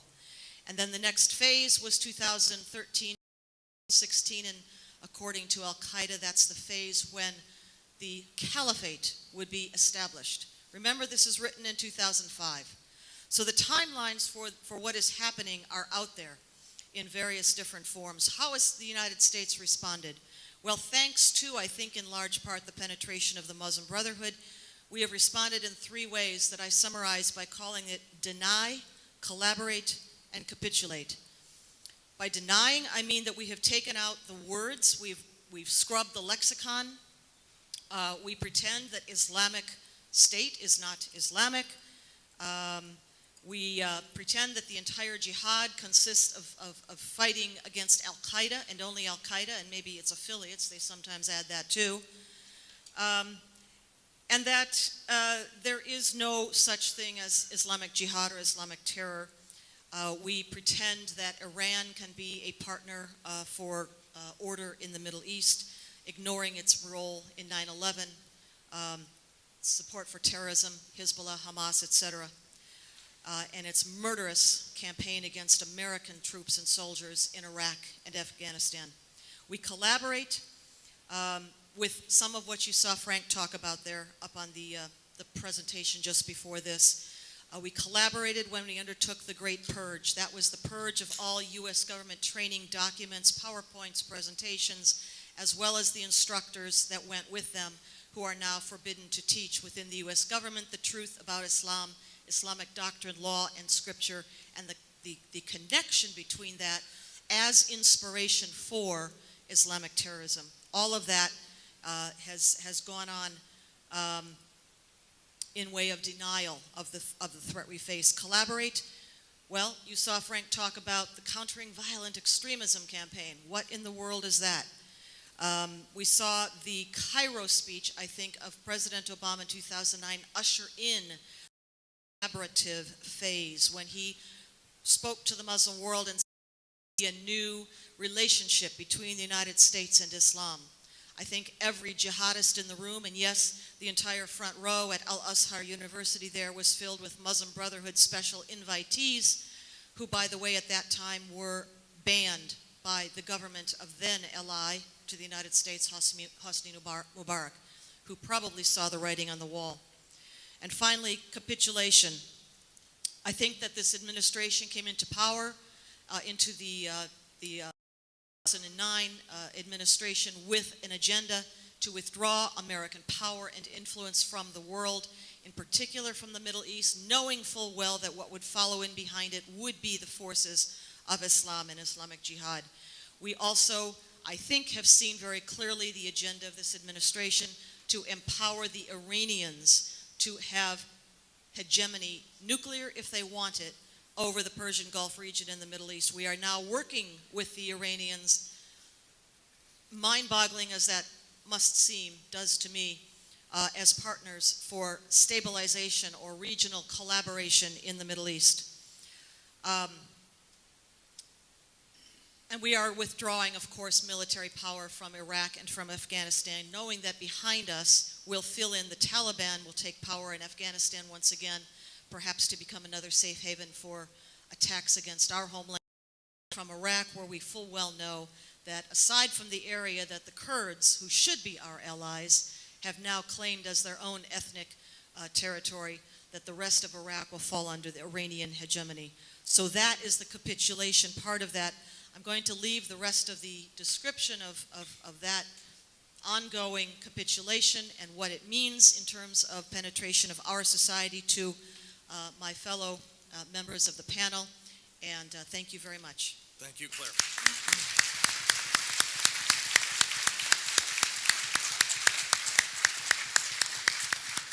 John Guadolo, welcome. Good afternoon. How's everybody doing? I apologize, I'm not here bearing, because we're going to talk about the Muslim Brotherhood in the United States and what they're doing. Thank you, Claire. That was powerful. That was a good jump to this. And thank you, David, for being here with us. And thanks, Frank, for having this and having me here. What I want to do is pretty succinct. I'd like to lay out the network, the jihadi network here in the United States for you, give a few examples of how they're supporting both violent jihad and other key issues inside our system, and then talk about what I'm doing around the country with collaborating with others, including Center for Security Policy, working with them, or maybe collaborating in a good way, to bring the answer. Let me just start off by saying there's a slide I use in my presentation that shows the number of Islamic nonprofits created every year, mapped out against the Muslim Brotherhood strategy, key documents. And what you see is when they publish, like when they created the Islamic Society of North America, you see this big spike of about 100 organizations. And of course, these are all Islamic societies and Islamic centers that the Brotherhood created in the early 80s. And then it kind of tapers off. And then as soon as they publish their strategic memorandum and the implementation manual to implement their strategy, it goes up in about 1993, 1992 to somewhere between 60 and 120 organizations per year since then, and continues today. Not to mention all the other organizations they're creating that are not necessarily nonprofit. So we have a huge network, and let me just lay that out, because once we discuss this, we're going to talk about the solution. And the solution is at this level, is at the local level. So I showed that slide inside the Pentagon a few years ago to about 5 guys who do the kind of work that we're glad they're doing at about the colonel level, and one star and a civilian who had invited me in. And they saw that, and after all the understanding of the Brotherhood's network here, they just kind of looked at each other and said, this is an insurgency here. And I said, yes, sir, I would concur with that. And so as we look at the solution and we map out what is a counterinsurgency, it's at the local level. And local police become the tip of the spear in this war, not our military and not the FBI. So I want to step into this conversation by laying that on the table first. So the network. So without laying out all the Holy Land Foundation information, let me just maybe refresh you by saying in 2004, the FBI raided a home in Annandale, Virginia that Frank alluded to or that talked about earlier, where we found the archives of the Muslim Brotherhood in North America. So let me just kind of put that into perspective. The archives of the Muslim Brotherhood in North America were discovered about 8 minutes outside of the Washington, D.C. And in 1993, when the FBI surveilled the meeting of U.S. Palestine Committee members, which is Hamas in the U.S., in Philadelphia, and put microphones in meeting rooms and tapped phone calls and did physical surveillance, all that information, as well as a lot of the stuff from the 2004 Annandale raid, goes into a 15-plus year FBI investigation, which, as Frank mentioned, was the Holy Land Foundation. And what that information gives us is a very clear picture, as well as other information we have since that time in 2008 when the HLF was convicted, is a massive network here. So we have the Muslim Students Associations. Let me just give you a couple bookends. The MSAs, the Muslim Student Association, the very first national Islamic organization in America created by the Muslim Brotherhood. November 2001, the Holy Land Foundation's indicted. It's the largest Islamic charity in America. It's Hamas. And what happens in between those 2 points is the creation of the Islamic community in America by the Muslim Brotherhood, not randomly. I have spoken to a number of colonels from places like Turkey and Pakistan and elsewhere, not necessarily allies, I would argue, Saudi Arabia, who have said the Muslim Brotherhood authority and power here in the United States is worse here than in their own countries. And I would concur based on my studies and my work professionally. So what does that look like? Well, the MSAs. Well, we have over 630 MSAs on every major college campus in America whose purpose is to recruit jihadis and spread the disinformation.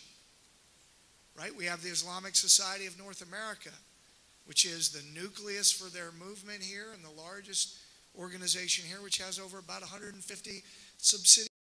The Islamic Society of, and fill in the city around America. You have 2,100 mosques, masjids, and Islamic centers in all 50 states, most of which are part of the Muslim Brotherhood movement, whose stated objective is civilization jihad, to destroy America from within, right? So these are big numbers. These start to send you a message. And we're not even touching on all the other stuff, but let's talk about them. How about the Muslim American Society? How about the Muslim Public Affairs Council, who has offices and sections out in Hollywood to make sure we don't produce any movies that are offensive?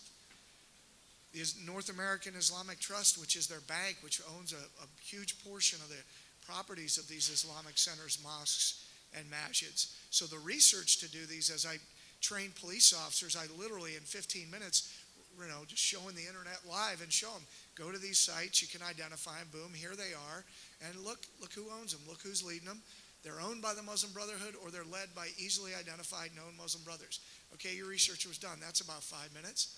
Now you've got probable cause to open an investigation. But we're not. I'll come back to that. So we've got this network of Muslim Brotherhood organizations. You've got the International Institute for Islamic Thought, which is arguably you can call them their think tank. It's a little more than that. The driving force, and in conjunction with the Fiqh Council in North America, ensures that everything the Muslim Brotherhood is doing is in accordance with Sharia, because Sharia matters to them. Now, so we know they have this network. They say their stated objective, civilization, jihad. We have the training materials for the Islamic Circle of North America, Muslim American Society, which says they must wage war.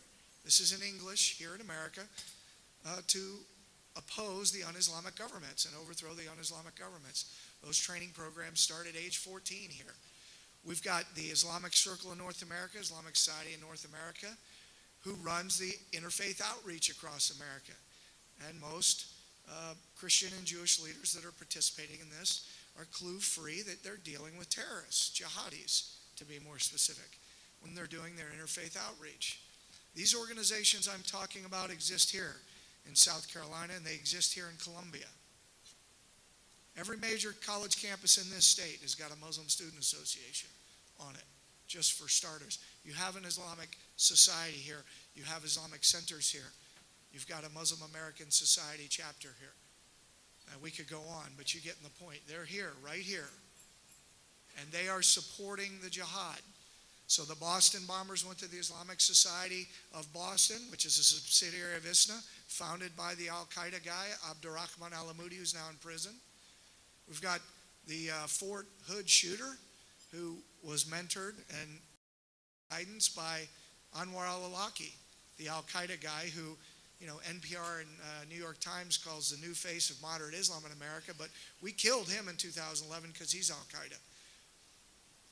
And on, all the way back to 9/11, where hijackers were supported by the Islamic Center of San Diego, founded by one of Hassan al-Banna's mentors, Meher Hathout.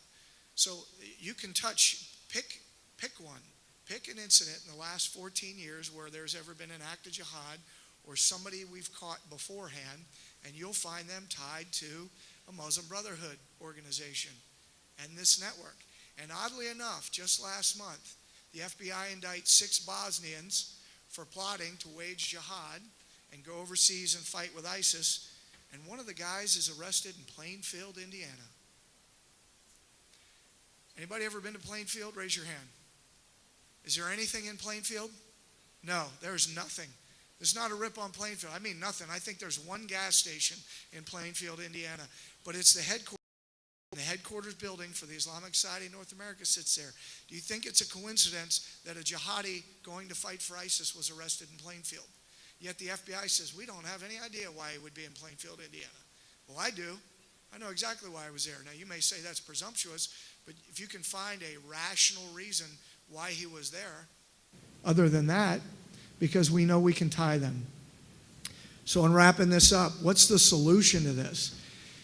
As I said in the beginning, this is an insurgency, or it certainly acts like an insurgency. Technically, it's a movement, but we don't need to discuss the fine underpinnings of the difference between a movement and a counterinsurgency or an insurgency.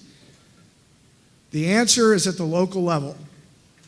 Local citizens who put positive pressure on local elected officials, get your law enforcement educated so they can identify and root out these organizations and these people from the community using all means available, period. That's how this is going to work. Your best 2 targets to educate are sheriffs, because they're the most powerful law enforcement officers in the country and pastors because they have access to a large portion of Americans. The problem is we are hearing silence and crickets from our pulpits on Sundays about this issue.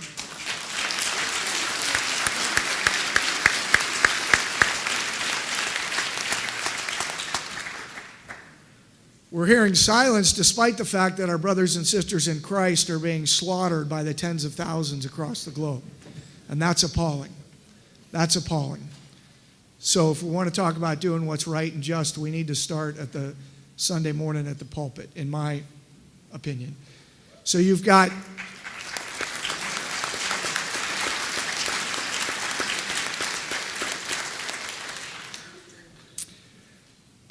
sheriffs and pastors.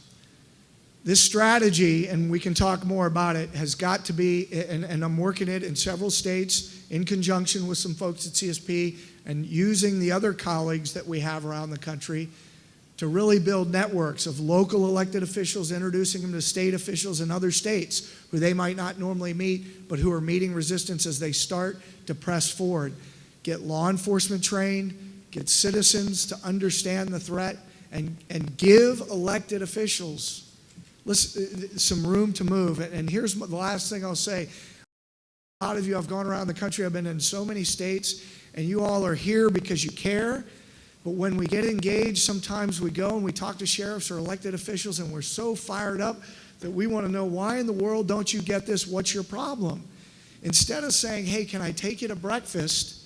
I have some concerns, and I need your help. I encourage you to take that approach, and if they turn out to be not the kind of people that want to engage this, meaning they're not going to uphold their oath, then go at them. Then give them a hard time. Then do what you can do. Get them, get someone else elected in there, whatever you need to do. If you have to shame them into doing the right thing, then do it. But what are we willing to do to defend this republic? That's what we need to talk about. That's what we're here to talk about today. Thank you.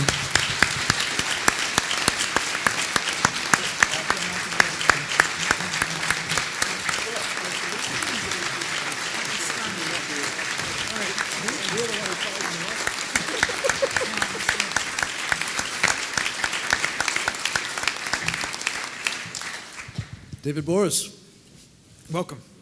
Well, thank you very much for having me here. Let me just ask you, now that we know we have an insurgency, how many law enforcement officers do we have in attendance here today? Will you please stand up, please? And there's one there. Let's give them a round of applause.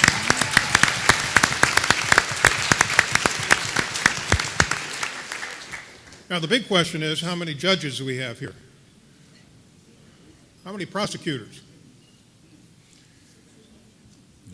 As John said, this is local. This is local. And unless you're willing to put pressure on these officials, they don't care, unfortunately. They don't care. So I'm going to talk very briefly about the impact of Sharia law at the local level, at the law enforcement level, and at your level. I'm going to talk about these topics. I could talk about many more, and it's going to be brief, but hopefully I'll whet your appetite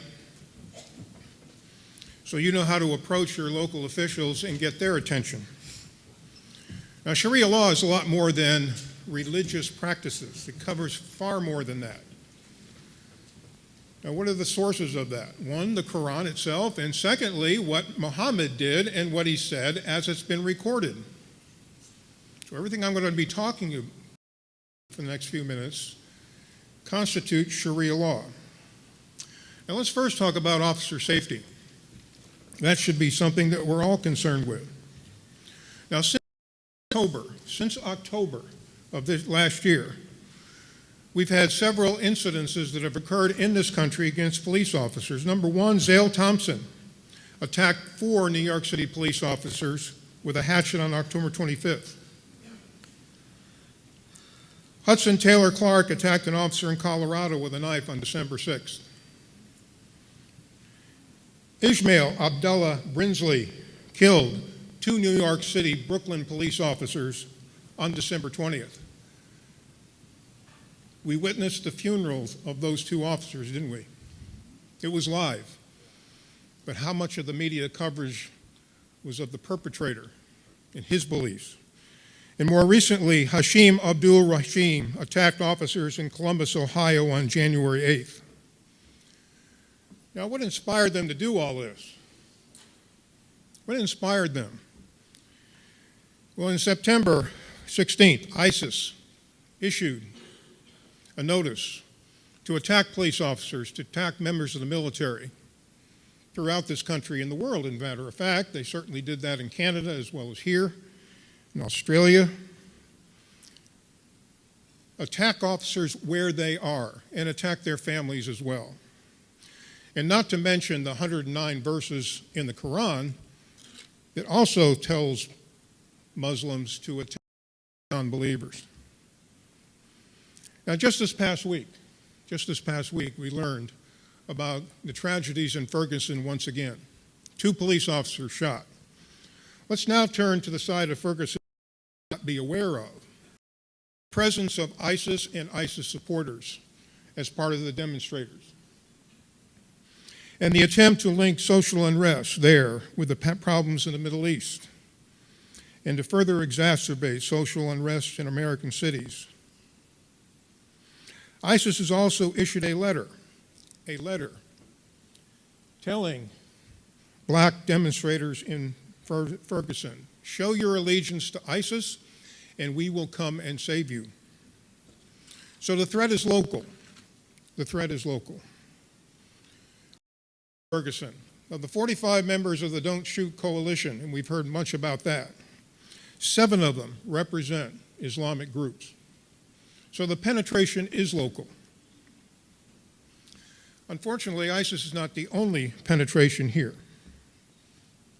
The jihadi camps, Muslims of America, or Jamaat al-Fuqra, founded by a Pakistani cleric.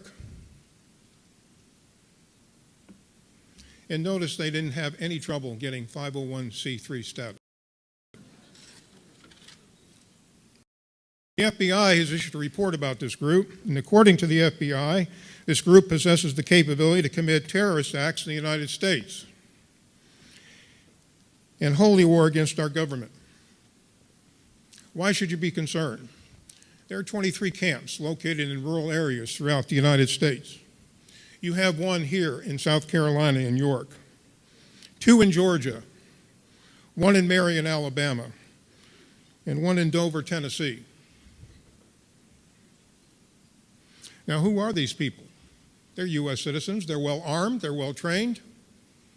They're here in our backyards. They're just waiting to be mobilized. Now, let's talk a little bit about the Muslim Brotherhood itself. John did an excellent job of giving you the one-over-the-world picture here in the United States of the linkage of the various groups. But let's take a look more specifically how the Muslim Brotherhood views mosques here in this country. What do they tell us about mosques in this country? They're far more than houses of worship. In fact, think of them as a local National Guard armory, if you will.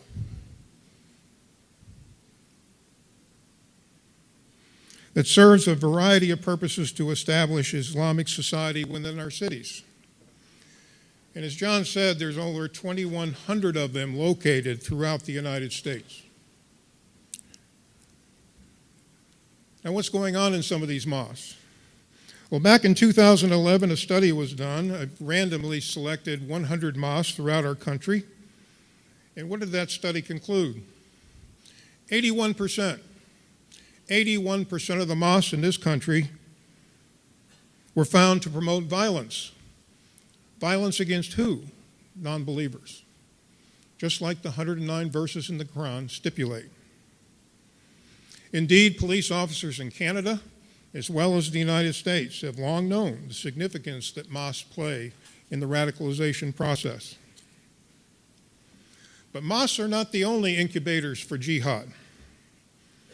Take a look at our prison system. Studies have shown our federal and state prisons are also facilitate radicalization. The overwhelming converts to a religion in our prisons are converts to Islam. Many members of the camps, the Muslim American camps that I just talked about, are converts to Islam. And lastly, all influenced by Muslim chaplains certified by the Muslim Brotherhood. Certified by the Muslim Brotherhood.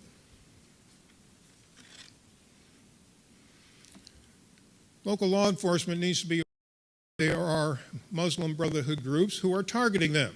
The Muslim Council, for one, has 2 slick programs out right now to target local law enforcement, to try to influence what it is local law enforcement does. Yes, indeed, it's a Trojan horse. By targeting intelligence gathering activities to prohibit the use of informants, to eliminate terrorism task forces.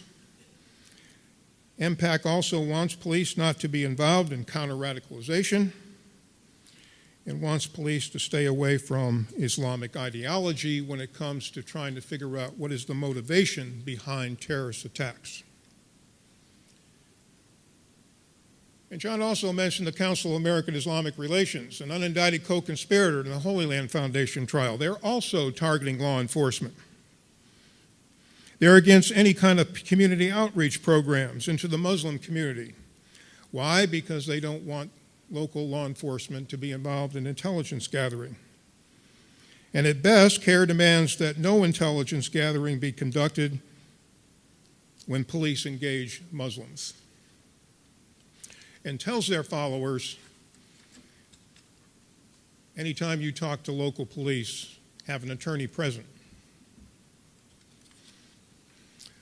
So the purge is on.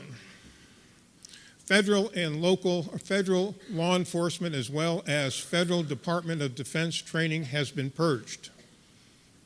Your federal law enforcement officers and indeed your Department of Defense military personnel are not getting this training at all. It's been purged out. And the next target now is local law enforcement. So pretty soon, no one who's on the front lines to secure our liberties will have the benefit of this training. Let's talk a little bit about honor killings. Maintaining family honor is a vital part of Islamic culture, and females especially can bring shame to their families by violating established rules. But how about honor killings in America? Why are they committed? All of this conduct is deemed inappropriate, a violation that will bring shame to families. Let me just give you a couple of examples. In Texas, what are these two Muslim girls guilty of? Why would their father kill them? Because they were westernized by their dress and behavior. And again in Arizona, the profile of young Muslim girls who were killed in the average age is 15. That 100% of young female victims were killed by family members, not only fathers, but brothers, daughters, sisters, and wives. Some related issues to this. Many young girls are trying to flee their families. Why? Because they fear punishment or forced marriages. Many of them are committing suicide for it. Police officers should be aware that if they ever encounter a Muslim girl who's a runaway, do not return them to their families. You are going to seal their death warrant.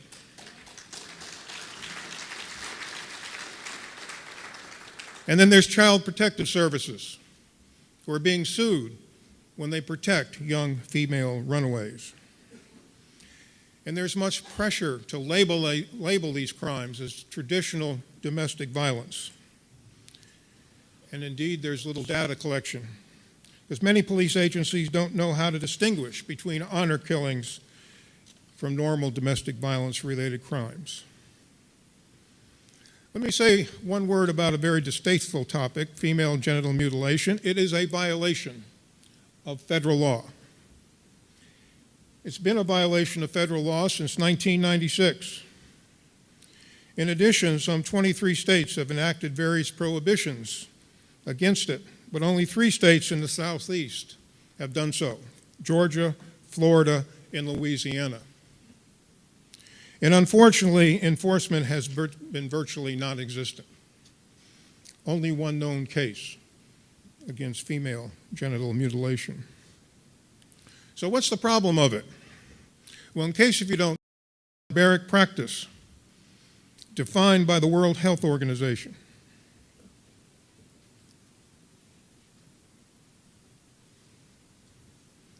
And it is a part of Sharia law because Sharia law mandates that all men and all women be circumcised. The Centers for Disease Control in Atlanta estimates there are literally thousands of young girls who are at risk of barbaric practice performed on them. Indeed, in South Carolina, there are over 680 girls at risk in this state. Grooming gangs in Sharia. What are they? Rape gangs? Rape gangs, our final topic. Somali youths have been active in this country for over 10 years in 4 states, all motivated by Sharia doctrine that considers non-Muslim women spoils of war to be used as sex. And last year we saw a major indictment. So what about Islam? Is it a religion to be protected? I was asked this question the other night before a public audience. Is it to be considered protected just like any other religion? Well, the short answer is not all of it. There are many aspects of Sharia law that are clearly criminal in nature and are a violation of our laws and must not be considered protected practices.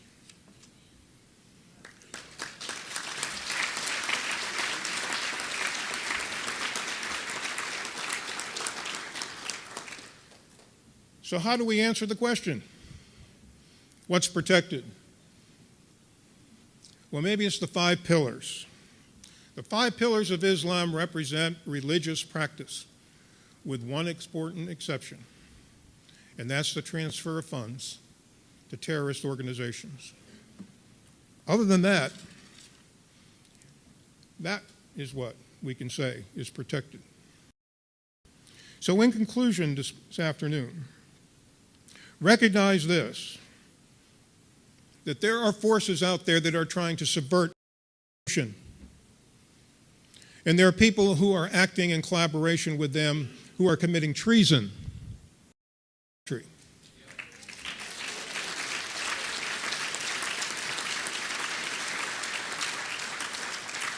At the Muslim Brotherhood and its affiliates, along with the collusion of many senior-ranking administration officials, are attempting to purge all training of our law enforcement. And it's a shame that not more of them are here today to understand this. They have got to get the message. Nevertheless, law enforcement and local officials to reach out to law-abiding and peaceful Muslims. Believe me, not all of them deserve the label of jihadist or those who are trying to subvert our Constitution. Many of them are running away from this stuff and want to live here in peace. Many of them have provided law enforcement information and will continue to do so if we just reach out to them. And lastly, before it's all purged out, local law enforcement needs to avail itself of the training that's made available, the non-purged variety of training that's made available. I had police officers tell me in my last class, I teach a monthly class down at the police academy in Georgia, that many police chiefs don't think that this is a big problem. Many sheriffs don't think this is a big problem, so they're not sending their officers to it. You're going to have to put some pressure on them to do so. It's indeed been an honor for me today to be here today. Thank you very much.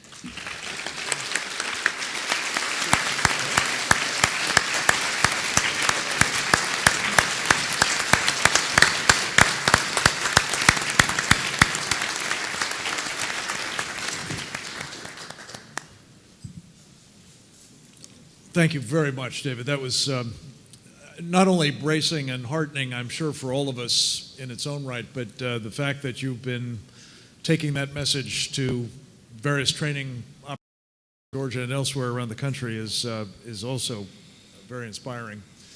We are running a little bit late. What I would like the indulgence of the guys at the mic to have, and have the indulgence of my colleagues here on the panel, I could ask Van Hipp to come up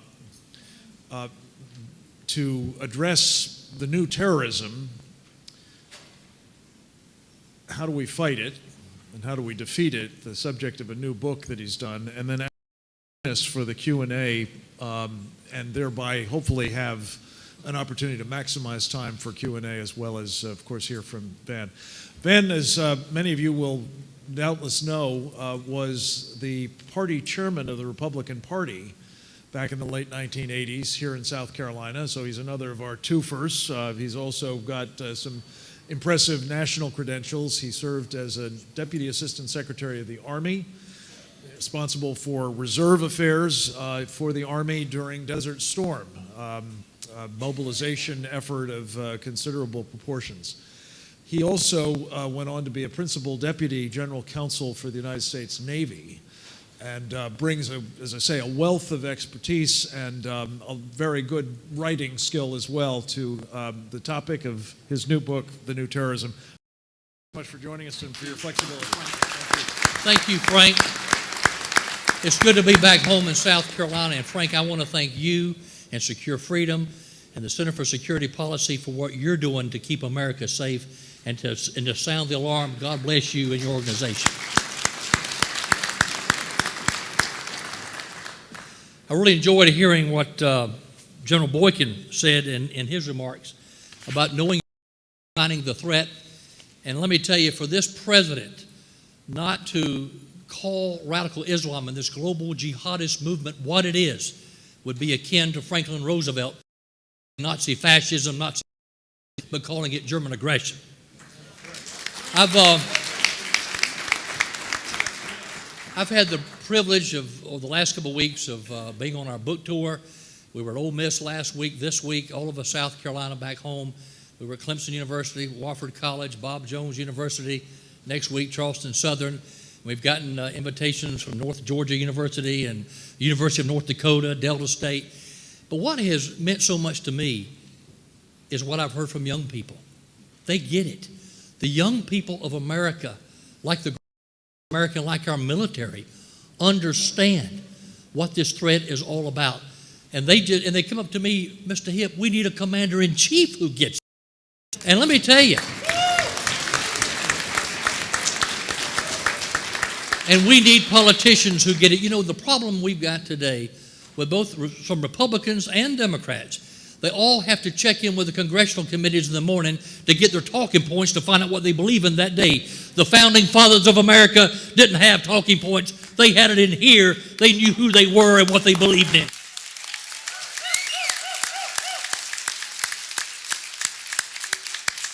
We've got too many up there with wishbones where their backbones ought to be. A few years ago, you know, a good commander-in-chief listens to his ground commanders. And a few years ago, we had about 90% of ISIS's predecessor organizations' capability wiped out. General Lloyd Austin, the ground commander, a native of Georgia, a real soldier's general, the CENTCOM commander, he urged the president to leave behind a small residual force so that it would not reconstitute itself. The president did not listen to General Austin, and today we have a much, much bigger problem on our hands, a cancer that is spreading. The FBI director tells us that he has cases open now in all 50 states of America looking at people with potential connections to ISIS. We should not be surprised about this. His predecessor, Robert Mueller, testified to Congress a few years ago that in 2010, 59,000 people were apprehended illegally trying to come into America from countries other than Mexico, including Somalia and Yemen and Pakistan and Syria. Let me tell you, those folks were not coming here as part of a church outreach mission program. They were coming to do harm to America. And my question where are the ones we didn't catch? And where are they today? And what are they doing in America? What I talk about in my book, we explain the history of radical Islam, what it's about, because we do need to understand the threat. But what I do is we break it down and look at the different threats to the country that they can employ. Things we need to do to secure our borders. I look at cybersecurity, the bio, and I actually quote Dr. Pry, I'm so glad you had, on the electromagnetic pulse threat. And I say in my book, even if you don't believe what I say, that there's very real evidence and concern that the North Koreans may already have an electromagnetic pulse nuclear warhead. If you don't believe me, listen to what NASA says, that it is inevitable in the next 10 to 100 years that we will have another geomagnetic storm, a Carrington event on the sun. We had one in 1859, but you know what? In 1859, the American farmers could grow enough food to feed the American people without electricity. This is a very real threat, and we need to take very real measures to protect our grid and be able to have it up and running in the event of an EMP threat. And I've got to say one thing, with High Frontier and the work they've done over the years, and Ambassador Cooper with missile defense, how about our missing missile defense on the East Coast? We have no land-based missile defense system on the East Coast of the United States. We've got to have that, and in my book I address it, and I also recommend several gap fillers that we can have until we get that land-based missile defense system up and running. And I got to tell you, I would be remiss being in South Carolina if I didn't tell you one story that's in the book that is not in print anywhere else. You won't find it anywhere else. Our late former Governor Jim Edwards, many of you knew, the real leader, one of the early pioneers in the conservative movement in South Carolina, and Ronald Reagan, Secretary of Energy. I went to see him a couple years ago, and of course he passed away this day after this past Christmas. I went to see him a couple years ago because I addressed energy as a national security issue in the book. Make no mistake, America has got to be 100% energy independent and be able to sustain it. Because I don't care if you think you're buying oil from what you think of is a friendly Arab country, you can rest assured a portion of that money and those proceeds are going to finance terrorism. But I went to see Dr. Edwards, and we talked about it, but what I came away with was something that I wasn't even expecting. I saw a picture of Dr. Edward Teller, the famous Nobel laureate in physics, the man who was the Lawrence Livermore National, really sold President Reagan on the idea of a missile defense system for the country. And long story short, Dr. Edwards told me the story, and it's in the book, of how when President Reagan became president, there were those in the Office of Management and Budget who basically said, don't let Dr. Teller anywhere near Ronald Reagan. It's too expensive. We can't afford it. Well, thank God Dr. Teller got with the then Secretary of Energy, Jim Edwards, who after a series of meetings said, you know what? As Secretary of Energy, we keep in a safe the original letter that Albert Einstein wrote to Franklin Roosevelt proposing the Manhattan Project.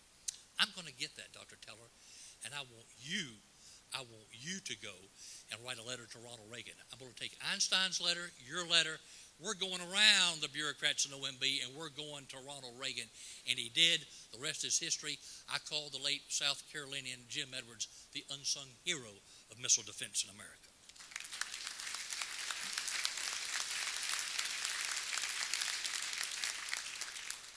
I also address in the book a couple of other things that I want to talk about. The need for open source intelligence. Our intelligence agencies will tell you that 90% of the intelligence we use is open source, but we put the least amount of resources behind it. And I'm telling the book a story where I was actually the first person in the United States to reveal that that Iranians were on the ground in North Korea helping them with their missile tests and nuclear tests back in 2012. Went on Bill Hemmer and Fox and revealed it for the first time in the U.S. How did I do that? When you do a Google search, Google only gives you the most popular search items. I went to a university that had 1,400 search engines and 1,000 processors, had them do a search in Farsi. Guess what I found? Pictures of Iranians in the local newspapers on the ground in North Korea. I had another search done in Japanese. Guess what I found? Japanese Kyoto agency validating what was in the Iranian papers. Went on Fox, wrote an article, went on Fox. Guess what? 2 days later, it was all over the United States. If I can do that, as a private citizen, our intelligence community can sure use open source intelligence too. Let's get the stuff that's staring us right in the face. So I believe we need to unleash open source intelligence to prevent the next terrorist attack. A couple more key points. Cybersecurity. I believe that cyber warfare is the one thing that this country is the most unprepared for. It's like death by 1,000 hacks. And our financial institutions are so vulnerable. If you think 2008 was bad, let me tell you something with a near financial collapse of our financial system. You look at a major cyber attack on our financial industry, those too big to fail banks have only gotten bigger. And one thing I do in the book is I distinguish between what the Chinese like to do and the way they hack, which is all about espionage and trying to steal our intellectual property, and what the radical Islamists do and the Iranians do, and it's about sabotage and taking down our financial systems. Our very best cybersecurity experts at the CIA and NSA will tell you, America needs between 20 and 30,000 real cybersecurity experts to thwart the next major cyber attack. We've only got 1,000. I call for the establishment of national security scholarships for our very best and brightest computer science majors in colleges and universities today. We've got to get ahead of this and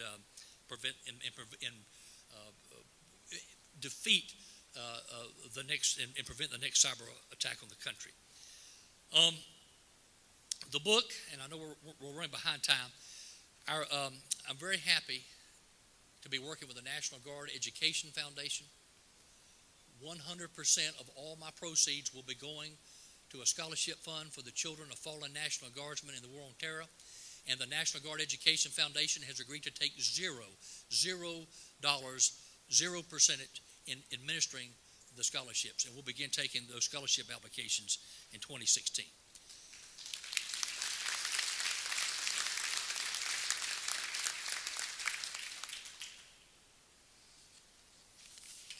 Edward Gibbon wrote in his epitaph on ancient Athens, in the end, more than they wanted freedom, they wanted security.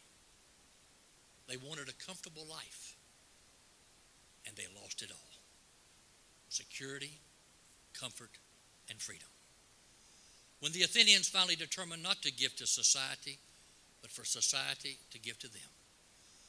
When the freedom they wished for most was freedom from responsibility, then Athens ceased to be free.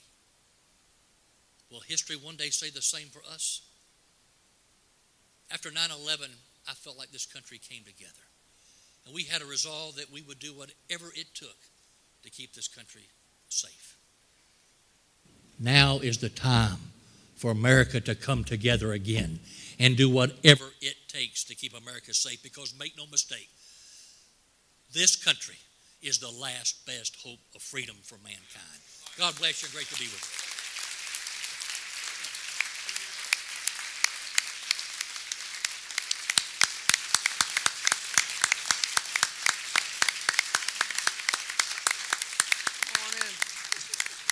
Ben Hipp, thank you very much. So, if you'll form up again, as many of you as we can fit in, we will try to do 15 minutes of quick questions. We will try to keep question answers brief, if we can. Yes, sir. I have a question for whoever in the panel would like to take it. And my question relates to the President's executive amnesty, which recently was passed by the Senate, and I'd like to know your opinion about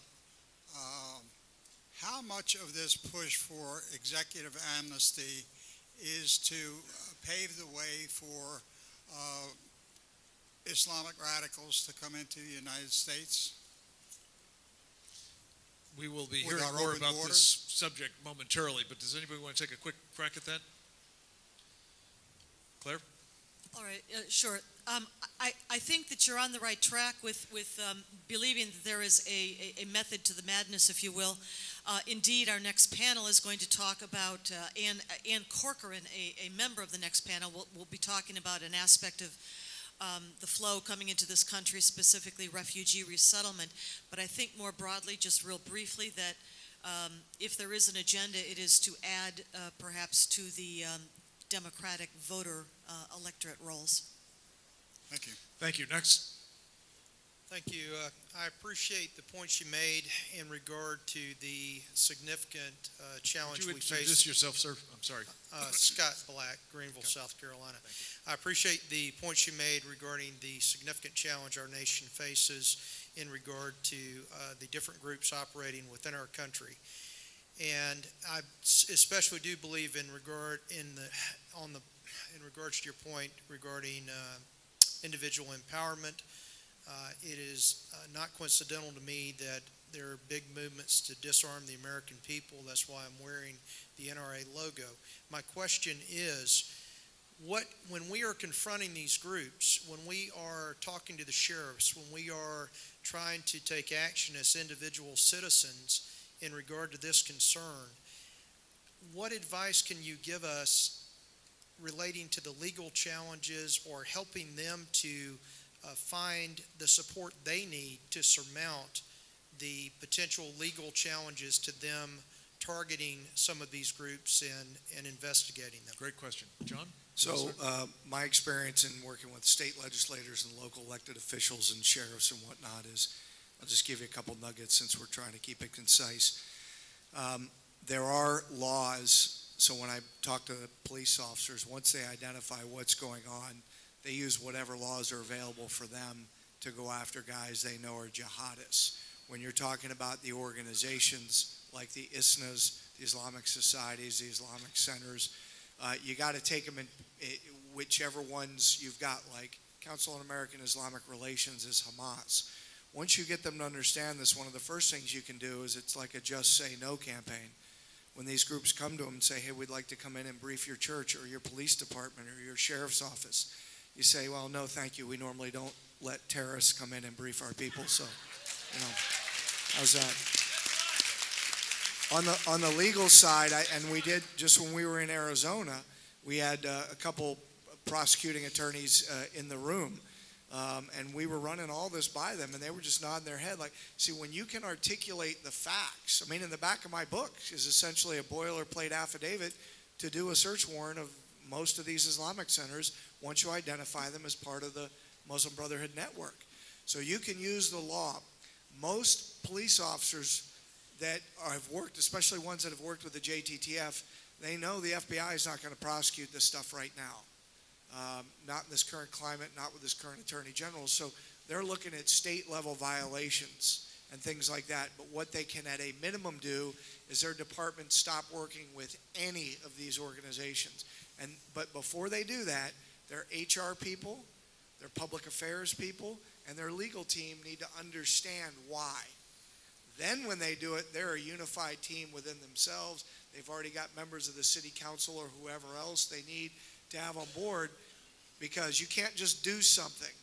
You got to know how they're going to respond and be ready for that response. David, did you want to say something on this? No, it's Okay. fine. Thank you very much. Next question. Scott? Scott Cooper, part of the coalition that brought the Action Summit to South Carolina. And I had the privilege of meeting David Bors in January, and I just want to read his biography real quick. He served in the military, police, and the Army for 21 years, or 23 years. I don't know if I can read that correctly. And then he was involved in local law enforcement. He's retired now and investing his time, talent, and resources in fighting at the local level. And when I met him, I found out he did a 2-day course at the police academy in Georgia. And I invested some of my time to go down and look at that course before bringing him here. And my challenge to each one of you in this room, it's a local fight. David's willing to come to South Carolina to help us. His training is phenomenal. His book is like this. If you do not yet have a relationship with your sheriff, build one. Take him to lunch, get to know him, and let's bring David to South Carolina to do what he's doing in the police academy in Georgia. Great idea. Thank you. Stuart Kaufman. I'm Stuart Kaufman from Charleston, South Carolina, most recently. Mr. Bors mentioned Jamaat al-Fukra, the Gilani group, and I was very mindful of the issues that you talked about, the idea about local possibilities to fight some of the groups that are coming up against us. I had a meeting in the FBI office in Charleston, specifically about the group in the Islamville, what they call it, in York. And the folks in the FBI office in Charleston told me that they are well aware of these people, and they would love to be able to do something about these people, but Washington prevents them from doing anything. Consequently, if you look into the modus operandus of Gilani, they locate in very small localities. Maybe there's a sheriff and 2 deputies. Maybe there's a police force. Maybe there isn't a police force. But there's no way that those local authorities can deal with such a malevolent force. The question is, since the feds won't do anything, and since the locals can't do anything, is the state the only answer? And if so, how can that be accomplished? Great question.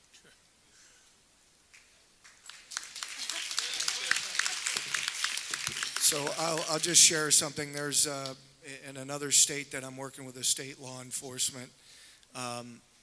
Essentially, what happened was several years ago. There's a Jilani camp, a Jamaat al-Fuqra Muslims of America, and the FBI came in to the state investigation, said we got it, and then a couple years went by, and the state police realized they weren't doing anything. So without informing the FBI, they just reopened a state-level investigation, and they're working it now and have totally cut the FBI out.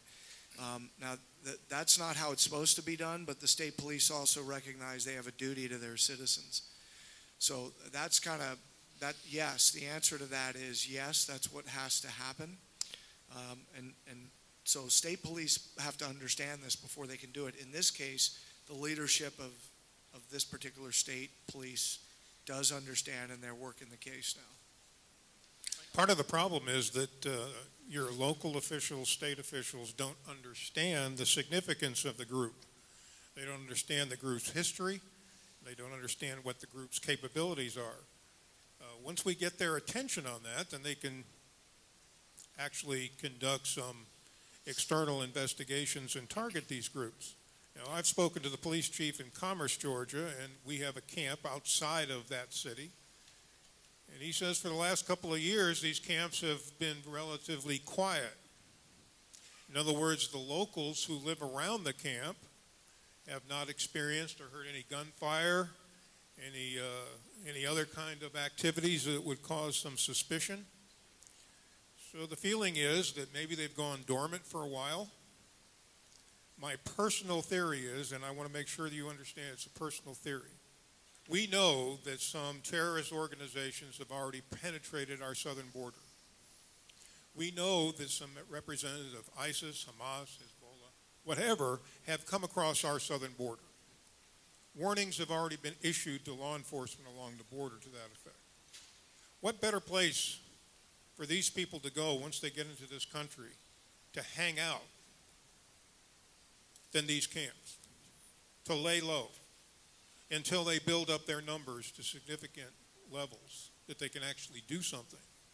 Yep. Number one. Number two, unless we're conducting surveillance, how do we know that these people are not going overseas to learn their craft and coming back? Most local law enforcement have not doing any surveillance, so they don't know what these people are up to. So that's just two possibilities. We know they're here. We know they're well armed. We know that they're trained. We know that they have a history, and we know that they're all subservient to that as Pakistani cleric. So if it looks like a duck and it quacks like one. Yeah, and two points I'd like to make. Yeah, don't forget the Catawba nuclear site is near York, South Carolina, and one of the things I talk about in my book is increased security at our nuclear sites, including more background checks on our guards at the nuclear sites. This also relates to another issue, too. We saw the threat by al-Shabaab recently, the Mall of America, the whole soft target scenario. And with them being here, and when you begin to see suspicious activity, how do we defend against that soft target scenario? Very, very difficult. One of the things I call for in my book is the creation of a true situational awareness hotline that would be completely separate from 911. So when you see something in real time, you could text a photo to a centralized database. We would have the latest analytical tools to connect the dots and have a rapid response. And I'll tell you, if you talk to the emergency management directors at the state level, they want something like this. So I would urge you, Congress, we've got to establish a true situational awareness hotline for this country. Can I just make a quick point on this? You may be aware of a rather low production value film, but nonetheless one that's very powerful, by the Christian Action Network on these Jamaat al-Fuqra camps. And as I recall, it was in that film that they talked about the janitorial staff of the nuclear facility, I believe at Catawba, having come from the prison felon community that was in this camp. And oh, by the way, that women in the camp were driving school buses in the local community. And again, part of the thing that was particularly compelling about this film, and I think you were in it, if I'm not mistaken, Claire, but one of the things that was particularly compelling was video footage of this Sheikh Jilani himself in a training video, kind of like that explanatory memorandum. We weren't supposed to see it. His disciples were, describing what he was building as a state-of-the-art terrorism training center to prepare for the day of jihad. So again, there's no excuse for us not being aware of what we're up against. I think this is going to have to be the last question, I'm afraid. We'll be coming back hopefully before we're done. My name is Joanne Chase, and I am here twofold. My husband and I, Clay, are here from Virginia to visit our two grandchildren, very specifically to join support this incredible organization and event put together by High Frontier, Ambassador Cooper, Scott Cooper, Center for Security Policy, Claire Lopez, John Guandolo, and all the other wonderful people. But what's very important, by the way, I have family here. I love and encourage all these people, and I encourage each one of you. Each one of them has a nonprofit organization. They do this that you're watching today on a regular basis. They're courageous. They expose their lives. They expose limb. They're put into these types of lists where people go after them, the evil people. Please, if you don't mind, research their organizations and find ways of donating, whether it's financial resources or whether it's as a volunteer. Ask these incredible members of our community that are fighting day and night to save our civilization, to ensure the security of our children and our grandchildren and the future of this nation. My plea to all of you, members of South Carolina, conservatives, parents and grandparents, help these people. Thank you very much. God bless you. Thank you. I'm really glad we had time for that one last question. Can I just say something? We've been sort of noodling this around at the center, and it goes really to what you were just saying, Hip, but really, Van, what all of you have said. See something, say something is, of course, part of the mantra that we've been encouraged to act on by even the Obama administration. What we're talking about here is saying something about what we're all seeing, that the Obama administration most especially is not saying anything about. And I hope that what you're taking away again in this panel as in the others is some action items as to what you can do by saying something, by saying something to elected officials, by saying something to presidential candidates, by saying something to your sheriffs or to your other local leadership, your talk radio show hosts, your editorial board members. Say something. Make them say something. It's an important, it may seem small, but it is an important step to changing what we're all allowed to say, which in turn makes possible doing something about it. Join me in thanking this wonderful panel. Thank you very much, guys.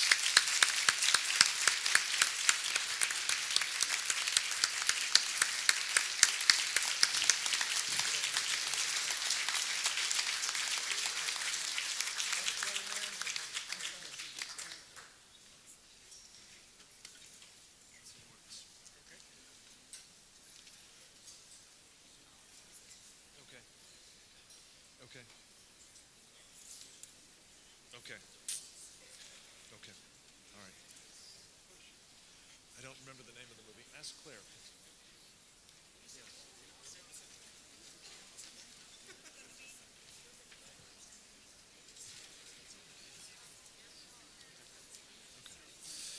All right, ladies and gentlemen, I'm told that Senator Cruz has arrived, and as soon as we can get him in, we'll ask him to say a few words wherever we are in the program.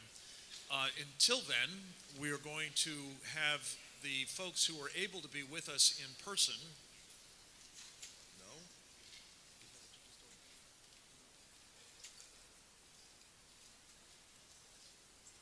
That's what I said. Phyllis Schlafly is not able to be with us in person. I understand we have a video from her, and hopefully we'll have a chance to play that shortly. Rosemary Jenks was one of the casualties of the air campaign, shall we say, today. At 4:10 this morning, she was advised that her flight had been canceled coming in from Washington. But I gather that we have her on the phone and that we're going to be able to hear from her briefly. Yes, now? Rosemary's on the line. Let's go to Rosemary. Rosemary Jenks is another of my personal heroes. I don't know if you know her or her organization, Numbers USA. She is the vice president for governmental affairs and is truly a one-woman force of nature, backed by millions, though, I have to say, of Americans around the country, I hope many of them in this room, who are concerned about the immigration dysfunction that we are currently confronting. We have, in addition to her, several others who were kind enough to make arrangements and actually get here. You've heard a little bit about Ann Corcoran already. Ann is a remarkable, well, frankly, prime example of what we hope all of you will become, if you're not already. Ann is a housewife from Hagerstown, Maryland, who became very active and now really one of the nation's foremost authorities on this refugee resettlement enterprise, simply because the government started dumping refugees in her community without any forewarning or plan or permission from the local community, and with very considerable negative effects on that community. She has some very, very new and very troubling information about what is being done in this regard right here in South Carolina. So I'm really thrilled that she was able to make the trip, and we're very, very pleased to have her with us. She is, by the way, the author of the next of the books. I don't know what I've done with them. I showed you this earlier, the Sharia in American Courts book. This is actually a part of a series. We're going to do 13, 14, maybe more of these short little monographs talking about various facets of this civilization jihad. And we're very excited about the book that she's authored for us that will talk about refugee resettlement, the Al-Hijra phenomenon, which she'll talk about with you as part of the jihad. I'm also very pleased that we have Javier Manjer is with us. Javier is a multimedia sensation, I guess is the only way to describe it. He blogs for the Shark Tank guys. He's been a reporter. He has worked with Fox News, both in the Florida community and nationally. He is the author of a new book called Brown People, which he will be talking with us about as to how it relates to the immigration issue that somebody raised earlier that I asked you to take up again with this panel, in terms of people coming here who are other than Mexican and potentially very hostile. So with that, let us start with Rosemary joining us by phone. Rosemary Jenks, are you there? Okay. Can you hear us? Thank you, Frank. Welcome. Can you hear me? Good to have you with us, Rosemary. Over to you. Well, I want to thank you, Frank, and thank everyone for attending this very important summit. I had actually intended to join you in person, but apparently the airlines have some of the same problems as our military. I got notice this morning that my flight was canceled because the airplane broke, and apparently they couldn't find another one. But so let's talk about immigration. I think everyone who opened a newspaper or turned on a television in June or July of last year knows that our southern border is wide open to anyone who wants to come. Everyone also knows that our northern border is wide open, even though it gets less attention. There's no question that terrorists can and have used both borders to gain entry into the United States. In fact, last year alone, the Border Patrol apprehended 474 so-called special interest aliens, or those from countries linked to terrorism, including Syria, Iraq, Iran, and Yemen. And Border Patrol estimates that it apprehends, at best, 1 in 3 illegal entrants. Now, you have to wonder how someone from Yemen, one of the poorest countries in the world, finds the money to travel to Mexico and hire a smuggler to bring him across the border. The obvious answer is that he's being funded by a terrorist organization. But the question that too few people are asking is, why go to all the trouble of sneaking across the border illegally if you can instead come legally with access to all the documents you need to remain in the United States while you plan your attack? We know that terrorists have used virtually every part of our immigration system to gain entry. Omar Abdel Rahman, the blind sheikh in prison for planning the 1993 World Trade Center bombing, came on a tourist visa, even though he was on the terrorist watch list, and then applied for asylum. Mahmoud Abu Halima, one of the terrorists who actually bombed the World Trade Center in 1993, was granted amnesty as an agricultural worker under the 1986 amnesty, even though he was a cab driver in New York City. The 9/11 hijackers came on tourist and student visas. Hesham Mohammed Hadayet, the Egyptian who opened fire at the El Al counter at Los Angeles Airport in 2002, was a visa lottery winner. The Boston bombers were brought to the United States as refugees, as were the 2 bomb-making members of Al-Qaeda in Iraq who were arrested in Bowling Green, Kentucky in 2009.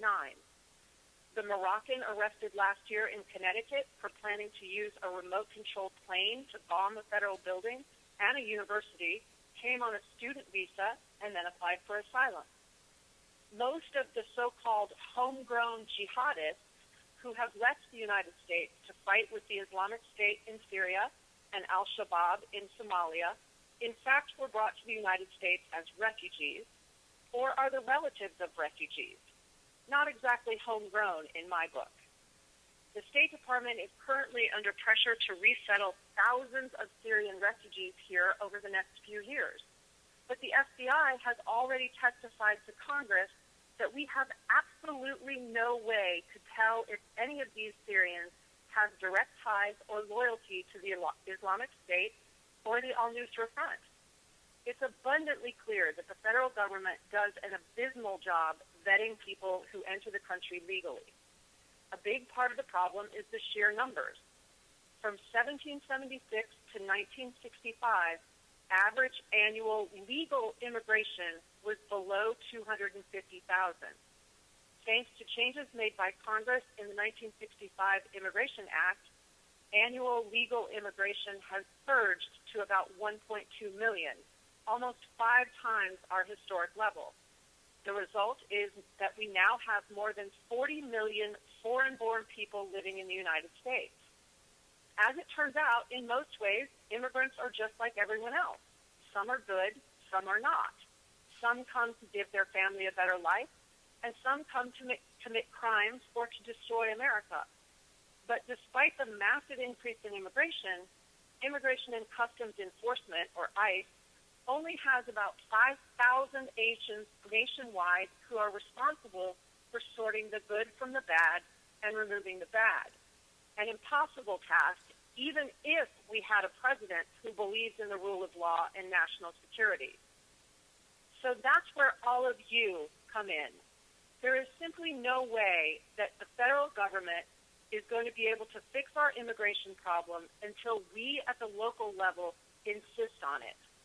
The first step is to educate yourself, your families, and your friends. And I hope that you will go to numbersusa.com, our website, and get free, easy-to-access information about what's happening in the immigration world in the federal government and at the state level. You can sign up to send free faxes to your members of Congress and to your state legislators.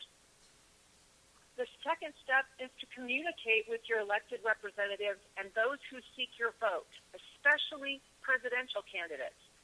Ask them tough questions, and don't let them get away with non-answers.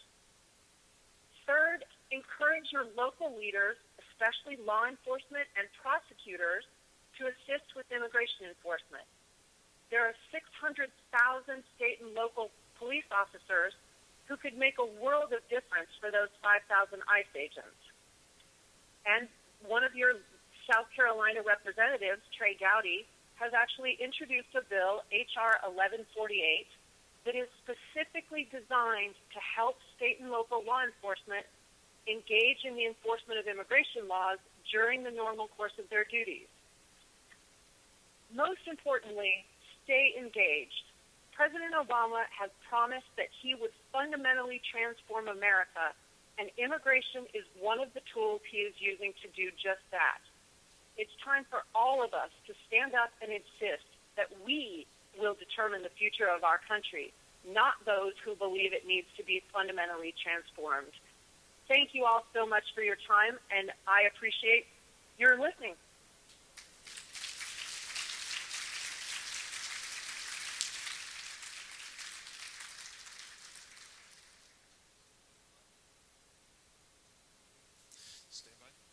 There it is. Yes, it is live. Thank you, Rosemary, very much. I apologize for the act of God that kept you from being with us, but your contribution through the telephonic system is appreciated especially. And Corcoran, welcome. Good to have you with us. I'd go up to the mic, yeah, if you don't mind. Is that all right? Okay. Ladies first and all that. Thank you so much for having me. Can you hear me okay? Speak right into the mic. Okay. Here we go. Thank you very much for having me. I have to tell you, I'm not used to speaking. I'm a blogger. I usually hang around the house at my computer in my pajamas doing my research, so please bear with me. All of the things that we've been talking about today go back to one important thing. And when John Wondolo mentioned earlier the Bosnians who had just recently been arrested for terrorist connections to ISIS, did all of you say to yourselves, so where do these Bosnians come from? Well, the Bosnians came through the refugee resettlement program, most of them, during the Clinton administration. And Clinton wasn't alone, by the way. The numbers continued throughout the Bush administration as well, and of course they're still continuing today. But let's get one thing out of the way first off. Not all refugees are undeserving. There are good people who come to America as refugees and who truly deserve protection and contribute to our country. But the refugee program, as it is now being administered, is too large, too expensive, and is bringing immigrants to the U.S. from countries which hate us. So in order to bring about the Sharia that we've talked about all day, what do they need? They need people. There are 70,000 refugees admitted each year. Another 30,000 or so are granted political asylum, who got in here through some other means and then were granted asylum. Rosemary just mentioned the Boston Bomber Brothers. They are asylees. They got in here through the refugee resettlement program. Add to those numbers the tens of thousands of unaccompanied minors who streamed across the border in recent years. 58,000 came in 2014 alone. They're all treated as refugees, and we spend over $1 billion a year for this program. So we're going to focus today on the refugees coming to America from countries that hate us. The largest number are from Iraq, 20,000 a year, We've brought over 120,000 Iraqis to the United States since 2008. 3/4 of them are Muslims. Somalis are entering the United States at the moment at the rate of 900 a month, which will bring the total this year to over 10,000. Minnesota, by the way, which you've heard about in the news, and the Mall of America and the potential al-Shabaab attack and all that, has received over 10,000 Somalis in 10 years, and they were distributed in over 60 towns and cities throughout Minnesota. We bring smaller numbers of Muslims from countries in North Africa, Afghanistan, Russia, Burma, and Uzbekistan. We bring Palestinians in small numbers. I was very shocked recently to learn that we had admitted 1,700 Burmese Muslims, presumably the very fundamentalist Rohingya, in just the last year. You may have heard that the push is on. Oh, you did hear from Rosemary just now. The push is on from the UN for the U.S. to take 10 to 15,000 Syrians a year to American towns. And luckily, that was stalled recently when the Department of Homeland Security testified in Congress that they had no way, surprise, surprise, they had no way of screening the displaced Syrians. I'd like to know how they've been screening these Somalis that are wandering all over the world for the last 2 decades and have been coming in here. The refugees are being placed in 49 states, and Senator Cruz should know Texas tops the list. So what is the Hijra? Now, is there anyone in this room who thinks that as the Muslim population increases, Pew Research says that the Muslim population in the United States is increasing at 100,000 from immigration a year, that those following the Prophet will become more moderate in their views as their numbers grow? Does anyone believe they're going to get more moderate as their numbers grow? You only need to look to Europe to know. No, there is no evidence that the Muslim immigrants as a whole are modernizing or reforming their religion anywhere in the world. On the contrary, as the population increases with immigration and birth rates, evidence tells us they are being emboldened and more demanding that Western societies adopt the Sharia. It's called civilizational jihad, as you've heard today. And it only takes a Muslim population of just over 2% to begin the process. Muhammad instructed his followers that it was the responsibility to migrate and expand their territory, and that's exactly what they are doing with the help of the United Nations and the U.S. State Department. And as I said, it is called the Hijra. It is modern-day Trojan horse. Not to take anything away from those warnings of national security threats we have heard about all day, but I maintain that the Muslim migration to America, is one of our most severe national security threats that we face, perhaps in all of our history, because it is stealthy and it is permanent. So who's facilitating it? How's it happening?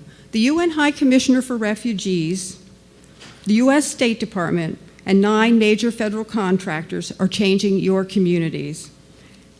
How many of you have heard about Obama's task force on new Americans? It's been in the news lately. Mark Levin talked about it. Have you heard about it? Recently, a Maryland woman managed to get on a conference call with the White House and reported on the discussion. She said they call the immigrants, both legal and illegal, the seedlings, that they're planting in your towns. Your community is the soil. The implication is that they are working day and night to replace you, to colonize your towns. I might have thought that that language was rather alarmist if I hadn't heard the same concept, the seedlings and the soil, at a meeting I attended in Lancaster, Pennsylvania, of a federal refugee resettlement office, a federal office, in 2013. It was very clear that the seedlings did not have to assimilate. The soil, you, had to change your unwelcoming attitude. So we don't have a lot of time today, so I'll try to run through this really quickly. The UN basically picks our refugees. Ted Kennedy, Joe Biden, and Jimmy Carter are responsible for the 1980 law. The Department of Homeland Security screens them, supposedly. How can they, from failed states? The U.S. State Department employs 9 contractors, 6 supposedly religious charities, but all are funded mostly by you, the taxpayer. They include, and you'll be surprised, I think, the U.S. Conference of Catholic Bishops, Lutheran Immigration and Refugee Service, which is working here in Columbia, Church World Service, the Hebrew Immigrant Aid Society, Episcopal Migration Ministries, and World Relief. That contractor, the last one, World Relief, plans to set up shop now in Spartanburg. Then there are 3 others not pretending to be churches. The 9 contractors oversee 350 subcontractors with offices in 180 cities, and you're paying for all of this. Wyoming is the only state in the nation without a formal program. They divvy up the refugees between them in a competitive fashion because, in fact, they're paid by the head to resettle them. The subcontractor's job is to get the refugees hooked up with services in your town. Refugees are a special class of immigrant that has welfare available to them. They find them health care, enroll the children in school, and in 3 to 6 months, the refugees are expected to be on their own as the subcontractors move on to the next batch of paying clients. Of course, most don't find anything but the most menial jobs. Your town is left picking up the pieces. And by the way, there are pockets of resistance developing in America. And those are their words.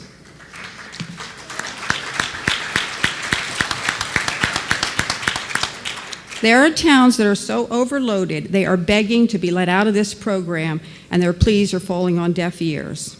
So now to South Carolina. Your state has dodged the refugee resettlement bullet so far. In the last 10 years, the state of Georgia, for some comparison here, resettled 24,626 refugees. North Carolina welcomed, they love that word, 20,581, and Tennessee got 12,291. In the same 10 years, South Carolina got only 1,205. Putting South Carolina near the bottom of the list of states getting refugees. The vast majority of the 1,200 were resettled here in Columbia. So, how did you stay out of this mess? First, there could be some major political force in your state shielding you, but I'm putting my money on a woman named Daytona Jarman of Casey, South Carolina, who in 2003, along with Casey's then mayor, waged a battle to protect the small town from the resettlement of 120 Somalis by Lutheran Social Services. Does anyone hear from Casey? Anybody know? Well, great. They were called racists and xenophobes, but were not daunted. The media refused to cover their arguments about why the small town would be harmed with the arrival of impoverished Somalis it would ultimately be responsible to care for. Citizens ask, as they do everywhere, don't we have our own poor people to take care of? They did their homework, learned about the plan that had been kept a virtual secret from elected officials, and reached their neighbors door to door when the media blocked them. In the end, the pressure they put on led to victory for them when the Lutheran contractor decided to move the Somalis to Columbia. What Daytona Jarman did in 2003 was my inspiration when a similar plan was revealed for my rural county in western Maryland 4 years later.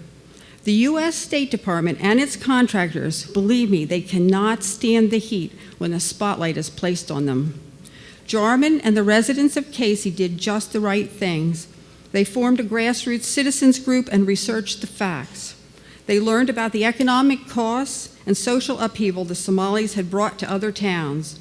They informed their neighbors. They were loud and vocal in their opposition. They didn't give up when they were labeled racist by the resettlement contractors and their friends. And they, with their demands to be heard, caused the resettlement contractor and behind the scenes the U.S. State Department to give up.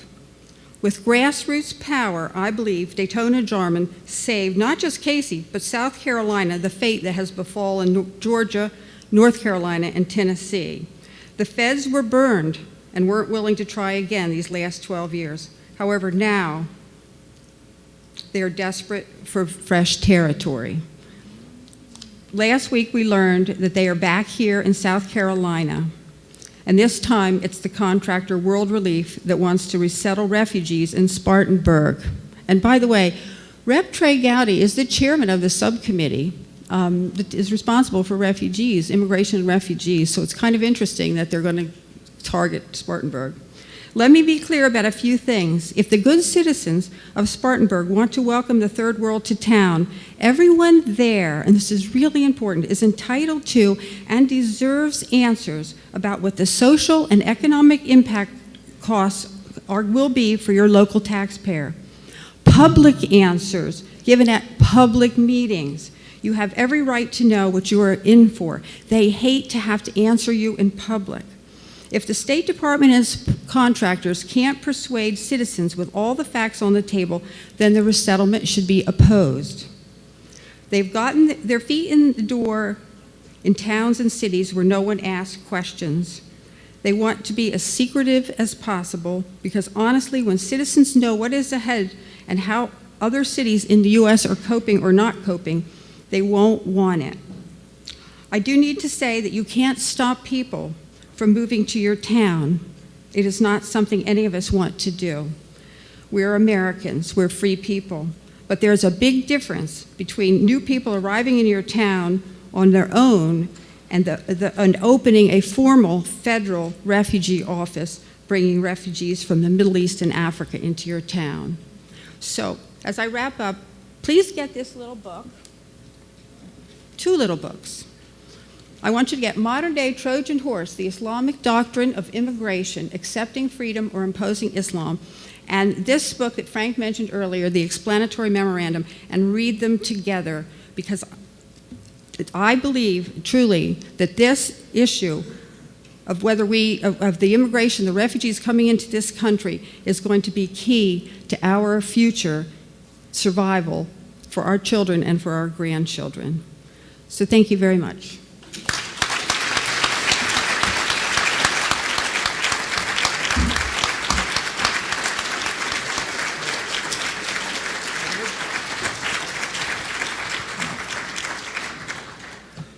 Again, thank you very much for the opportunity. Thank you, Mr. Gaffney, and the organization for, pegging me as the token brownie for this event. Appreciate it. Again, real quickly, I know we're pressed for time, and everyone stole my talking points, so why even go over them? But I'm going to make this very brief and get to the point. First of all, he mentioned I wrote a book called Brown People. That dashingly good-looking guy on your table, that's my twin brother. He's signing books out front, so if you get a chance, go out there and pick up a book. Everyone's been mentioning, other than Mexico's OTMs. That designation does exist, and it's a big problem. And I do a lot of speaking, and the other night I spoke to someone in Pasco County, Florida, and he asked me, look, I've got family members on the Arizona border. They have a ranch, and they have found prayer rugs. And, just looking around, I see a lot of God-fearing infidels here. I think there's a lot of Christians and Catholics in this room. And how many of you uses prayer rugs on every Sunday? So we know what the threat is, and it exists. And a couple of the guys in the previous panel have mentioned that there is Hezbollah. Hezbollah has been working with the Zetas, which is a known cartel a murderous cartel in Mexico. And in speaking about the book, the book is about how to not reach but include Hispanics in everyday discourse on politics, on trivia, you name it. It's how to reach out to them and say, hey, buddy, I understand who you are and where you come from and why you immigrate to this country. And in the book, I touch on the problem of immigration. The book isn't about immigration. It's about, again, Hispanics as a whole. And what I touch upon is that simple issue, is that same issue about who's coming over. Look, we don't know who's coming over the border. We have an idea, and a lot of Hispanics tell me, why do Republicans or Americans, they refer to them as being white people, why are they against us coming to this country? And I tell them, look, no one's against you coming to this country.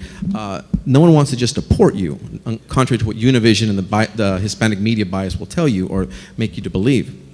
But the problem is that they're kind of afraid that, like I said, they want to be deported by all of you whiteys out there, which is, again, not the case.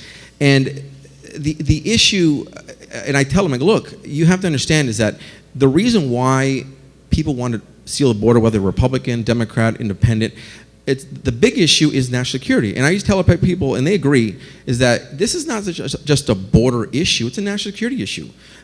Rosemary mentioned that we have an issue on the U.S. northern border and the southern border. What about the other ports of entry? What about these overstayed visas? when they come into Miami or they come into New York, they overstay this visa. What about the people that come in from at the other ports of entries along the coastline? No one really talks about those, but that's a real big problem. 40% of all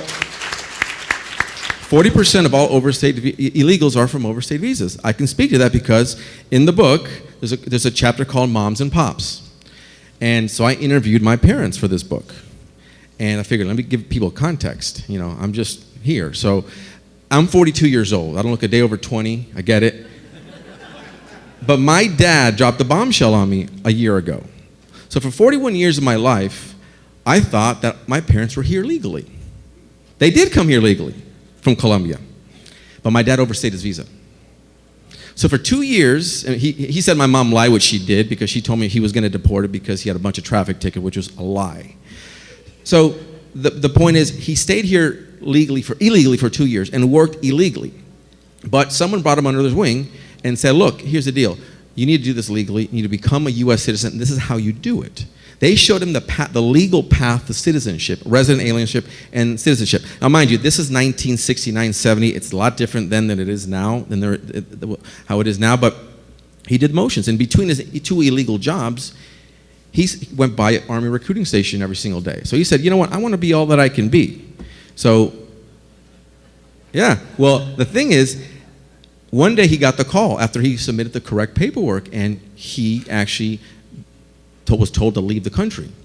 So he did. Second line, my mom told me that they went to Canada for a vacation. They went to Canada so he could come back into the country legally. He did so. As soon as he got back, guess what he did? He became all he can be. He joined the U.S. military, U.S. Army. A year later, he became a U.S. citizen. So the moral of the story there, it could be done, contrary to what the media and a lot of the liberal Democrats want you to believe. But he understands, like many Hispanics that I speak to, is that whether you're here illegally or not, whether your family's here illegally or not, whether you live along the southern border, the northern border, or in any other big country or any other state or city in the United States, is that Osama, Ahmed, whomever, these other than Mexicans, Islamic fundamentalist terrorists, they don't care who they blow up. They're not going to be checking green cards at the Piggly Wiggly or Winn-Dixie or Publix before they blow it up. So a couple weeks back, I spoke to one of these immigrants. He was a legal immigrant, and he was espousing the same talking points that, you guys, Republicans want to, and I'm Republican, deport us all. I'm like, listen, buddy, here's the thing. Look at it this way. And this made sense to him, and it's a talking point that I espouse everywhere I go, because you have to hit these people where it counts. Again, in the book, it's understanding who they are, why they're even here. And they're not here for immigration reform. They're not here vacationing from another country. They want to come here to prosper. Their whole focus is economic prosperity.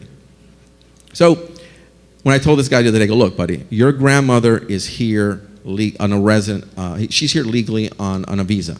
But if she walks down to the grocery store, and again, like one of these Islamic fundamentalists decides to blow it up, again, they're not going to check her green card.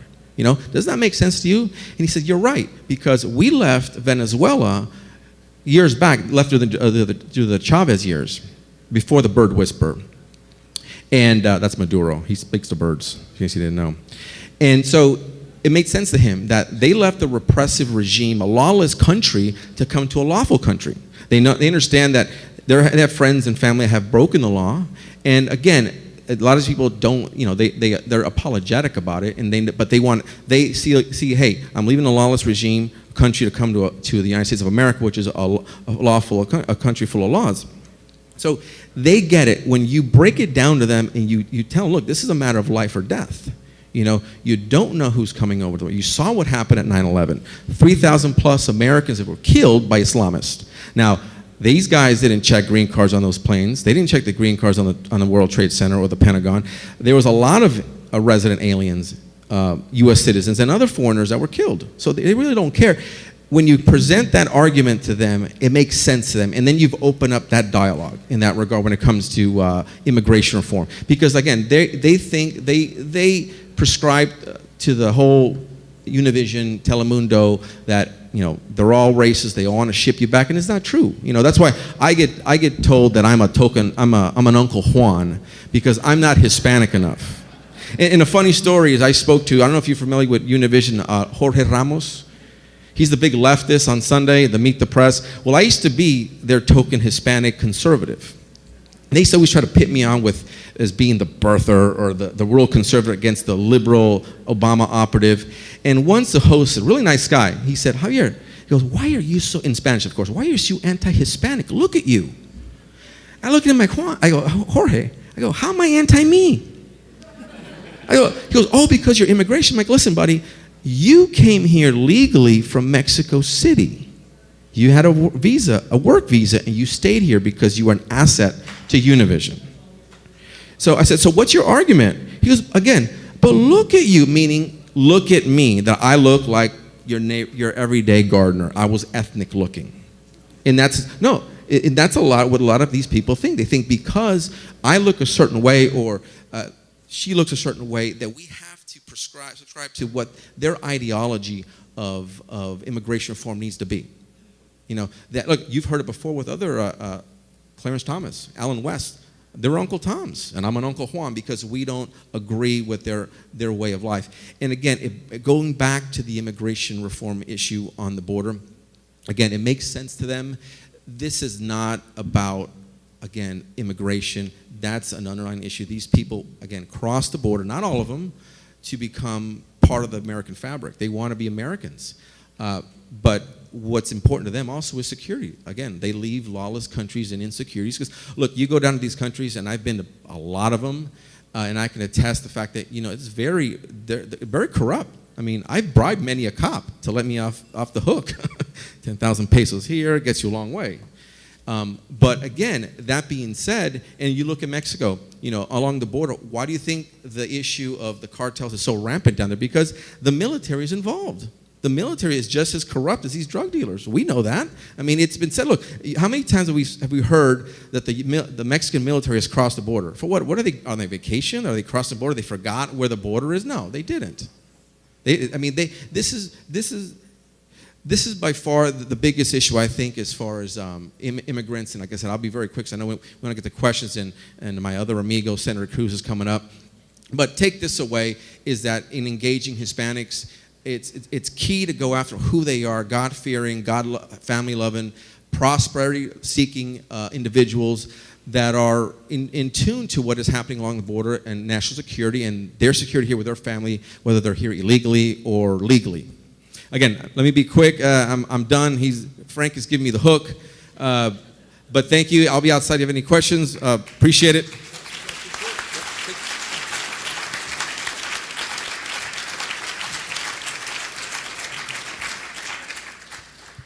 Again, I'm terribly apologetic for giving everybody the bum's rush, but it's part of the challenge of herding cats with people coming as we have still to do. Thank you. Are there questions for our panel?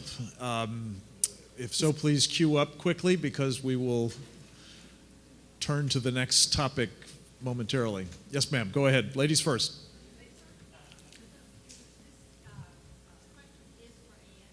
Mike.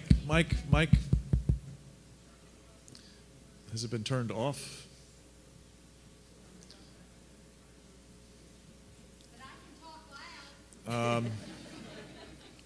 We'd want to make sure we capture it on the audio is the thing.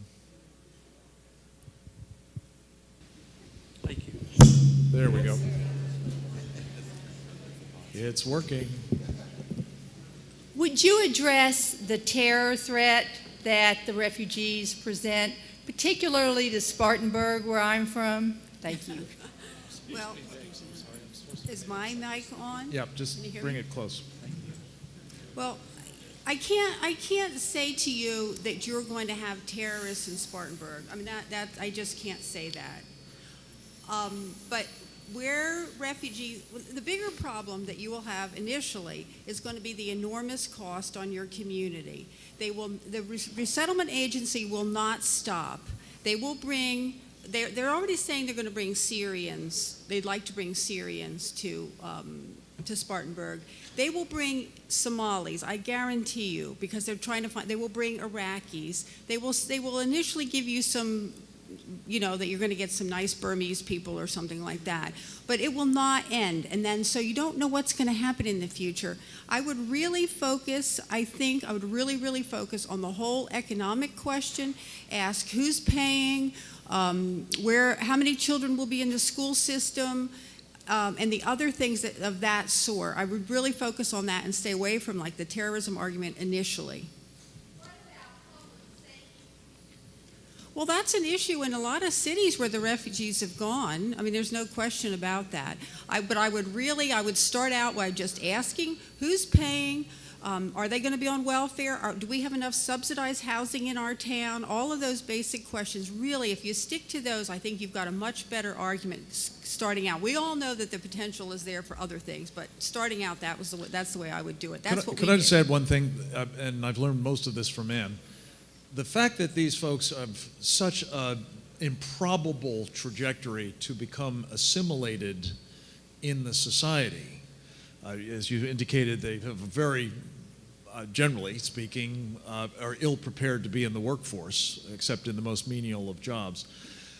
This plays into the plan, if not of these entities that are bringing them and dumping them into the country, certainly the people who are selecting them to be refugees and who I think have this Al-Hijra program in mind of creating essentially ghettos in these mostly underpopulated areas with big social safety nets from which they then expand. And this is kind of the place where I think you start seeing it turn into a public safety and maybe even terrorist problem as they cannot become part of the fabric of that society as a practical matter. I think you only need to look to Minneapolis to see the problems with the excessive population there. Yeah. Sir. Ma'am, let me just go on to the next people. Please, grab these folks afterwards. Sorry, go ahead, sir. I've stood up here every time to ask this question. I know, I'm sorry. I know. I always get up here, but I will tell you, for Christina's sake, and for some others that are in here, she lives in Spartanburg County.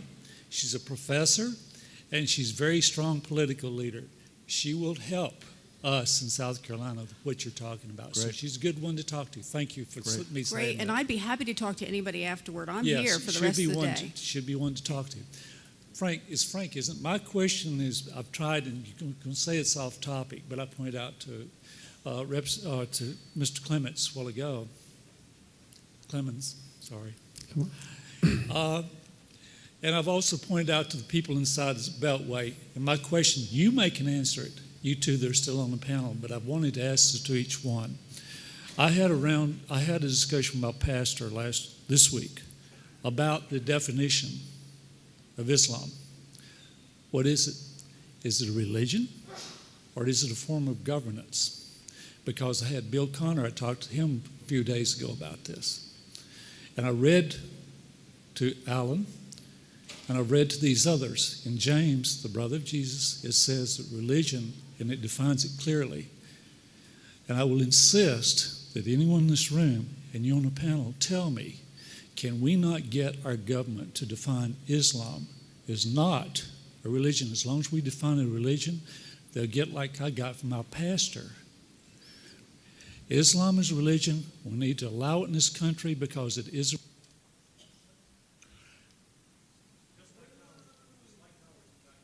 I think we got the gist of it. Thank you very much. I do, but I don't think. Let me try to answer it. Yeah, Frank can. Because you have been trying to get this answered by others who might have been better equipped to do it than the three of us. Let me just try to say the question of whether or not Islam is a religion as it's generally understood either in the Judeo-Christian tradition or by common sense for that matter, given that our society has as a constitutional foundation the idea of freedom of religion, it's a critically important issue. We are at a point, I think, right now where clearly we're going to continue to extend the courtesy or the latitude, the protection, whatever you want to call it, the constitutional standing of this program, whether it is a religion or whether it's not. Hence, what I have been arguing for, which we started out really promoting in this book, is to talk about not Islam, but Sharia. Because as a practical matter, Sharia is 90% power, politics, the governance, the relationship of the individual to the state and everything else. So it lends itself very nicely to a discussion kind of separate from Islam, the religion. I've had conversations with constitutional lawyers. There'll be one up here momentarily, and you may want to ask him the same question. The difficulty is, if we do indeed treat Islam as something other than a faith, I think you will find the left, the establishment, the media, and everyone else coming down on us. Ergo, I would argue, for the moment at least, until we can do some better educating on this, to focus on Sharia instead. Now, having said all that, the people who are, as I said earlier in my remarks, the practitioners, the authorities of this faith, say they're one and the same. But I think for the rest of us, we can talk about them and maybe we can do something about it, because fundamentally it is seditious and subversive, and we don't have to protect that. We actually have laws to protect us against it. Yes, ma'am. Me? Yes, ma'am. Ms. Ann Corcoran, how do you pronounce your last name? That's right, Corcoran, that's right. Corcoran. I'm Virginia Ellisor. Hi. And I've been a political activist most of my life. And the issue that I have fought the longest and the hardest is fighting illegal immigration to try to save my nation. I learned during that process when we worked with Dakota and Avery Wilkinson, who was the mayor of Casey at the time.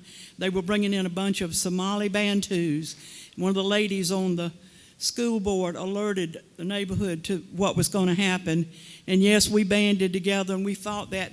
We won the skirmish, but we lost the major war. I learned during that process that illegal immigration in this country is sponsored by the United States Justice Department. It's an immigration business. The Lutheran Church, the Catholic Church, the Baptist Church, all these people get involved in this, get paid enormous amounts of money. The Somali Bantus they were going to bring here, there was an agreement in Mogadishu to keep those people there. But those Lutherans and Baptists wanted to bring them over here because they got paid so much per head. These people were Muslims, they were terrorists, and it's an immigration business, and these people are in a business to destroy our nation. And I learned it, and I have fought it ever since. And I mean, and I want to get your contact information before you leave, because I learned all that back then, but I learned more from you today, so I want to talk to you and get more information. Wake up, America, and start fighting this battle with us. If you don't get actively involved, we have lost our country. We're losing it rapidly, and most people don't care. They don't even vote. Thank you, ma'am. Get involved. We're losing our country. Thank you very much. Do you have a quick question? Please, very quick. This is very quick. You're talking about them coming in. How do we find out they're going to be coming in? In other words, in a community, if a Christian group wants to bring them in, how do we know that? You know what? You're not going to find out except somebody, like this lady said, where somebody mentions it because the school board's been notified or something like that. This is extremely secretive, and that's what, I'm sorry, pisses me off so badly, and it did in my town too. We just happened to find out. They want to keep it secret. And the Spartanburg thing was just a news article. It was one of these touchy-feely, lovey-dovey news articles about how refugees are going to come to Spartanburg with the local Baptist church. But it's really, you have to get in your heads, these are not church people passing the plate on Sundays. This is the U.S. State Department paying contractors to resettle the refugees, and they just have a church-sounding name, really. But one other piece of it, and we have to stop, ma'am, I'm afraid. I was just going to say, do they contact a Christian group in that community, or They are they may just very separate? well, yes, they may very well. So you'll have to put your ear to the grapevine. Yeah. One of the pieces of this, I'm sorry. No, go ahead. No. One of the pieces of this that I think was implicit in what you've heard from Ann, that I've again learned from her, is these are not your average churches. These are kind of leftist liberation theology movement churches in many respects. And what they're doing, I think it's fair to say, certainly in the case of Somalia, is they're using this program as a vehicle to change the demographics of that particular constituency. Michelle Bachmann is no longer in the Congress, in part because of the Somalis who were dumped in her district. And I think Trey Gowdy is on notice. They're coming after him too. Now, it may or may not be anybody's design. I don't know. I can't prove that. Maybe Yen can. But it is not an overreach to say that when you combine the Obama administration and the money that it is employing and the fact that the people deciding who are the refugees to be resettled are the United Nations, that are largely governed now, or run in this department at least, by the Organization of Islamic Cooperation, and the kinds of people who are seemingly finding large numbers of these folks being dumped in their communities happen to be the sort of people, Trey Gowdy, the chairman of the Select Committee on Benghazi, for example, probably not top of the favorite people list in the Obama administration. It's not, I think, too much of a stretch to say there are other things at work here and none of them are good for our country. Right. With that, I want to Javier, add also to very that, quickly. in the Hispanic community, there are tons of these little churches, like what Ann said, that are sprouting up that are just spewing. That's what matters. I'm only talking about immigration from and how to bring their people over. I see, especially in the Orlando area, which is the I-4 corridor, very important. In South Florida, you have a lot of these little 5 to 20 person churches that are sprouting up to pretty much all they espouse on a Sunday or Saturday is immigration from how to bring them over. Yeah. Grievances and victimhood and all that. Please join me in thanking this terrific panel and those who were with us elsewhere. Thank you, guys.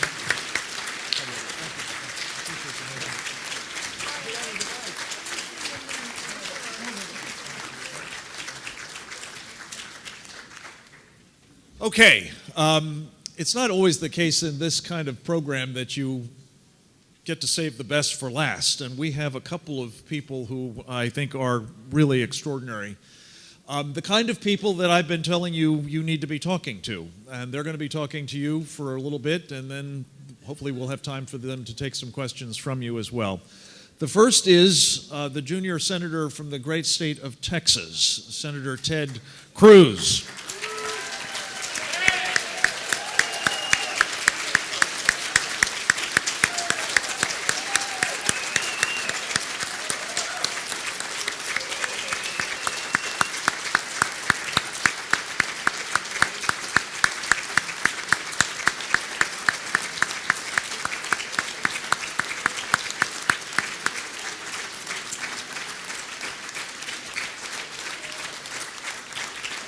Do you want to come up?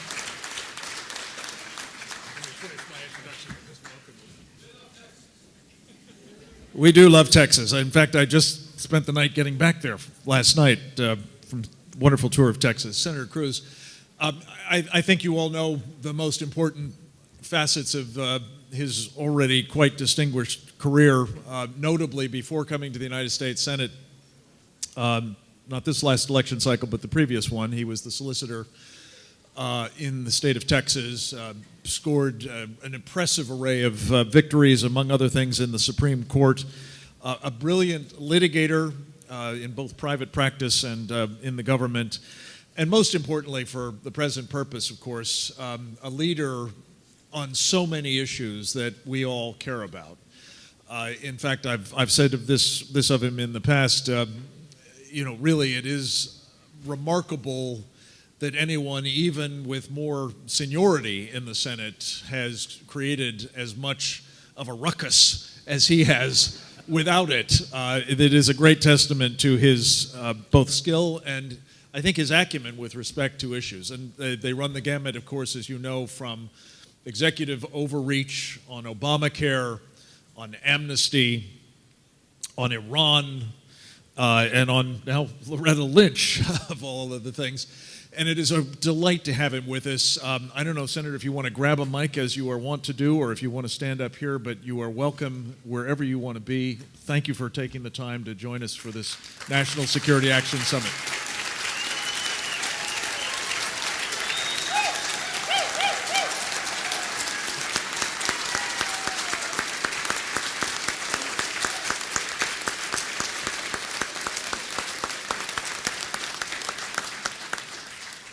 Well, God bless the great state of South Carolina.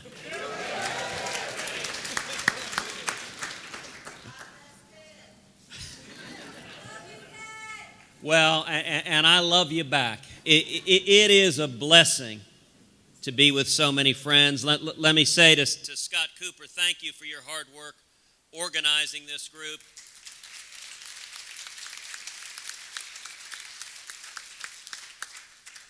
Frank Gaffney, the one and only, you are a clarion voice for truth.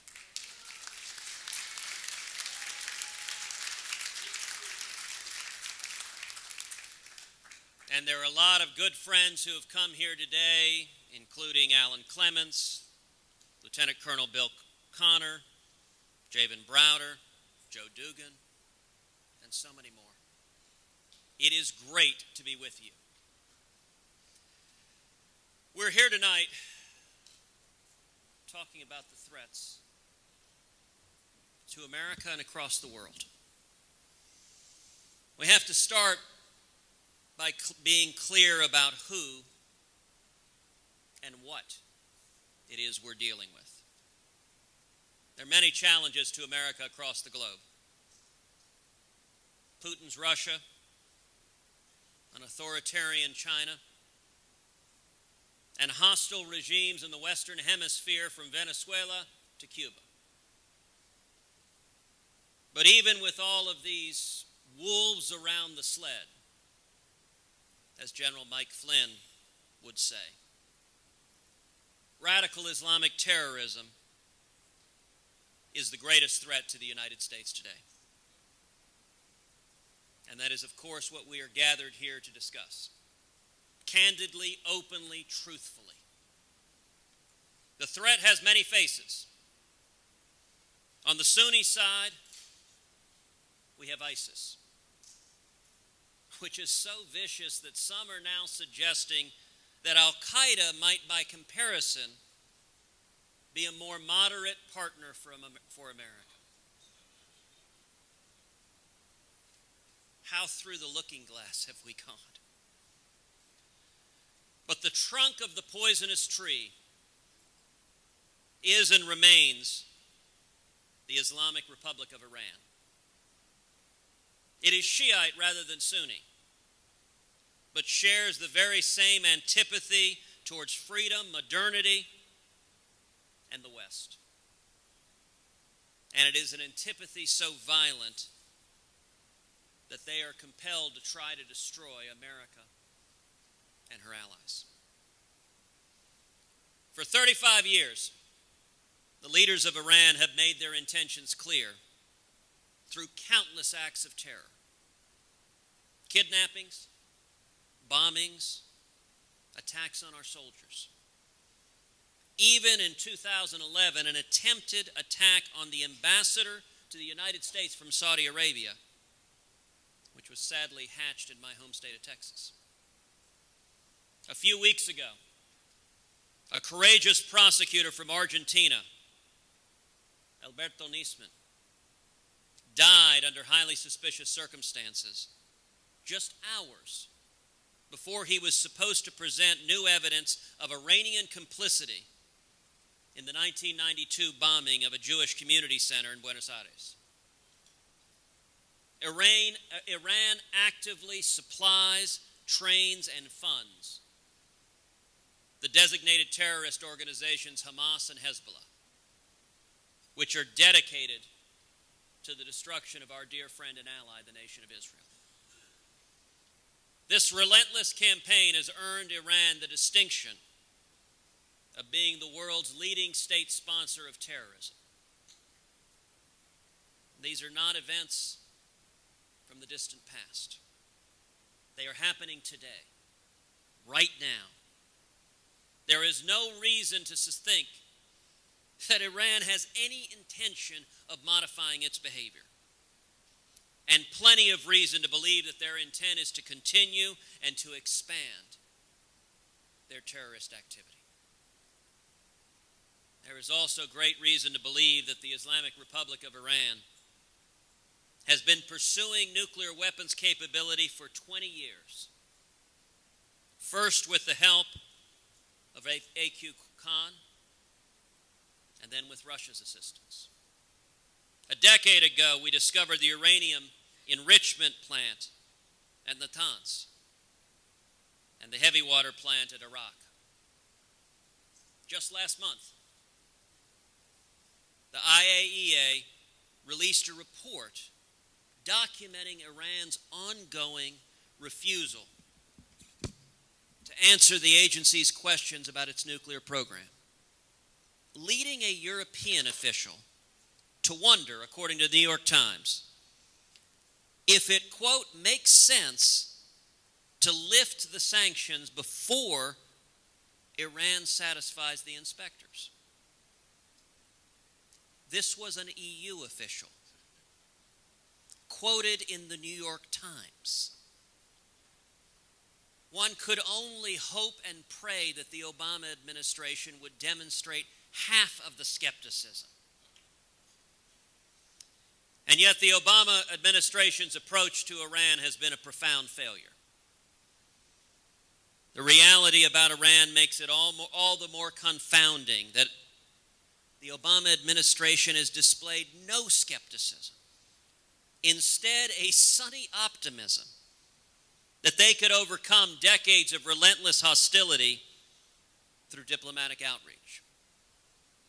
As a candidate, Obama promised negotiations with no preconditions, one of the few promises on which he's delivered. During the transition, the idea of a special envoy to Iran was floated. In the first few months in office, President Obama traveled to Cairo to proffer his outstretched hand if, as he proposed in his first inaugural, Iran would only unclench its fist. The mullah's rejection of the charm offensive was made abundantly clear just days after Mr. Obama proclaimed a new beginning in June of 2009, when the Iranian people poured into the streets to protest the highly suspicious re-election of Iranian President Ahmadinejad. The Iranian authorities launched a brutal clampdown. Protesters demanding freedom and crying out for America were shot in the street. The administration said nothing, and instead let the mullahs do as they please. Hillary Clinton has subsequently written that she came to regret, those are her words, standing by silently as the protest was crushed. But neither she nor anyone in the administration has demonstrated any understanding of the opportunity we had then to finally see regime change from a radical regime dedicated to the destruction of Israel and America. Instead, the administration doubled down on their bet that Supreme Leader Khamenei would prove a reliable partner for peace, and that Iran could be dissuaded through negotiations to stop their decade-long pursuit of nuclear weapons capability. 16 months ago, the administration launched direct talks with Iran under the extremely lax terms of the so-called Joint Plan of Action. Terms by which Iran is compelled to dismantle not a single centrifuge or to relinquish even a single pound of enriched uranium. In exchange, Iran has received significant economic relief. during the many meetings in Geneva, Vienna, Paris, Lausanne, over the course of not one but two extensions, the JPA has failed to produce even a single meaningful concession from Iran. The American position, meanwhile, has dwindled to the point that the JPA appears to be the high water mark, and the best we can hope for now is a phase out of its terms. This is the very portrait of what Prime Minister Netanyahu predicted would be a, quote, very, very bad deal, an historic mistake when the JPA was first signed. Indeed, when Prime Minister Netanyahu came to Washington just 2 weeks ago to plead with President Obama one final time to stop this madness,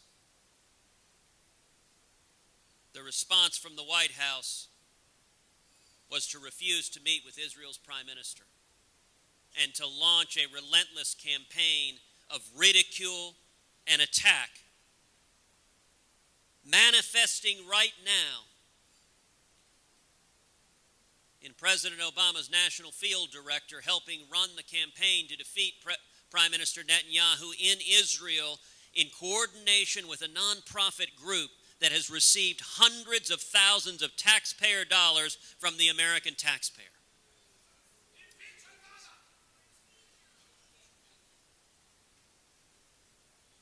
What does it say about the President of the United States when he's more concerned about undermining and attacking the Prime Minister of Israel than he is standing up to the mortal threat a nuclear Iran poses?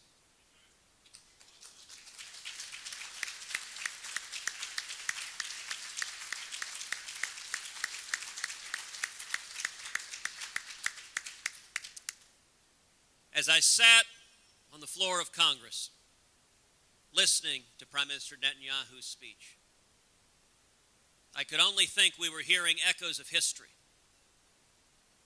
that this is Munich in 1938 all over again.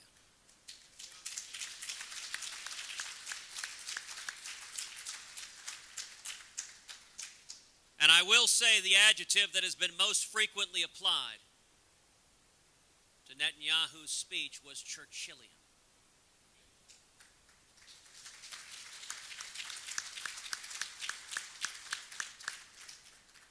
Because he speaks with a simple gravity and clarity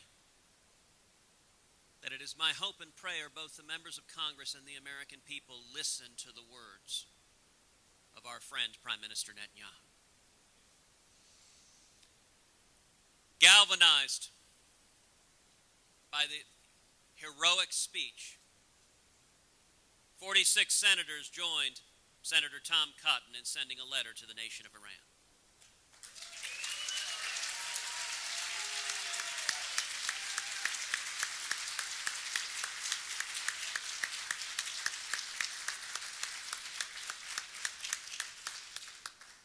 The 47 senators together informed the nation of Iran of how our constitutional system works in this country.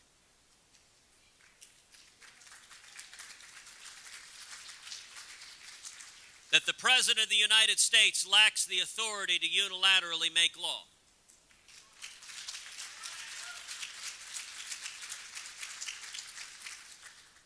And that any agreement President Obama reaches with Supreme Leader Khamenei will not be binding on the United States unless and until it is ratified by the Senate as a treaty or passed into law by the United States Congress.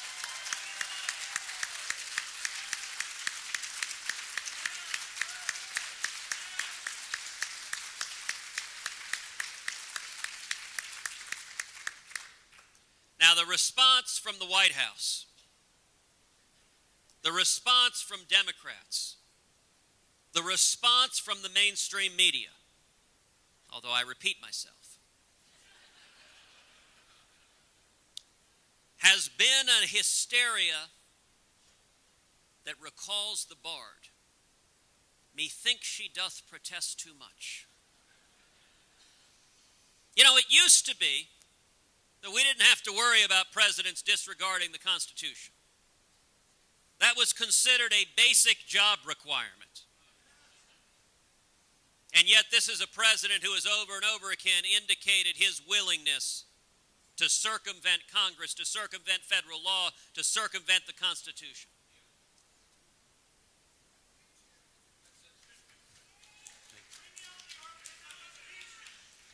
And to understand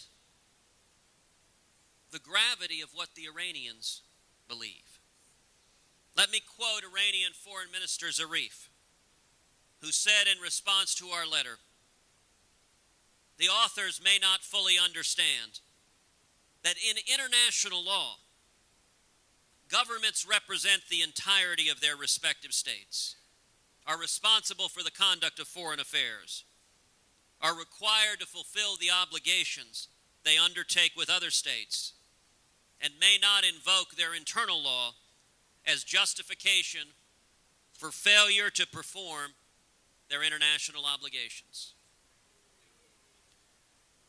Now let me give a response to Foreign Minister Zarif. Sir, you are flat out wrong.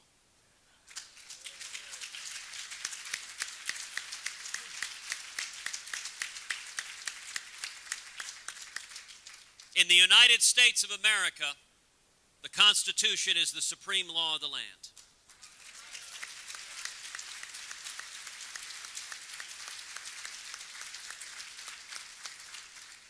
And no president has the authority to unilaterally change American law or bind subsequent presidents or subsequent Congresses.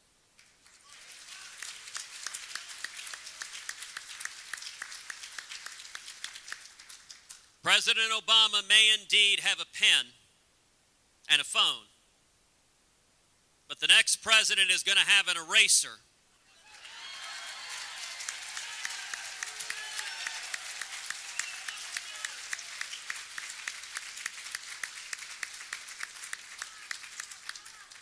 So in response to this, the Obama administration has hatched their new plans as the rumors swirl Washington.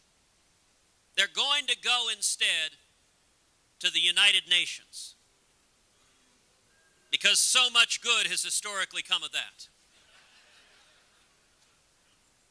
And apparently the administration and Iran together think if they just go to the UN Security Council, then they can circumvent the Constitution and Congress and the American people. They are mistaken.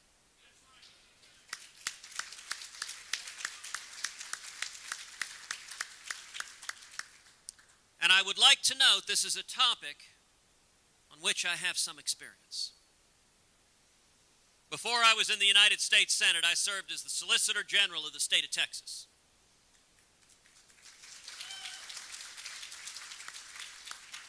And I had the privilege of litigating before the U.S. Supreme Court a number of cases, including one called Medellin versus Texas. Medellin began with a horrific crime in my hometown of Houston, where 2 teenage girls were tragically gang raped and murdered. The case took a very, very strange turn because the World Court, the judicial arm of the United Nations, issued an order to the United States to reopen the convictions of 51 murderers across this country. It was the first time in the history of our country a foreign court has tried to bind the U.S. justice system. Texas stood up and we fought the World Court. We went to the United States Supreme Court, and on the other side was the United Nations, the World Court, and over 90 foreign nations. Every one of them made the exact same argument Foreign Minister Zarif made, that international agreements, international law is binding, and your domestic law does not matter. Texas stood up against them, and the Supreme Court concluded 6-3 that neither the United Nations nor the World Court can bind the United States of America.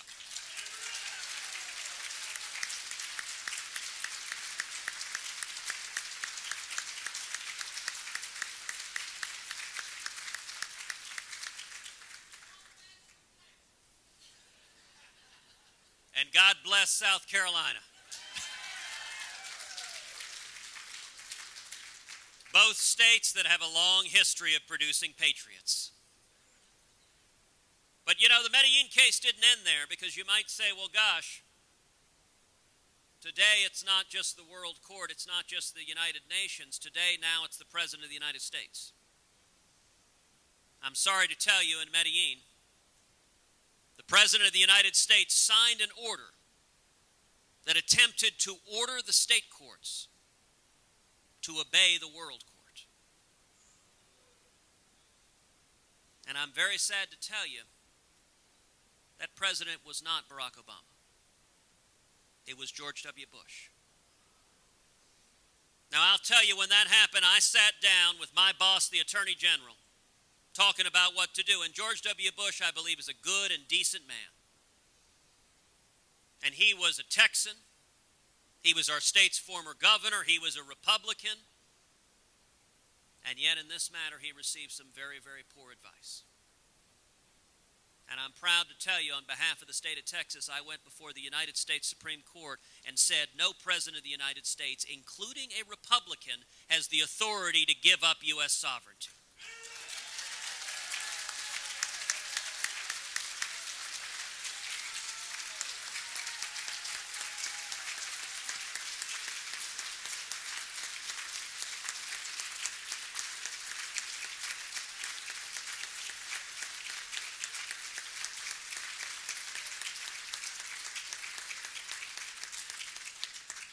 So President Obama may try to go to the United Nations, but it's not going to change the law in the United States of America.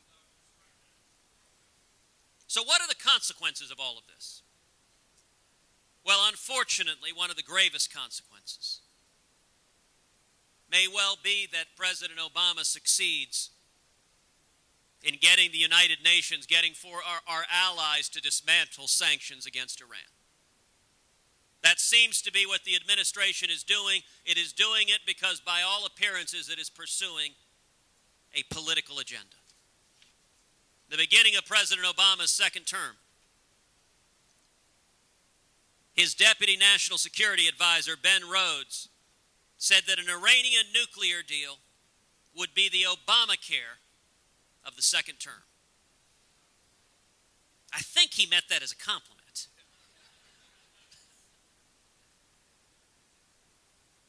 If this president succeeds in dismantling international sanctions, what that will do is strengthen Iran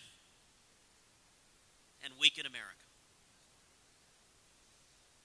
What that will do is accelerate Iran towards acquiring nuclear weapons. And what that will also do is substantially increase the risks of military conflict. If President Obama dismantles the international sanctions regime, the next president will come in with a far weakened hand, with many fewer tools, without the world alliance against Iran. That means if the next president discovers an Iran on the verge of acquiring nuclear weapons capability, the only tool available to the next president may well be a military attack. It's one of the things that has been missing from day one of the Obama-Clinton-Kerry foreign policy, is an understanding that weakness is provocative. Appeasement doesn't work.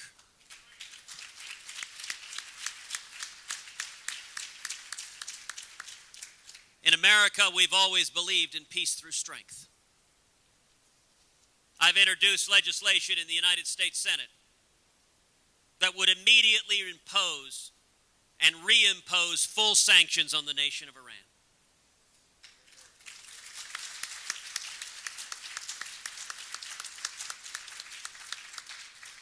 That would ratchet them up to make them even more debilitating.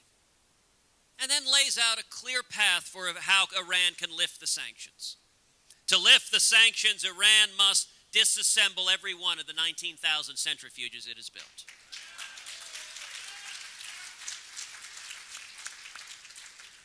it must hand over every pound of enriched uranium. It must disassemble its ICBM program, which exists for one purpose and one purpose only, and that is to carry a nuclear weapon to the United States of America. That is how we should be approaching Iran, with far more stick and a lot less carrot.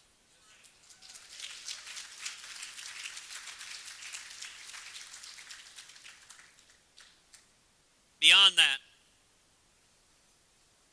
we are stepping into the season where this country begins the process of selecting the next President of the United States. South Carolina is going to play a critical role in that selection. South Carolina historically has played a critical role in the selection in the Republican Party of ensuring that we nominate a strong conservative who will stand up and defend America.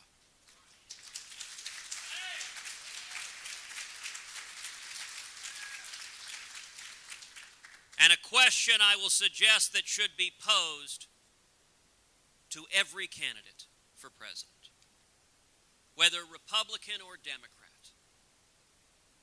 is if President Obama enters into an agreement with Iran that undermines our national security and increases the likelihood of Iran acquiring a nuclear weapon,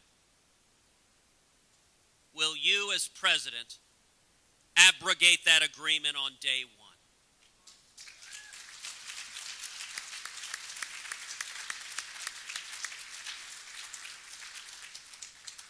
Any president who is not willing to put the United States Constitution and the national security interest of our country above an ill-advised and foolish agreement with so-called Supreme Leader Khamenei is not fit to serve as Commander-in-Chief of the United States of America.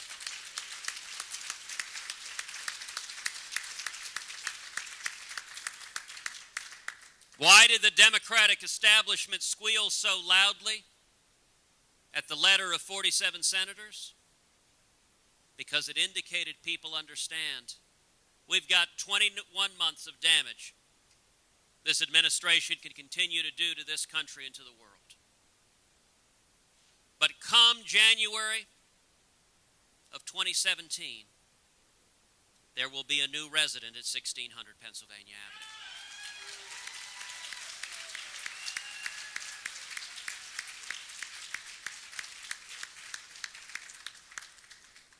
And I want to simply give you some words of encouragement. It's dire.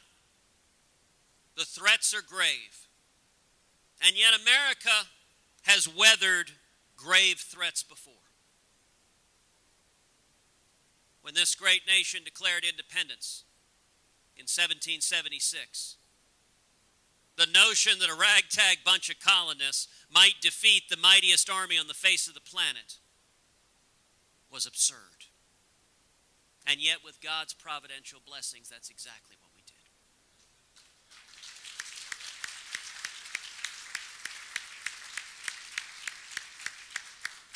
When the Civil War ripped this great nation apart, pitting brother against brother, as gallons of American blood spilled on this soil. For most nations, that battle, that horrible conflagration, would have destroyed them. And yet America came together and restored the Union as one nation under God. In World War II, when we faced the unspeakable evil of the Nazis, again, America rose to leadership. And with God's providential blessing, defeated the face of evil.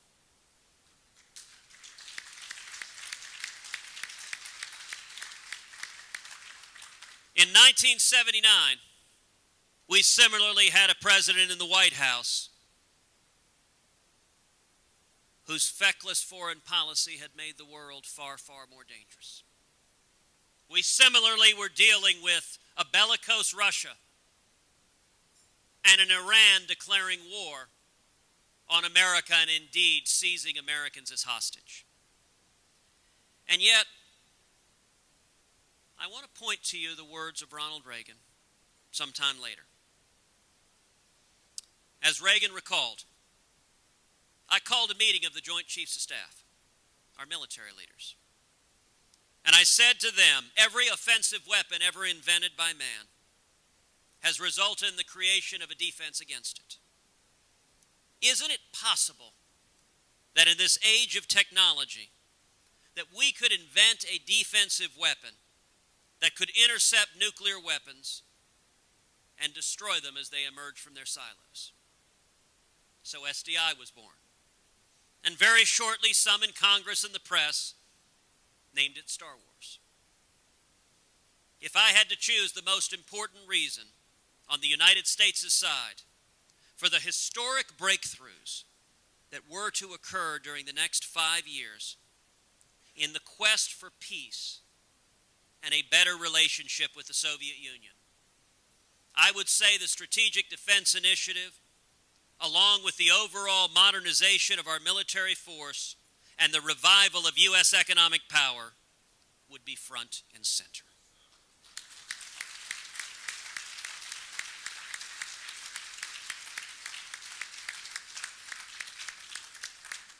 We have rebuilt our military before.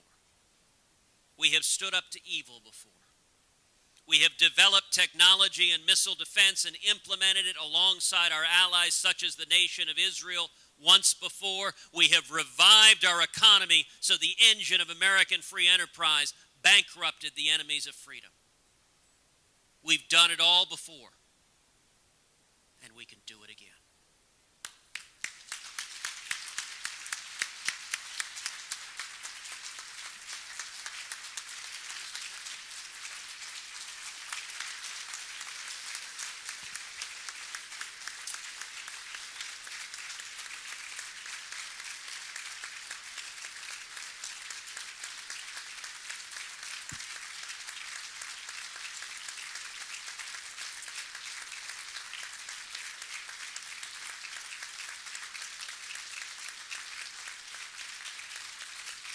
Thank you very, very much. And now I'm happy to answer or dodge any questions you like.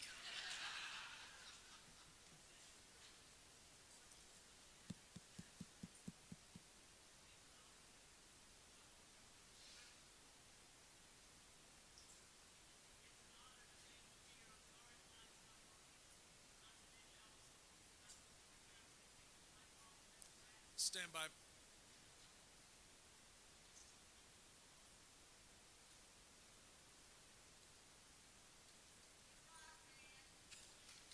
Thank you. Is it working? Yay, it's working. Again, I'm Virginia Ellisor. I'm a lifelong South Carolinian. I'm a retired school teacher and a lifelong political activist. Thank you for being here today. It's an honor. You're one of my heroes in our Congress. But I do have a very specific question for you in a moment. But I want to tell you about one more case that Obama and Hillary Clinton took to the UN World Court. They took Governor Jan Brewer of Arizona, the governor of Arizona, and her anti-illegal immigration law, SB 1070, to the UN World Court for civil rights violations. How do you violate the civil rights of somebody that's not a citizen for this country? Anyway, it was an outrage. That was another case. You can check me out. All my facts are right. I helped get the illegal immigration law passed in South Carolina by, speaking to the Senate subcommittee. And we got it passed, and then Obama sued all the states that got their laws passed. In any case, here is my very specific question for you, Senator Cruz. And again, you're one of my heroes. You're doing much. I remember when you and Rand Paul filibustered. When was it? Some months ago. God bless you on that. But what happened more recently, why did we fully fund Homeland Security until September of this year? We didn't fight the battle there. The American people put y'all back in the House and back in the Senate, but we needed some support from the Congress of the United States. We know what's in the White House. We know what he's doing to our nation. but apparently the Congress knows too, and I wonder if they care, because it should have been filibustered or not defunded, whatever. What happened? Why were they fully funded through September? I think, the issue I fought the longest and the hardest to try to save my nation is illegal immigration. And I'm so depressed now I can't stand it, because even my heroes let me down. What happened, Senator Cruz? What can we do now that Homeland Security's been fully funded? That was our opportunity to shut down the illegal immigration, to seal our borders, and to protect America. Let him answer the question, please. Thank you very much. What happened, Senator Cruz? We got and the question. Where do we go from here? We got the question. How can the damage be undone? Let him now? answer the question, please. Thank you. Virginia, thank you very much. Thank you for your passion. Thank you for your activism. Thank you for your leadership. I agree with you. What happened was an abomination. And unfortunately, we have seen with leadership in both houses zero desire to stand up to President Obama's illegal and unconstitutional amnesty. The reason why, unfortunately, is leadership is willing to allow it to go into effect. Now listen, there has been nobody who has fought harder or more vigorously to stop amnesty than I have. It's true.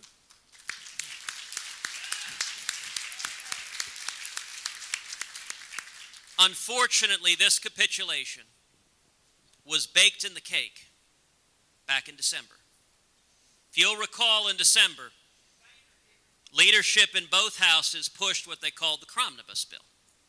The Cromnibus funded virtually the entirety of the federal government except for DHS. And leadership promised us back in December, we promise next spring we're going to fight on amnesty. Now, you may recall at the time, I fought tooth and nail to stop the Cromnibus.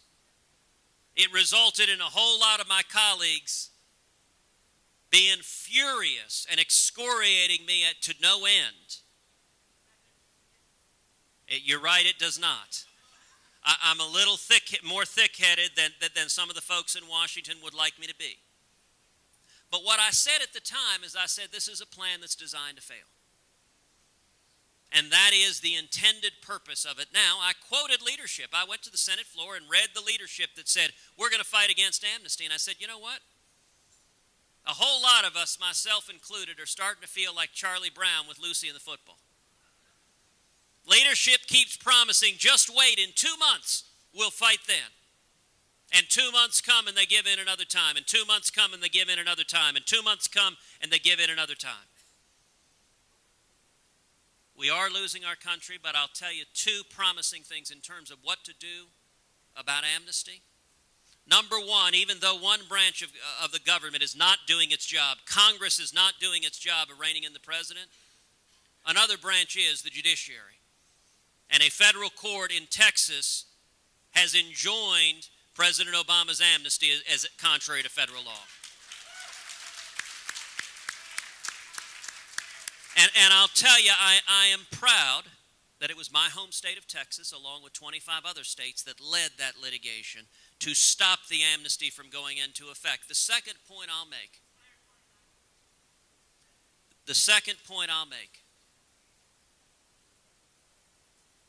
is President Obama's principle of executive actions: live by the sword, die by the sword. I fully expect the next president on January 20th, 2017, to rescind every one of President Obama's executive actions that is unconstitutional or contrary to law.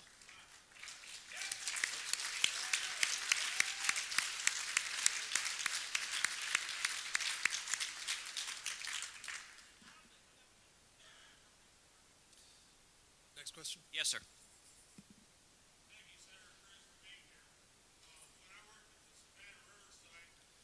You have to speak into the mic, sir.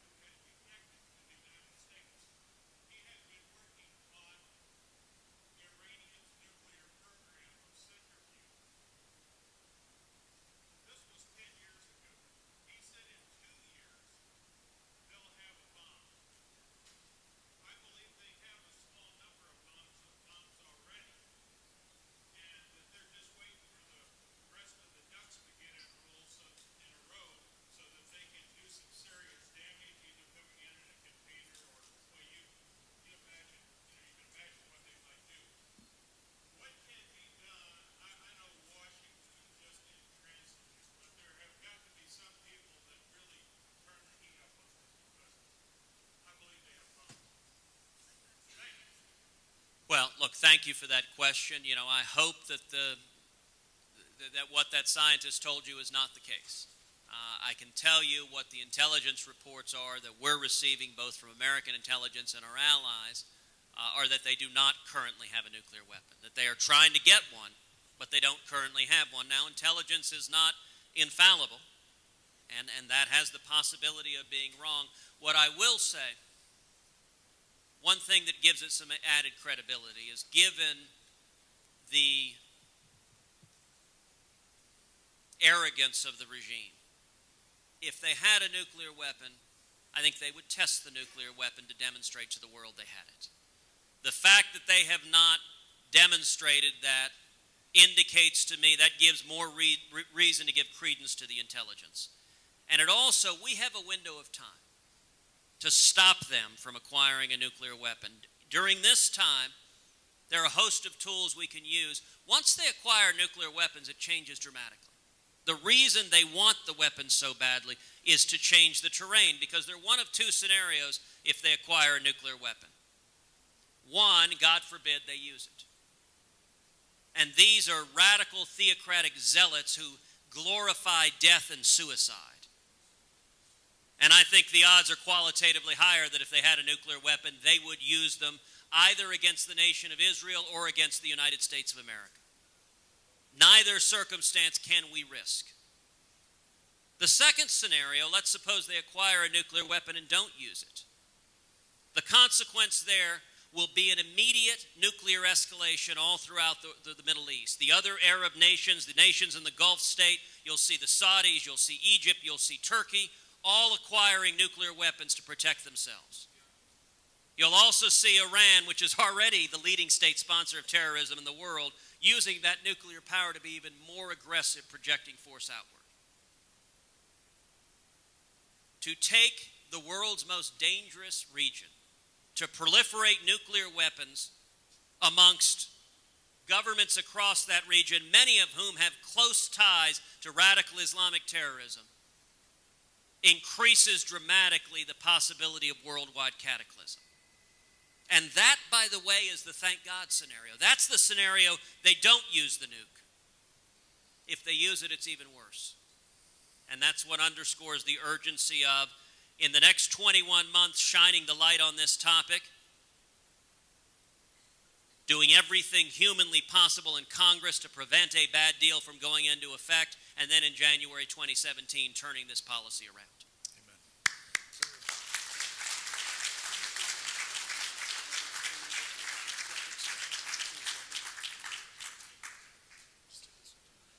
Senator, thank you very much again for making the effort to be here in person. We had others who were unable to make it. We're delighted you were able to. I understand you'd like to just say hello to folks briefly. We've got Senator Santorum here too, so we'll ask you to do that quickly. And again, God bless you. Thank you for all you're doing, my friend. God bless you all.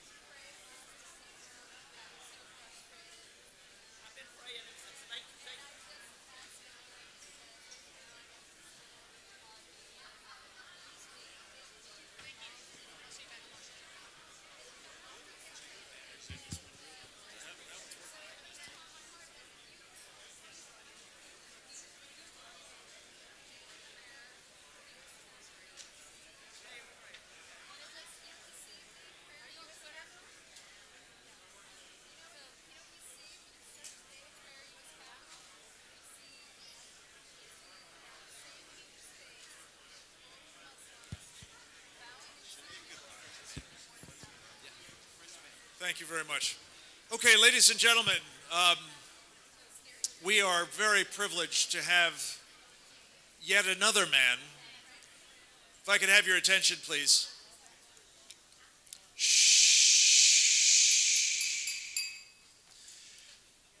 We have yet another man who is worthy of your consideration as you are thinking about the upcoming primary season. Of course, nobody has declared their intentions just yet, but I think you can take the fact that these individuals wanted to be here to talk with you as a sign of their interest in you and in having you interested in them. I am very pleased to welcome Senator Rick Santorum, a man that I have had the privilege of knowing. He represented the state that I grew up in the United States Senate, and before that in the House of Representatives.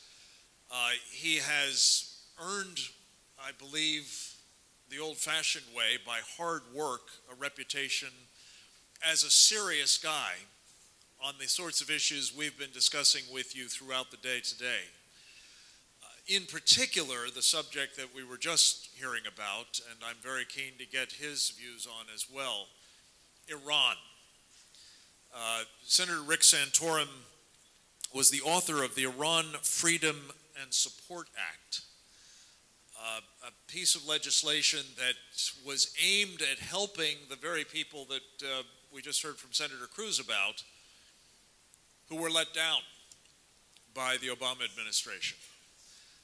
It was about enabling them, empowering them, and giving them the ability to go up against the regime that is their mortal enemy as well as ours. It is a great privilege that we have, as I think our closing speaker, certainly live. We will have a short clip from the marvelous Phyllis Schlafly, who again couldn't be here in person, that we will use to wrap things up. I'm sorry that we've gone long, but this is well worth the wait. Please join me in welcoming Senator Rick Santorum.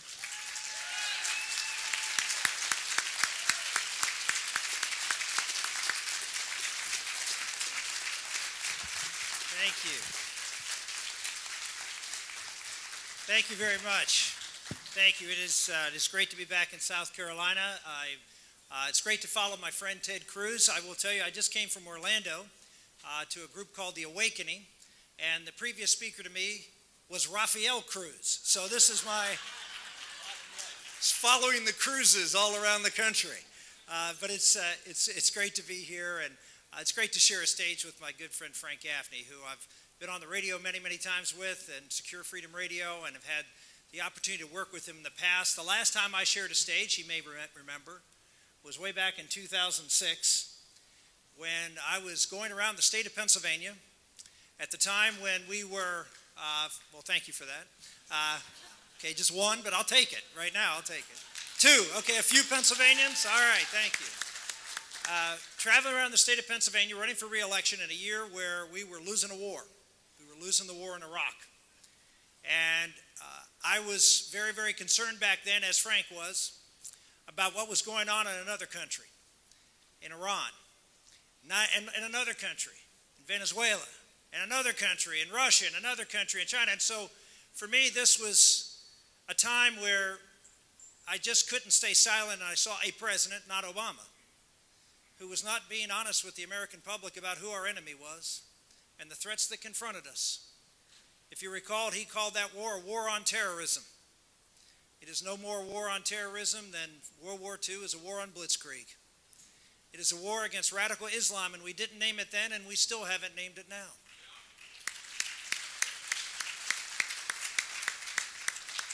But I went around and gave a series of speeches called The Gathering Storm of the 21st Century. Likened it to what was going on in the 1930s when Churchill was trying to tell the world that there was this evil out there and that we had a responsibility to confront it. When I did that, a lot of people said that I was a warmonger, that I was Chicken Little, that I was someone who wanted to go to war. You might see standing next to me here and wondering who this young man is. He is, as you know, from South Carolina. He is a Citadel cadet. He's also my son, Daniel, who...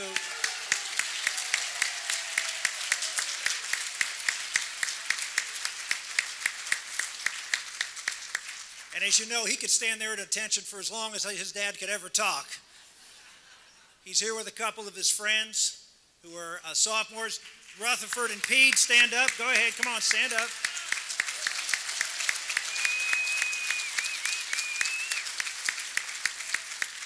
And you may know today is Corps Day at the Citadel, so my other son, who's a junior, I have two sons at the Citadel, who you don't have to applaud again. That's good enough for the Citadel. I don't want to go to their heads. But I'm very, very proud to be a Citadel dad. And for anyone who suggests that I or anybody is a warmonger and wants to send our sons and daughters to war, I think all you have to do is look at our commitment, look at two sons who may in fact go into the military someday, and I can tell you I don't want to send my boys or any boys into war unless it is absolutely necessary for the security of our country. And that should be our policy.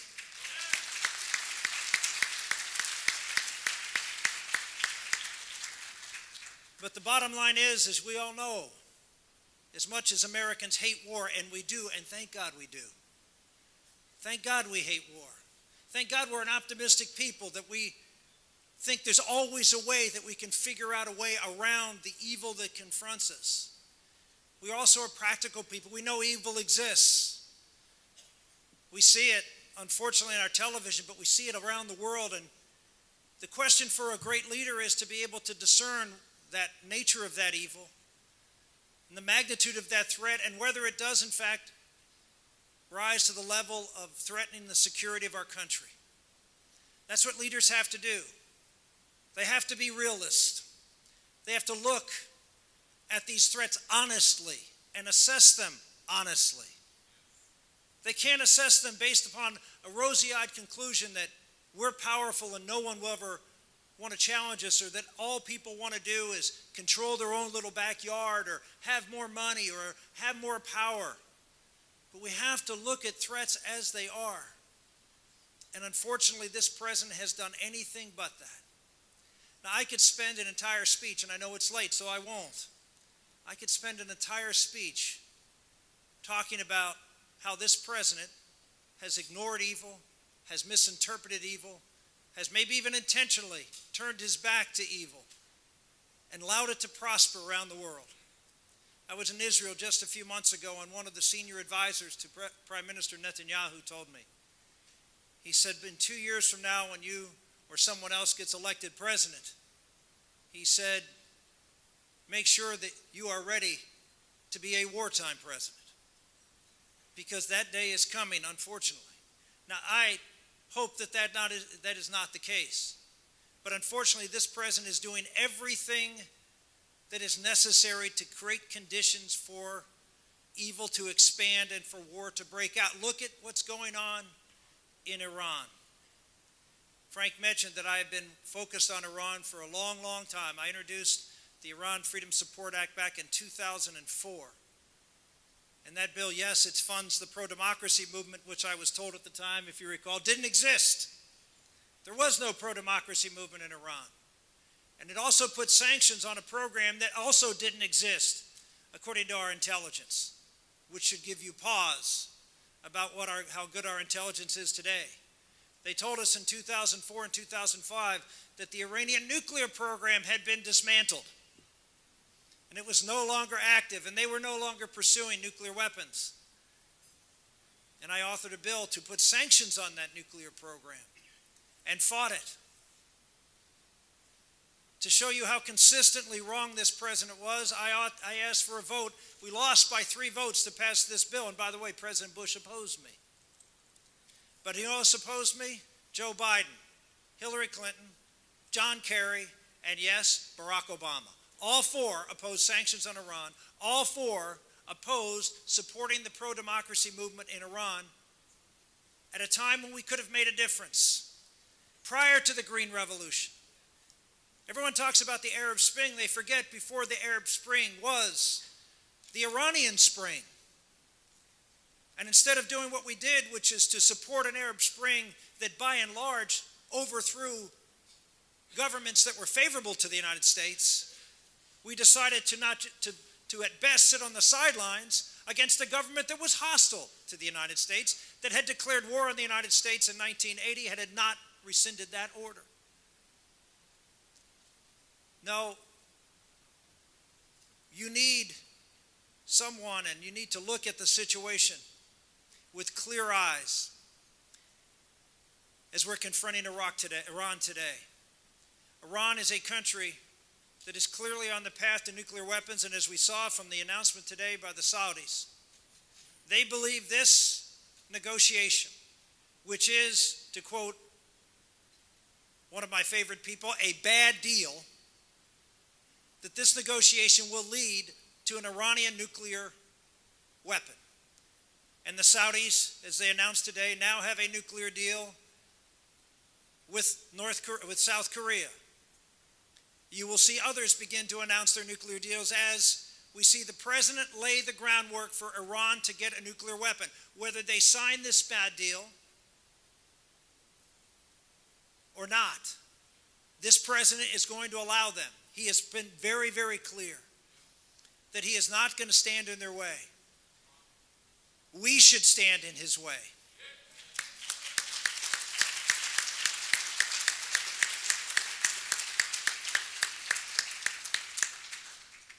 No deal is better than a bad deal. No deal. And then turn it around to do what we need to be doing.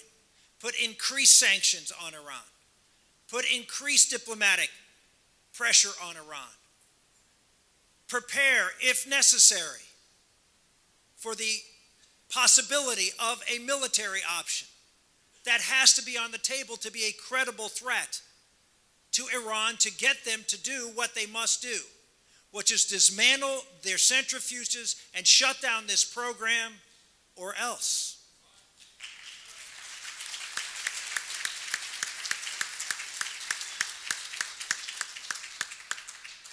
Ladies and gentlemen, I would have been the 48th signature to that letter had I been in the United States Senate.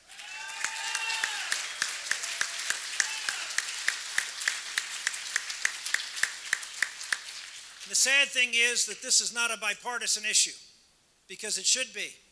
When I had the bill before the United States Senate that I talked about, more than a couple handfuls of Democrats voted for sanctions on Iran back in 2006.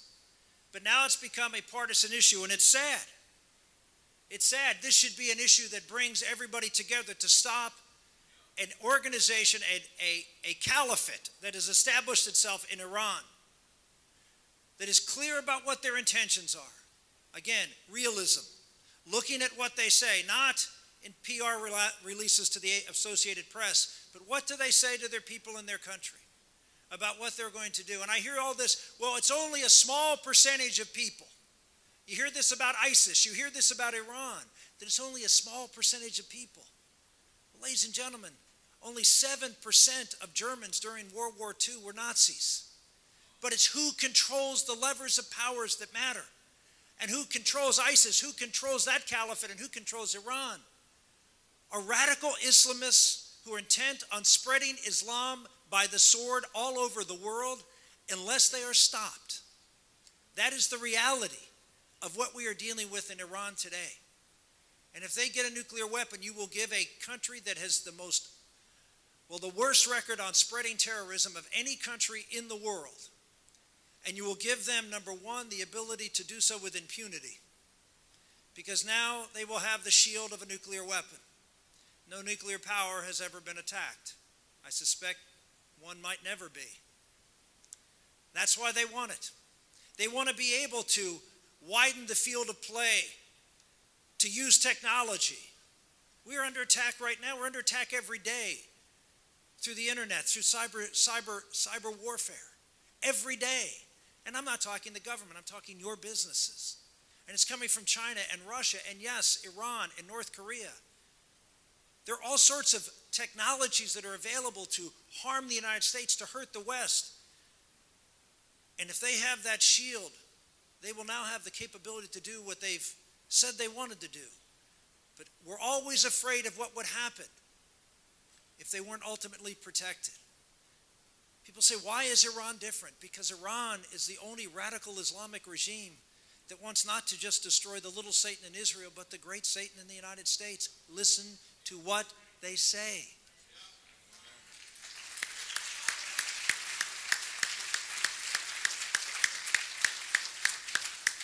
And while I was not one of those people who signed that letter, I will say to the Iranian government, as someone who's contemplating running for president of the United States, I would say to the Iranian government simply this: whatever deal you sign, if it leads, as I suspect this deal will, to you having a pathway to a nuclear weapon, this president will not enforce it. This president will call you to account and will try to shut down your program no matter what that deal says.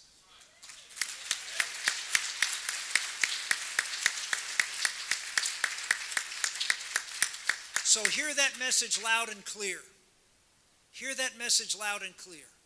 That whatever deal you strike with someone who's trying to earn his Nobel Peace Prize is only going to last as long as the next election, because America, I believe, over the next 18 months is going to recognize, as we have in the past, when our security is truly at stake.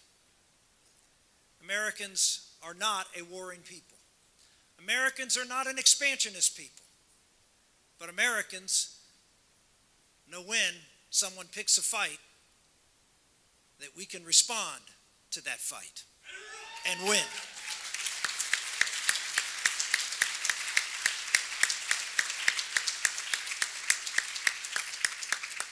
There are a lot of other issues that I'd love to discuss with you, but I know the hour is late, and so I'm going to limit my remarks to what Frank asked me to come and talk about, which is Iran.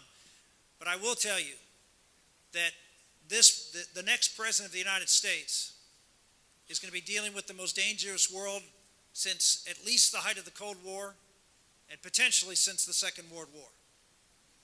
And I would argue that experience would be a very good thing. Commander-in-Chief is not an entry-level position.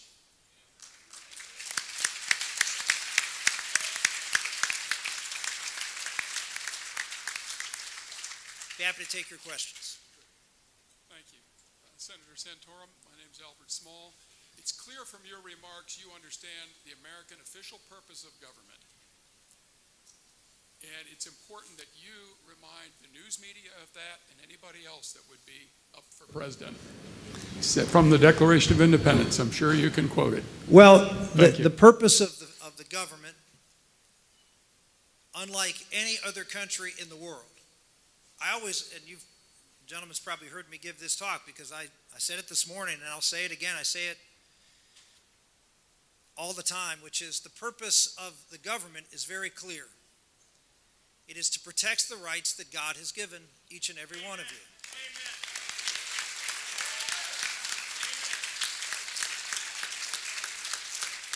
Now, I will tell you a little story because this is something that each and every one of you should be aware of. Not just Chris Como saying to people that our rights don't come from God. I know you've probably heard that line. But listen to what happened to me just a couple of weeks ago. You might be familiar with a group called the Junior States of America. It's an organization that gets the best and brightest out of our high schools all over the country. And they do model legislatures. They have little governors and legislators, and they pass bills, and they go through all this, wonderful thing to teach kids civics. And it's really it's a great group. My daughter participates in it. And she asked me to come and speak to their regional conference in Washington, D.C., which I did. There were about 1,200 kids there. And here's what I did. I thought, I want to find out what our kids are learning in school, the best and the brightest. So I asked them a question. I said, all of you put your head down and close your eyes. I'm going to ask you a question. Where do our rights come from? And I'm going to give you a list of answers, and you raise your hand when the one you think comes up. So they all put their head down, and I said, okay, where do your rights come from? Number one, the government.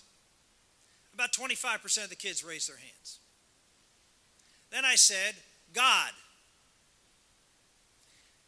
The place broke out in spontaneous laughter. The children laughed at the idea. They were poking each other. They laughed at the idea that their rights came from God. Those are the future leaders of our country. That is what our public education system is training our children to learn.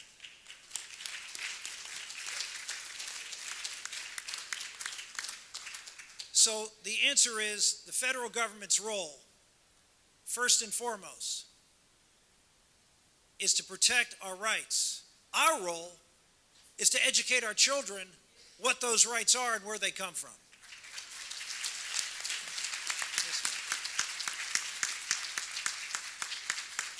Senator Santorum, thank you for being here. I'm Virginia Ellisor, a retired school teacher, lifelong political activist, and lifelong resident of South Carolina.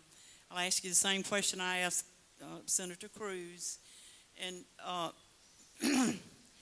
preface it by saying Michelle Bachmann, I think it was King, said that Boehner made a deal. My question is on defending this country. Thank you for what you do for national security. I'm concerned about sealing these borders and protecting the United States. I've fought that battle all my life. Thank you. And I'm losing, and it's because I'm not getting help from my Congress. And anyway, Michelle Bachmann and King, in an interview on one of the stations, said that Boehner made a deal with Obama back in September to be on board with his executive amnesty. The American people put the Republicans back in office in the House and the Senate, and the two things we ask y'all to do were shut down Obama's executive amnesty and shut down Obamacare. And you didn't, you let us down on both issues. Why is the Congress rolling over and letting this communist dictator destroy my country? Y'all know what he is, and I know what he is. I want him out of the White House. He's not a citizen. He could have been removed a long time ago. Larry Clayman's the one that got the judge to say that the executive amnesty is illegal. Everything he does is illegal. He's trying to destroy the United States. The Congress knows this. What kind of games is the Congress of the United States playing with the citizens of the United States? Y'all need to work for us, not for the lobbyists that pay your salaries. Amen. Get on board, but let's stop all this and save America. You know, what's going on, Senator Santorum? Where do we go from here? Ted told me I've got to wait now until the next election. I don't think the country will be around for the next election. Obama tried to blow up a nuke in Charleston a few months ago, and the three admirals and generals, he has totally destroyed our military. He's fired all the generals and all the admirals that said they wouldn't fire on the American people if you asked them to do so if he wanted to take the guns away from them. This man is a communist dictator. We need him out of that White House now. And the Congress of the United States is the only one. We've lost our Congress. We've lost our executive. Ma'am, I would ask you please to allow the senator to answer the question. I got your question. You've made the question clear. Please let him answer. Okay, okay. First off, I take somewhat offense of referring it to you because I'm not a sitting member of the Senate, so I'm not taking blame for any of that stuff, right? I mean,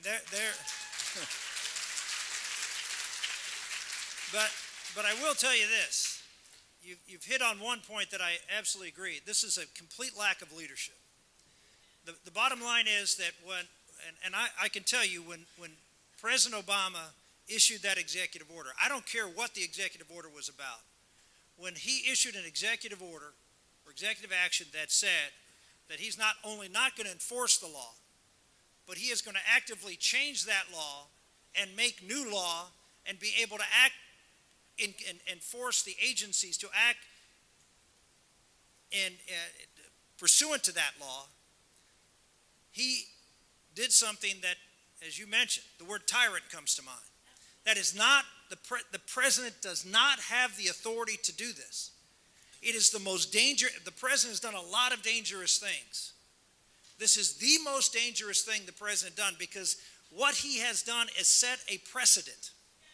He has set a precedent for how the executive can act unilaterally. We are already dealing, as many of you know, with the problem of judicial supremacy, where the courts think they can act and call the shots for everything on every issue, of which I push back against and will be happy on a separate question to tell you how we need to do that. But when all the leaders of Congress, Republican and Democrat, saw this president do that, they should have recognized how serious this was. This is not just another political issue. This is not, and I'm going to repeat, this is not about immigration.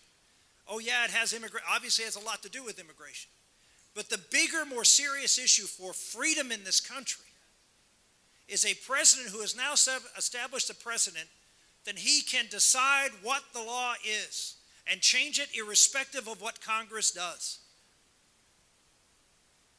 Ladies and gentlemen, had I been in leadership, and I was at one point, I did, in fact, call members of leadership and ask them. Immediately I called them, I said, look, you cannot treat this like any other issue because it is unlike any issue we've ever dealt with. This is the unraveling in as bold a place you can do of the Constitution of this country. And so I said to them that I would shut down the government of the United States. I would announce it, that we are not going back into session. We are not confirming anybody. We are not passing any bills. And we are going to have hearing after hearing after hearing on the unconstitutionality of what this president has done. We are going to focus single-mindedly. And we will challenge Democrats to stand up for their own oath of office, to stand up for the body in which they serve in, instead of letting this president neuter the people's house, to stand up and say, no, that is not your purview. I agree with what you're doing, but that you can't do that this way. Even the president for years said, he's not an emperor, he can't do this. But they didn't lead. They looked, and I'm telling you, I've been there. Here's what happens when you get to Congress. You worry about making the trains run on time.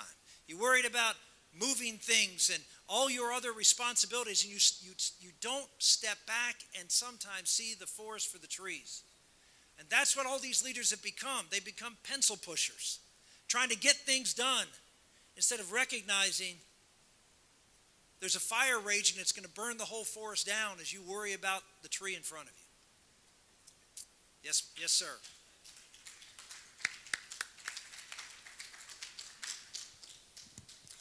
Okay, is it on? Thank you. Senator Santorum, or excuse me, Congressman. I was a senator and a congressman, so either work. I'm not offended being called a congressman. I sort of like Thanks it. for coming. You bet. In 1980, I was one of the Marines off Iran for the hostage rescue attempt. Thank you for your April service. 25th, 1980, we left 8 heroes in the desert. Those 8 men had their bodies desecrated by the mullahs. The Iranians were then involved in the 1983 Marine barracks bombing. They were involved in bombing the American embassy, the Dhahran barracks, Khobar towers, the 2 embassies, Tanzania, and I forgot the other one in Africa. They were involved with Hezbollah actions in South America.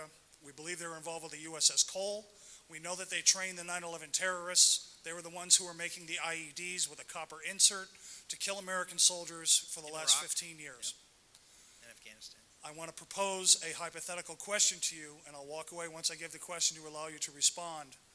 But if you, I'm assuming you're here because you have intentions of running for president, if you become president, what will be your response to any of these actions by the Iranians while you are in power? I think what you just laid out is a case that when Iran said that they are at war with the United States, they mean it. That's what you basically laid out. Iran has been at war with the United States, and we have played games under now unfortunately, 4 administrations, 5 administrations, pretending that that was not the case. Now, I might, because I love him so much, give Ronald Reagan a pass. He was busy defeating the Soviet Union, which in his mind, and I think rightly so, was the higher priority. But there's no excuse for the rest. There's no excuse for the last few presidents to not see the threat that Iran has. Iran is. They are not a poor country. They are not a country that's not developed educationally. They have capability.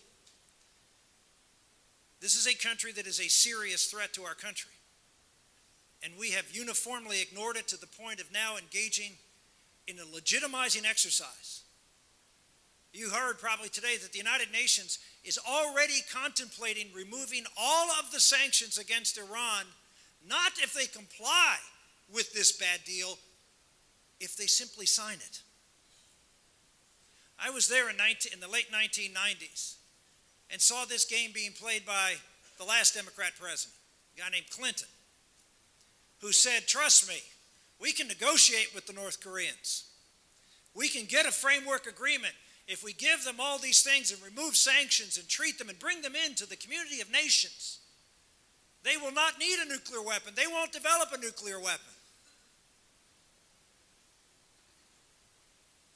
The next thing we heard was an explosion. And I fear that's the next thing we're going to hear after this negotiation. Iran has never, ever kept a deal. Ever. They only came to the negotiating table because the sanctions, in part the ones I passed and others, actually were hurting them to the point where they needed some relief. So they went to the person who could give them relief, our president. Now Iran is hurting even more. Oil prices, gas prices, half of what they were. Iran is in trouble if we simply close the deal. But no, we're going to revive this country that has killed our men and women. Thousands of them. And we say nothing about it. We do nothing about it except appease. That's why I gave this talk, The Gathering Storm of the 21st Century. Americans realize that appeasement by a great power is the most dangerous thing you can do. Amen. We need to be strong militarily. We need leaders who articulate a clear vision for the country and don't draw arbitrary red lines. And if you do draw red lines, you enforce those red lines.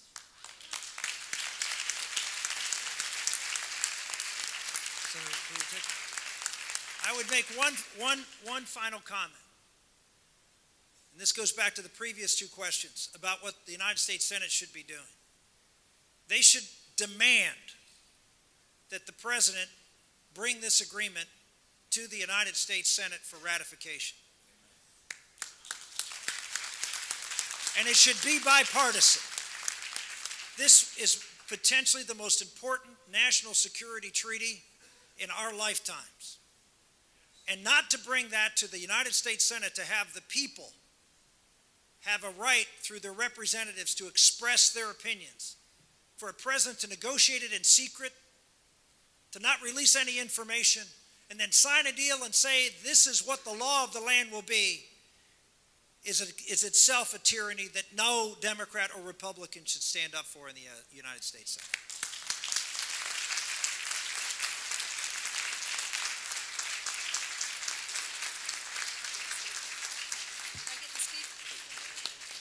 One more.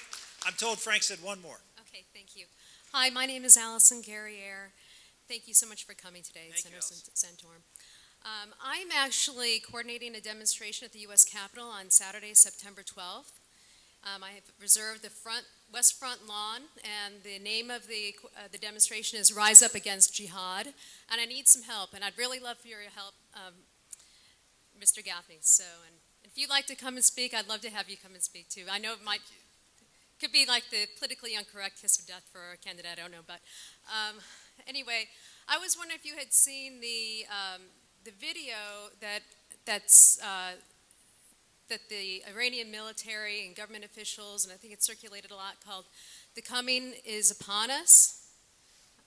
I've not seen it. And I think it was done over a decade ago, and I'm sure you know the Iranians are an apocalyptic messianic regime, and they believe that all these different things have to happen so that their Messiah Mahdi is going to come back. And I really believe that, Obama has helped to orchestrate all those things. I think he's an Iranian plant, probably coordinated by Valerie Jarrett, Iranian born. So. Well, as a matter of fact, again, if you go back and read those speeches I gave when I was traveling the state with Frank, I talked a lot about that. I talked about the 12th Imam. I talked about the fact that several years ago, there was a huge infrastructure project in Iran, an infrastructure project building a very elaborate boulevard between Qom and Tehran, which I suspect none of you know about, correct? Anybody know about this elaborate infrastructure? Well, you don't count. Because our leaders never told us anything about it. Why would they? Because we were at war with terrorists or we're at war with violent extremists. And in the case of Iran, we're not at war with them. So why would we tell you about this multi-million-dollar beautification and infrastructure paving project that connected a little place in Qom called the Jamkaran Well to the government center in Tehran? Well, you'd have to know what's at the Jamkaran Well that would have to be connected. Well, that is the place where the 12th Imam resides. Well, used to reside when he was alive many centuries ago. But he is returning. In fact, there was a poll done in the Arab world about when the Mahdi is going to return. And in certain Arab countries and in Iran, close to a majority believe soon, imminently. Why would they believe that? Because their leaders say it all the time. They say he is coming back. And if you understand, again, the nature of the enemy that we're facing, which is a theocracy that is, in the case of Iran, fixated on eschatology, the end times, you would understand that when the Mahdi comes back, he comes and rises out of the well and makes a parade to Tehran. And so they spent tens of millions of dollars on something that our government says is a fantasy, that doesn't exist, that isn't real, and that we need not be concerned about. This is what I say when we have to have a dose of realism when it comes to dealing with this particular enemy. Why? Because we are Americans and we're tolerant people, and when we particularly hear about people of a different faith, our natural inclination is to be tolerant. Our natural inclination is to be accepting. Why? Because we believe the First Amendment applies, right? We believe in people's freedom to practice their religion. We find it just completely distasteful to think about the concept that you hear from the Middle East, which is the holy war. This is something that is an anathema to the American heart and spirit. So I understand why presidents and people in this country don't want to talk about it or find it offensive even to bring it up. But leaders lead. Leaders have an obligation to tell the truth.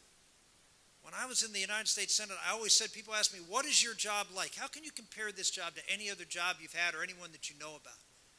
And I said, you know what I found as being a United States Senator? The thing I end up spending more time doing than anything else is teaching.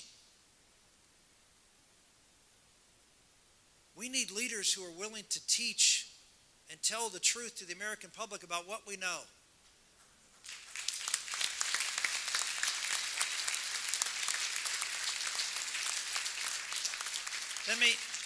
Let me thank you so much for Frank Van Hipp. I don't know if Van's still here.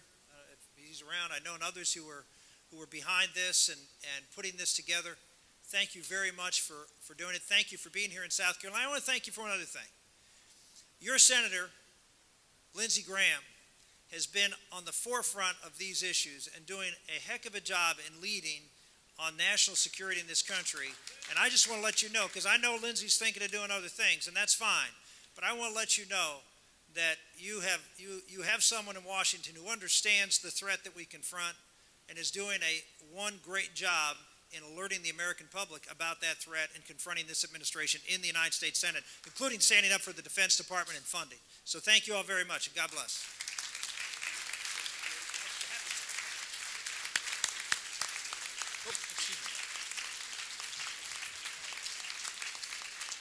Ladies and gentlemen, this is much longer a day than you probably bargained for. Senator Santorum has kindly said he would love to say hello to you all. I'm going to break with this.